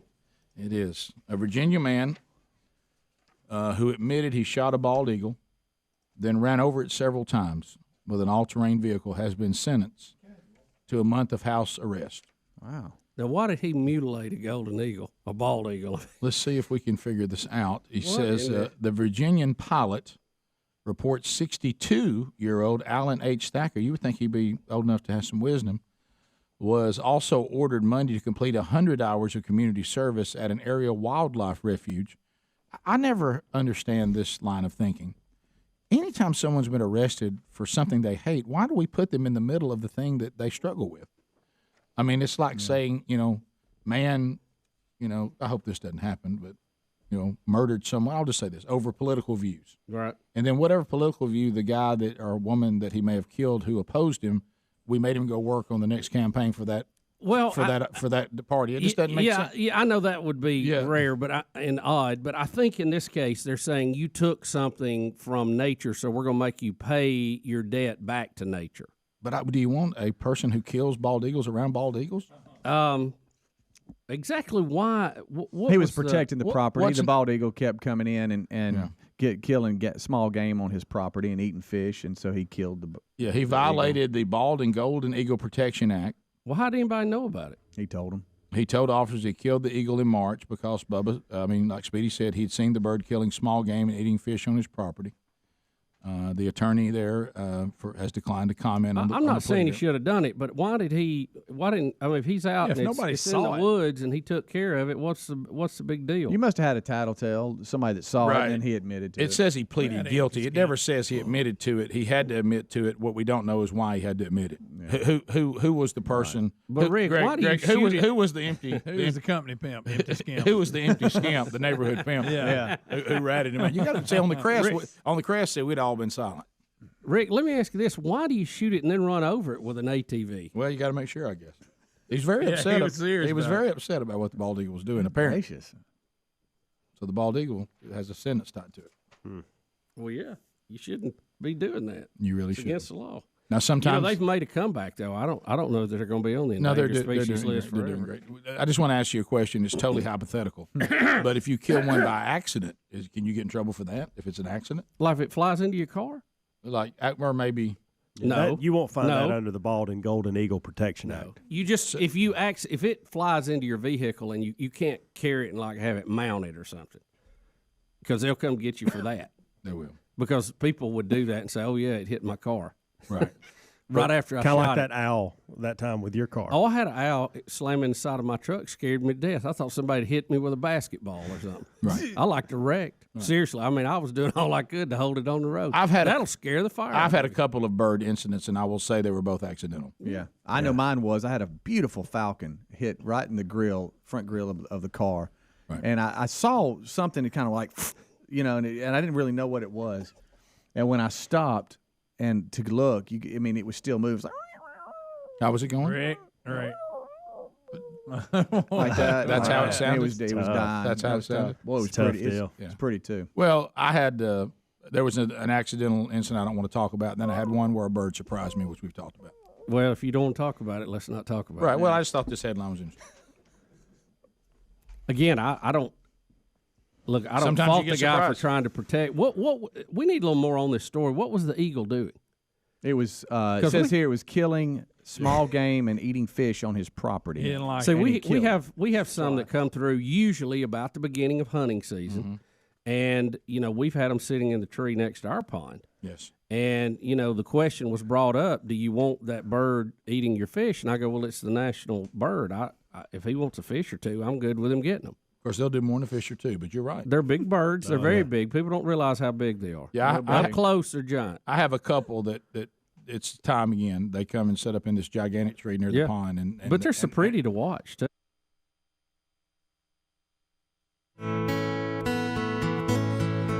"22 minutes past the hour, the Rick and Bubba Show. Thanks for being with us. Well, it's been an ongoing controversy. You've heard it for a long time. How did the Egyptians build these great pyramids? We've had many theories. One of them is as simple as if you have a lot of free labor at your beckoning call, and if you work some of them to death, you haul them off and replace them with others. You don't have any OSHA issues whatsoever, and you can run them into the ground by the thousands. You might be able to do that with just the workforce, and of course the Egyptian culture. They were brilliant people and seemed to be way ahead of people in many things that they knew and were investigating. Unfortunately, though, they still worshipped many idols. Didn't quite seem to get that one, but. This is a video, Adler. Tell us about it. That says, is this how the Egyptians built the Great Pyramids? Yeah, exactly what you're saying, Rick. This is going viral on Twitter right now, and I didn't think this was something that was new, but a lot of people seem to think it is, and because a lot of people talk about how did they get these blocks moved, and all that. But to your point, the free labor, and they were pretty good engineers. But this shows them using molds and mortar. Kind of like concrete in molds, and just using people upon people upon people as like just a human. What's that called when you hand it next to the person next to you? It's fireman's carry. Fire something. The way they used to put fires. The line they'd line them past that bucket. What was that called? What was that called? I have no idea. Assembly line. But you're seeing a lot of that here, and these molds are one of the ways that they could have actually not had to move 25 tons worth of rocks. I see what you're saying. Each time. Yeah. They would move the much lighter mold and just fill it with what they had. They didn't move them already in stone form. Yes. But where did the concrete that they made this that they were bringing in through the carrying process? Where did all that come from? Well, I know that they were making it with straw and mud and. Yeah, well, we got that from the Moses story. Yeah, right, correct. Yeah, yeah, that's what I thought too. I thought that the scene where Moses kills the guy, they were making mud bricks. Well, remember also they all got mad at Moses because he said, "Tell them to make it without straw now." Yeah, and see how they like that. Yeah, Pharaoh took the straw away. Mm-hmm. Yeah. So that to me puzzled me. That puzzled me because I was like, this isn't new. I thought we've talked about that for a while now. Well, the mold thing is kind of, I haven't heard that before. Okay. But that's a problem. Well, I mean, I think it makes sense. Like I said, they were building bricks anyway. Right. So who's to say that those bigger stones were not all little bricks put together and then covered over with something? Right. And go up there and use the mold and build them on site. And then, like you said, lots of free labor. A whole lot of free labor. For a long time. Not a lot of OSHA there, not a lot of unionizing. 20 years, by the way. 20 years. Wow. At some point, maybe year 12, do you think they went, what are we doing? Right. I thought it took longer than that. How about patience? I thought it was like 200 years. Yeah, they had. How long were the Israeli slaves there? I want to say it was 400 something, wasn't it? Yeah, I think it's over 400 years that they were there. And we know out of Scripture that Noah in the gang. Of course, he didn't have a lot of people buy in. Noah, the ark, 120 years to build. Yeah. Yeah. So By the way, that's a commitment to him. That's a commitment to I've a read a project, few Rick. things. It makes 30 years here on the radio look like nothing. Well, it was why in the Old Testament he was deemed righteous because of his faith in action. Too, how they did it, how they made the brick, how they got it there. That's really one thing, but their expertise in how square these things are to standards that we require now on buildings. I mean, they had it square, almost perfect. Mm-hmm. They were set up almost perfect north, south, east, and west. Yep. They were all set up so that the pyramid did not cast a shadow when they had the spring and fall equinox, which again showed that they had some understanding of the sky and where our place was in it. So, they used a lot of technology building that to show us they understood that, which was lost to some degree after that for a while. Sure. So it is interesting, though. This is interesting. Listen to this.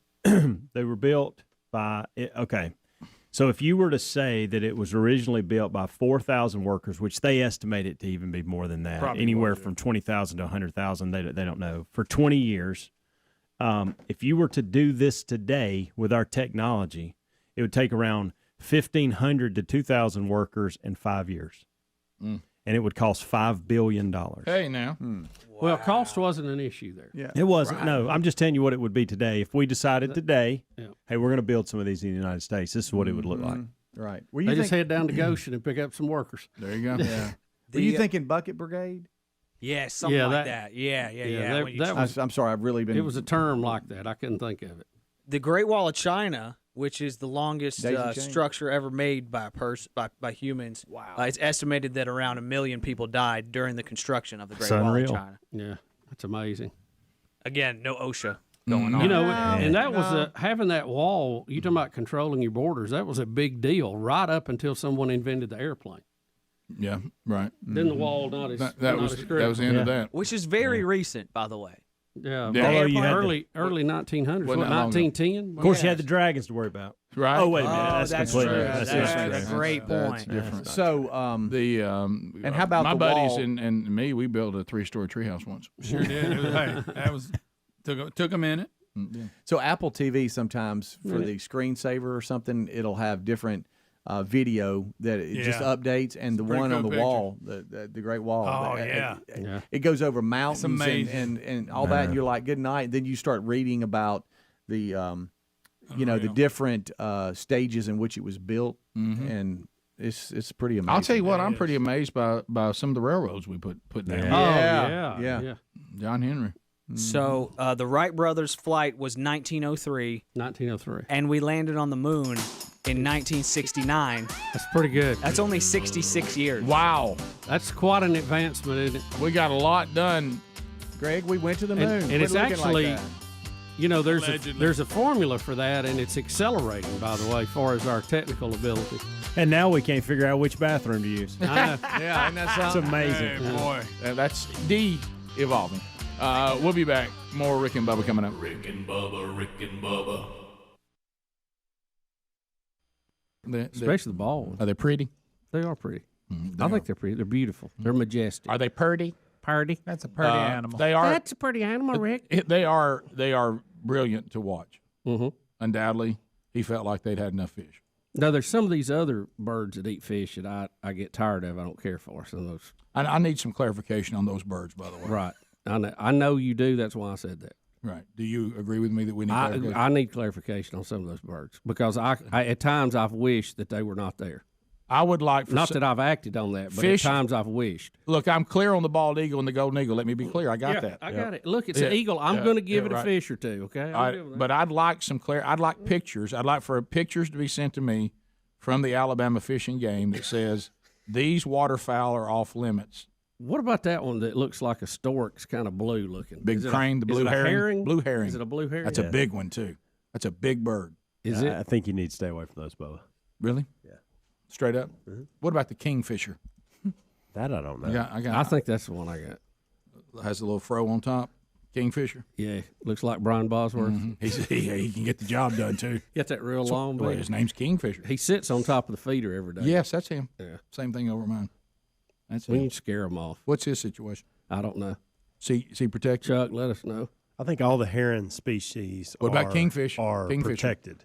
Any of those waterfowl, all waterfowl other than ducks? I don't know about that. I mean, I think depends on where you're at. If I'm a waterfowl in our state and I come in and get fish, am I all those protected? Because I need to know that. Not necessarily. It depends on. There's some people that don't allow that to happen. I mean, not me. But What if I you know there's found some them? people What if that they don't were allow just that. found dead? You know, Are we talking about your property? I don't know. They're just various properties.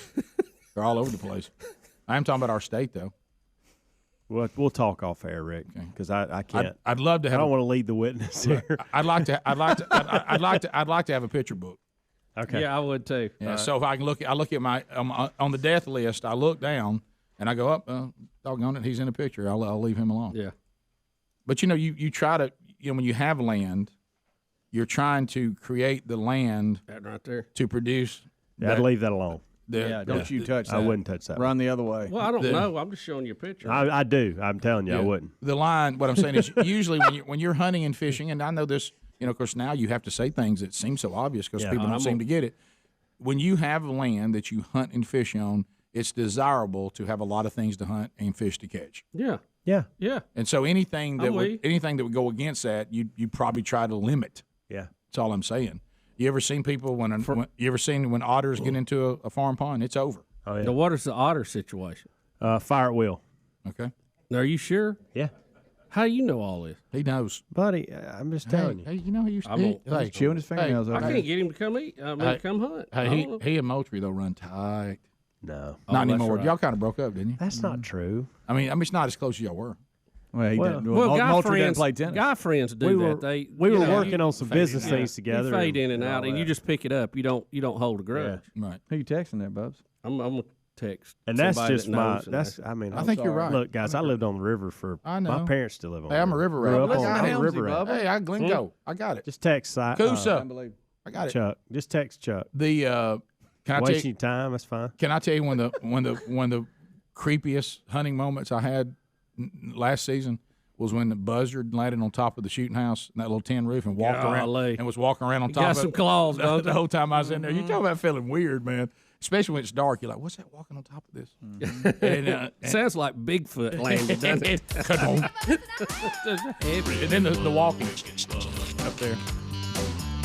But look, I want to. For what it's worth, it says because of widespread distribution and abundant numbers, that blue herons are classified as a low conservation concern. That doesn't say you can shoot them. It does not say No, that. it does not. I'm going to ask the guy that knows that. Yeah, I would. That's what I do. We'll be back. That's what it says. More Rick and Bubba next. Rick and Bubba, Rick and Bubba.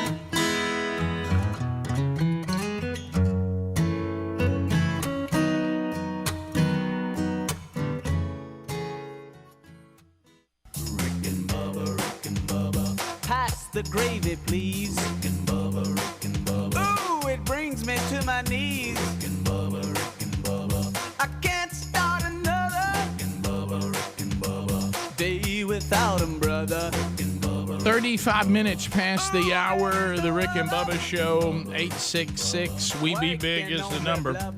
Thank you for being with us. Enviro Cleanse. The United States Department of Defense says the Enviro Cleanse system is the best in the business, and so much so we put it on board all of our Navy ships.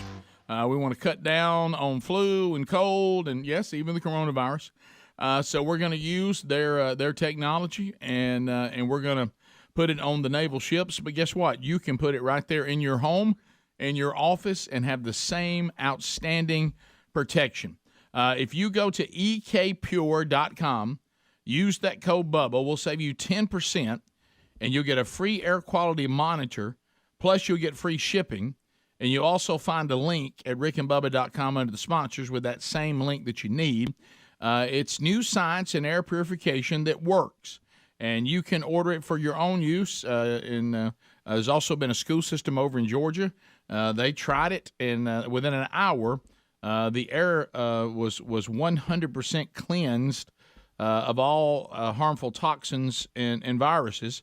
And they're talking about how much healthier the kids are this fall than they were last fall. So ekpure.com, use the code Bubba, save 10%, get that free air quality monitor and free shipping. Right now, get your system. Okay, so Speedy, you all right over there, buddy? Because this is going to be kind of hard on you. Really? We have the election in Pennsylvania. Dr. Oz was beloved by the left until he decided to think for himself. And now, of course, he's hated. And this Fetterman, is that how you say his name? John Fetterman? Yeah. He looks like a wrestler. Is, believe it or not, still ahead in the polls. Now, has he had a stroke? What's happened? He has. He had a stroke, and we hate that, and he's, I guess, trying to recover. I mean, you hate for anybody to have a stroke, straight up. You want the guy to be well, but the fact that he can still run, not really debate, not really have any type of meaningful interviews at all, and still be leading in the polls is something sounds else. like our president. Well, you have a president, like Greg Right. said. That sounds Yeah. like you just described Joe Biden. That's a good point. Well, Thank you. He's got 2 more years. Once the president has been elected and continues to stay Hillary there doing? in the state he's in, well, this tells the Fettermans of the world there's no need to step down. Yeah. Right. Yeah, I heard an interview with the reporter that did, I don't know if it's this particular interview, and she said that he could not interact with her speaking in their small, just chit-chat before the interview, and that she had to type everything or have it typed onto a screen. He can understand if he's reading it, but he can't understand listening to you what he's hearing. Yeah, he has a computer set up during the interview, and his computer setup will transcribe what the question says.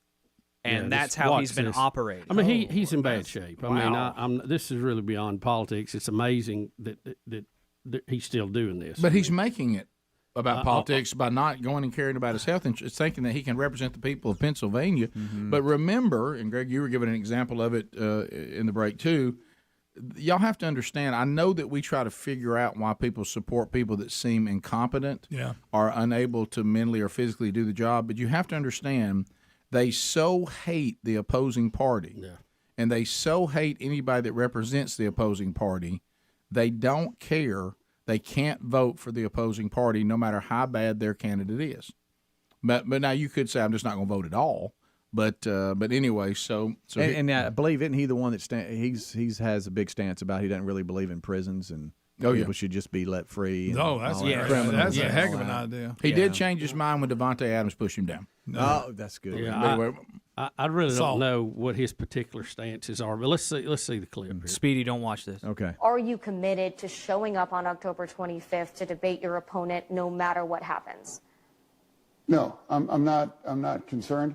I believe that's another opportunity to be transparent, and people can make their own decisions, during the debate. Sorry, to clarify, are you committed to showing up on October 25th no matter what your opponent says or does?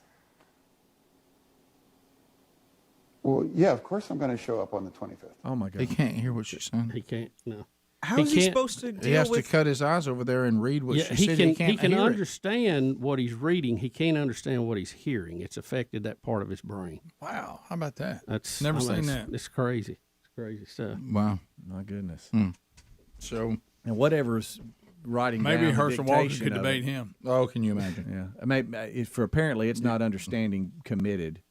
Right? Isn't that, I don't know. He wasn't getting the translation. It's kind of like me speaking you into the phone. Yeah. And sometimes I look down at the text. I'm like, that's not what I said. Right. I think you're Here's more video you can What if actually. they start somebody pulling the trigger and feeding him bad questions? Oh, I would type so many Act things. confused and say, I don't know. Okay, I don't know. Here's the transcription device. You can actually see it working. Calling for you to release your records. This point was made from Dr. Altman, who's a physician and writer covering health and political leaders at the Times for more than 50 years. He said politicians should realize that disclosing limited information about their health can make it more of an issue than full transparency. I know you're tired of answering these questions. Don't you think that if you just released those records and answered those calls, it would be easier to put this to bed? Once I said, I believe that our doctors saying that we're fit to do it, and I have demonstrated my abilities and where I'm at, and I'm leaving people up to that choice. But we haven't heard from your doctors in 6 months.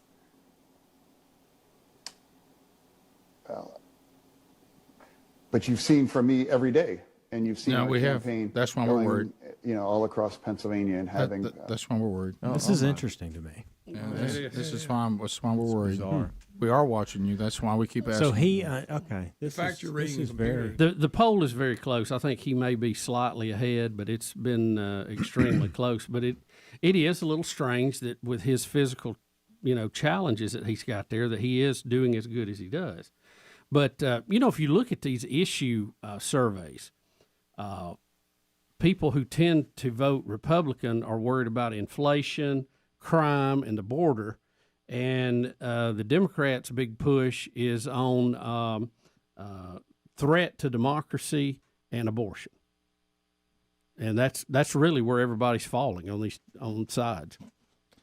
Yeah, that does seem like. I saw some interviews in Pennsylvania. One lady says, I couldn't vote for Oz because of his affiliation with Donald Trump, no matter what.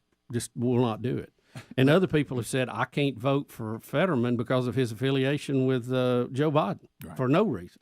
Well, that goes back to what I said. I think we think, how can you hear this person who has issues, or how can you hear for a person that just doesn't seem all that bright, it no longer matters about the quality of the candidate. And Bubba's making the point right now, it's the platform. I vote for the platform, and I vote against the opposing platform. And who the candidate is really is becoming less and less important. Yeah, it's who they represent, or what platform they represent. Which tells you they're only going to vote one way no matter what. Yeah, and then there must be this small group of people that everybody keeps trying to get to change their mind. And they keep going back to the January 6th thing, and you see some of the penalties they're handing out. And again, I can't get over, and I hate to go back to this Robert E. Lee thing again. Are you back on that again? But you have people up there that are being sentenced for many years for being up there doing what they were doing, legal or not. And you had a guy that led an army against the United States that got a handshake and went back and was president of the university. It just seems strange to me. I'm trying, I guess, to get some kind of bearing on all this, but it's very odd. And you would get me, by the way, until the platforms maybe change, and neither one of them, line up the way I see the world perfectly, but one lines up, what I think is better for our quality of life than the other. But if you're a candidate, and let's say that, because there's so many different offices and everything you have to deal with when you go to vote, and let's say I don't know anything about you. Okay, because there's a lot of times I look down when I'm voting. I haven't researched every race. I don't know some of these people. I have no idea who they are. So if they have an R by their name, I vote for them. Well, what if they really don't represent the platform? I have no idea. Yeah. Mm-hmm. And because I don't. What if they tricked me? What if they came in and really they know that I'll vote for them if where I live and more people vote for the R than the D, and they just pretend to be an R, which we've seen, they would get elected with my vote. Yeah. Because I don't have time to research all these people. I have no idea. So you end up just voting. I know some people say this, but I think it's rare now. Well, I just vote for the candidate. I go down there and vote some Democrats, some Republicans. They're now so opposed to each other, and the platforms are so different now. I'll give you that in the 80s and even the 90s. Yeah, I doubt that takes place much anymore. I certainly don't do it. No. If I see a D by your name, you're out. I don't even have to know who you are. Yeah. But there's just too many races and too many offices. I don't know who some of these people are. Can we hear one quick Fetterman clip? His response to Chris Hayes asking him how he's doing. Yeah. Okay. And first, I just wanted to check in and see how you're feeling and how you're doing. I'm doing fantastic, and And it's not about kicking balls in the authority or anything. What? That wasn't the question. He just said kicking balls in the authority. Yep, and then you just said it again. I'm sorry. Yeah. Well, it doesn't make sense, so it's okay to say. Right. I can't be bothered by something that doesn't even make sense. Nah, that's a good I point. don't know what we're Don't doing. tell Greg that though. No. He'll be firing lines left and right. He'll find ways to make other things work. Yeah. We'll be back. Your phone calls, and we got a couple of animal videos we hadn't looked at, which is tradition. When we come back, 866-WE-BE-BIG lines are available. We'll chat with you next. Rick and Bubba, Rick and Bubba. I know if you had the kickoff hour today, you've heard this story, but the rest of the day we have not talked about.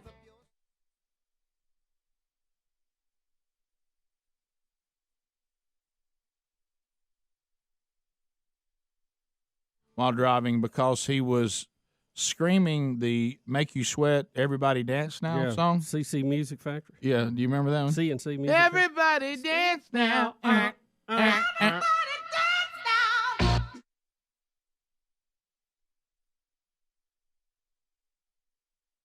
You can get it for this in Canada? Montreal?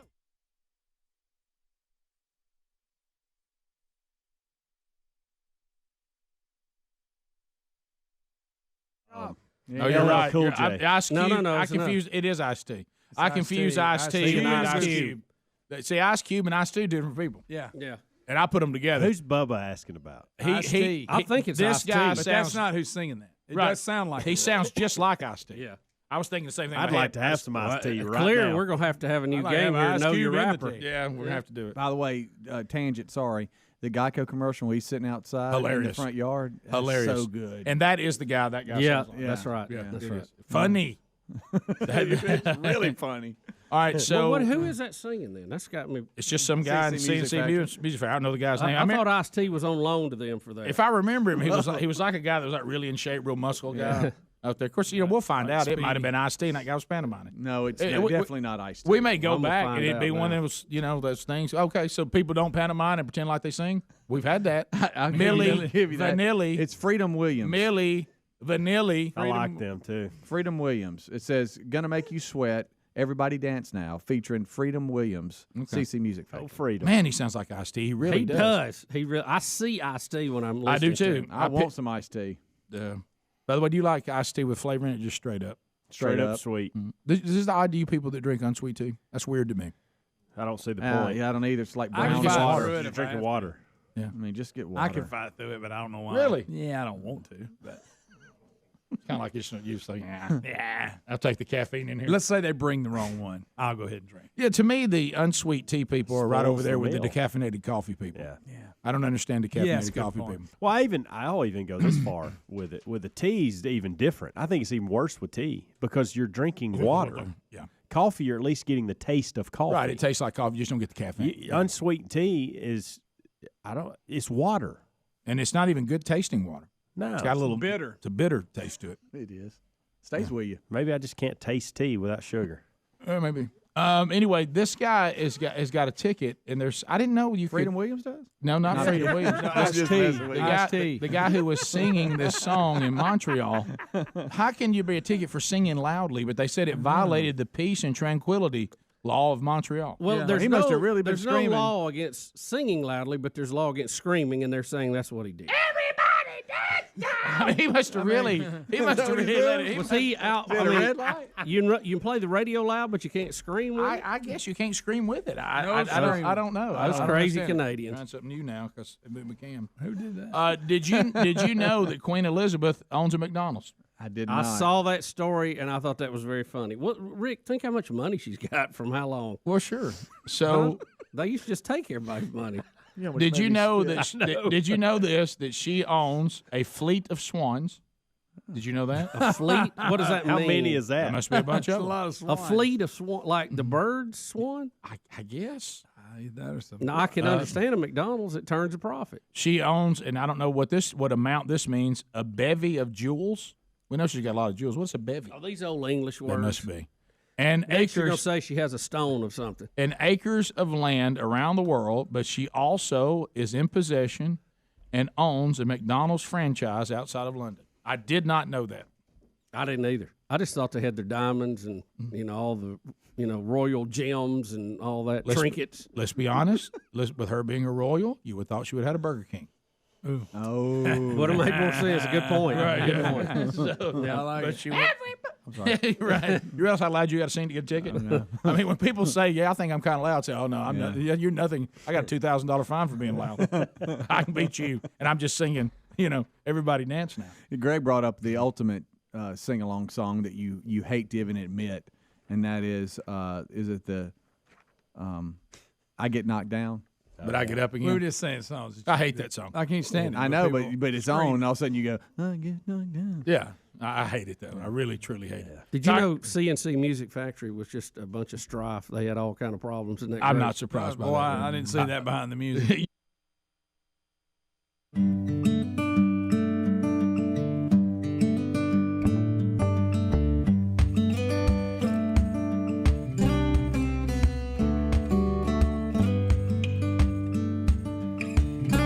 Minutes to the top of the hour, the Rick and Bubba Show. Thank you for being with us today on another edition of Rick and Bubba.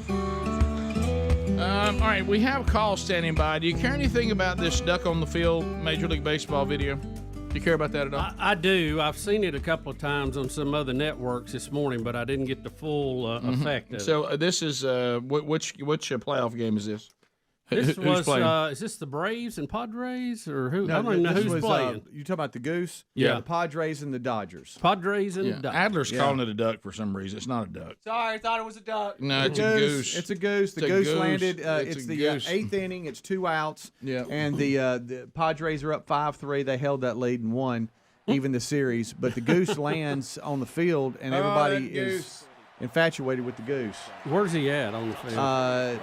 I'm not really sure, Bubba. I'm sorry, but I think we're about I think to see. he's between third baseline and the dugout. Okay. I think. All right. Yeah. Sounds good. There- Yeah. there he is. Oh, he's no, in center field. Yeah, He's shallow right flying center. there. He's flying right there. Is there he something flying? wrong with it? I thought he was. I thought it's No, don't they shoe him and then he flies down maybe behind that's home it. plate? I think that's where I was. Maybe. Yeah. Okay. Let it roll. When I Edward. saw the long video Look at it. on TV this morning or during the show, it looks like even when he tried to fly, he can't fly a long way. Well, think Yeah. about Let what it roll, he's Edward. thinking.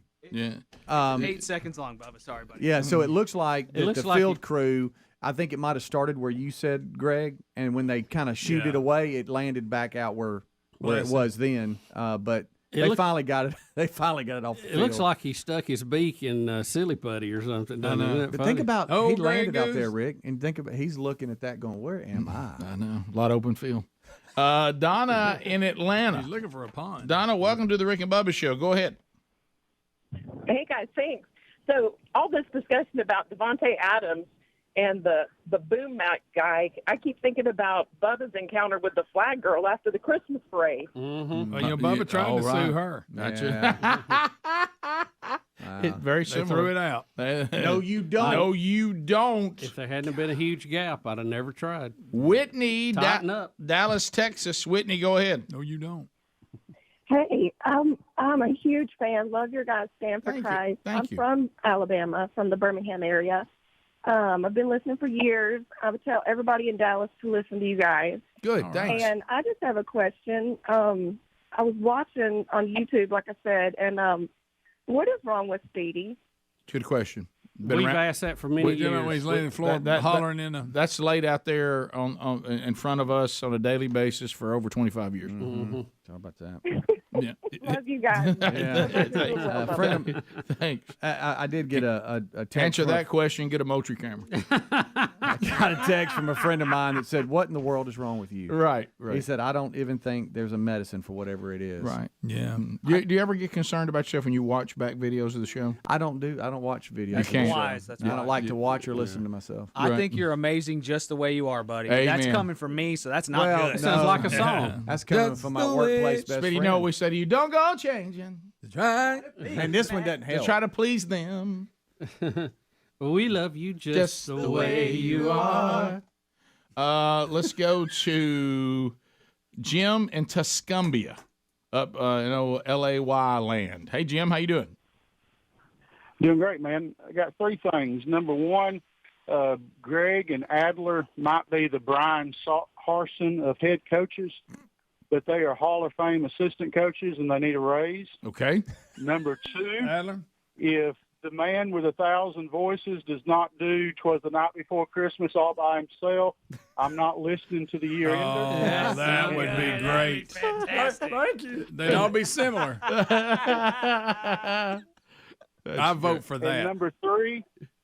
And number three, I'm just curious that before Bubba started, quote unquote, socially drinking, he didn't have any trouble with his liver. Well, I done right. That daggone pontoon boat. Oh yeah. Yeah, boy. Thanks, Rick. I appreciate that. I think he's staying. Only reason why he's staying hanging around Baptist in case he needs a good liver. I'm here all week. Rick's favorite line is non-denominational. Sorry, that was the one that slays you. Yeah, it is because it's funny. It's not true, but it's funny. I know. Yeah. I can't help but laugh, which makes you look guilty. Yeah. Right. Well, we're just trying to be funny. The truth is right. That's it. That doesn't matter. Mike in Sweet Home, Alabama. Mike, what about it, Mike? Mike, go ahead. Good morning, guys. Hey, buddy. Hey, let's start a new campaign. Let's vote for the new guy. If he's got new bad ideas, at least they're new bad ideas. Oh, okay. There you go. Return the old bad ideas. Right. John in Birmingham. John, go ahead. Hey, good morning, guys. Y'all are talking about how they built the pyramids. You want to know? You want to know how they did it? Sure. 2 words. 2 words. Made in America. I thought we were getting set up for a topaz. I think the 2 words were made by slaves. Right. Let's go to Oklahoma. Nate, welcome.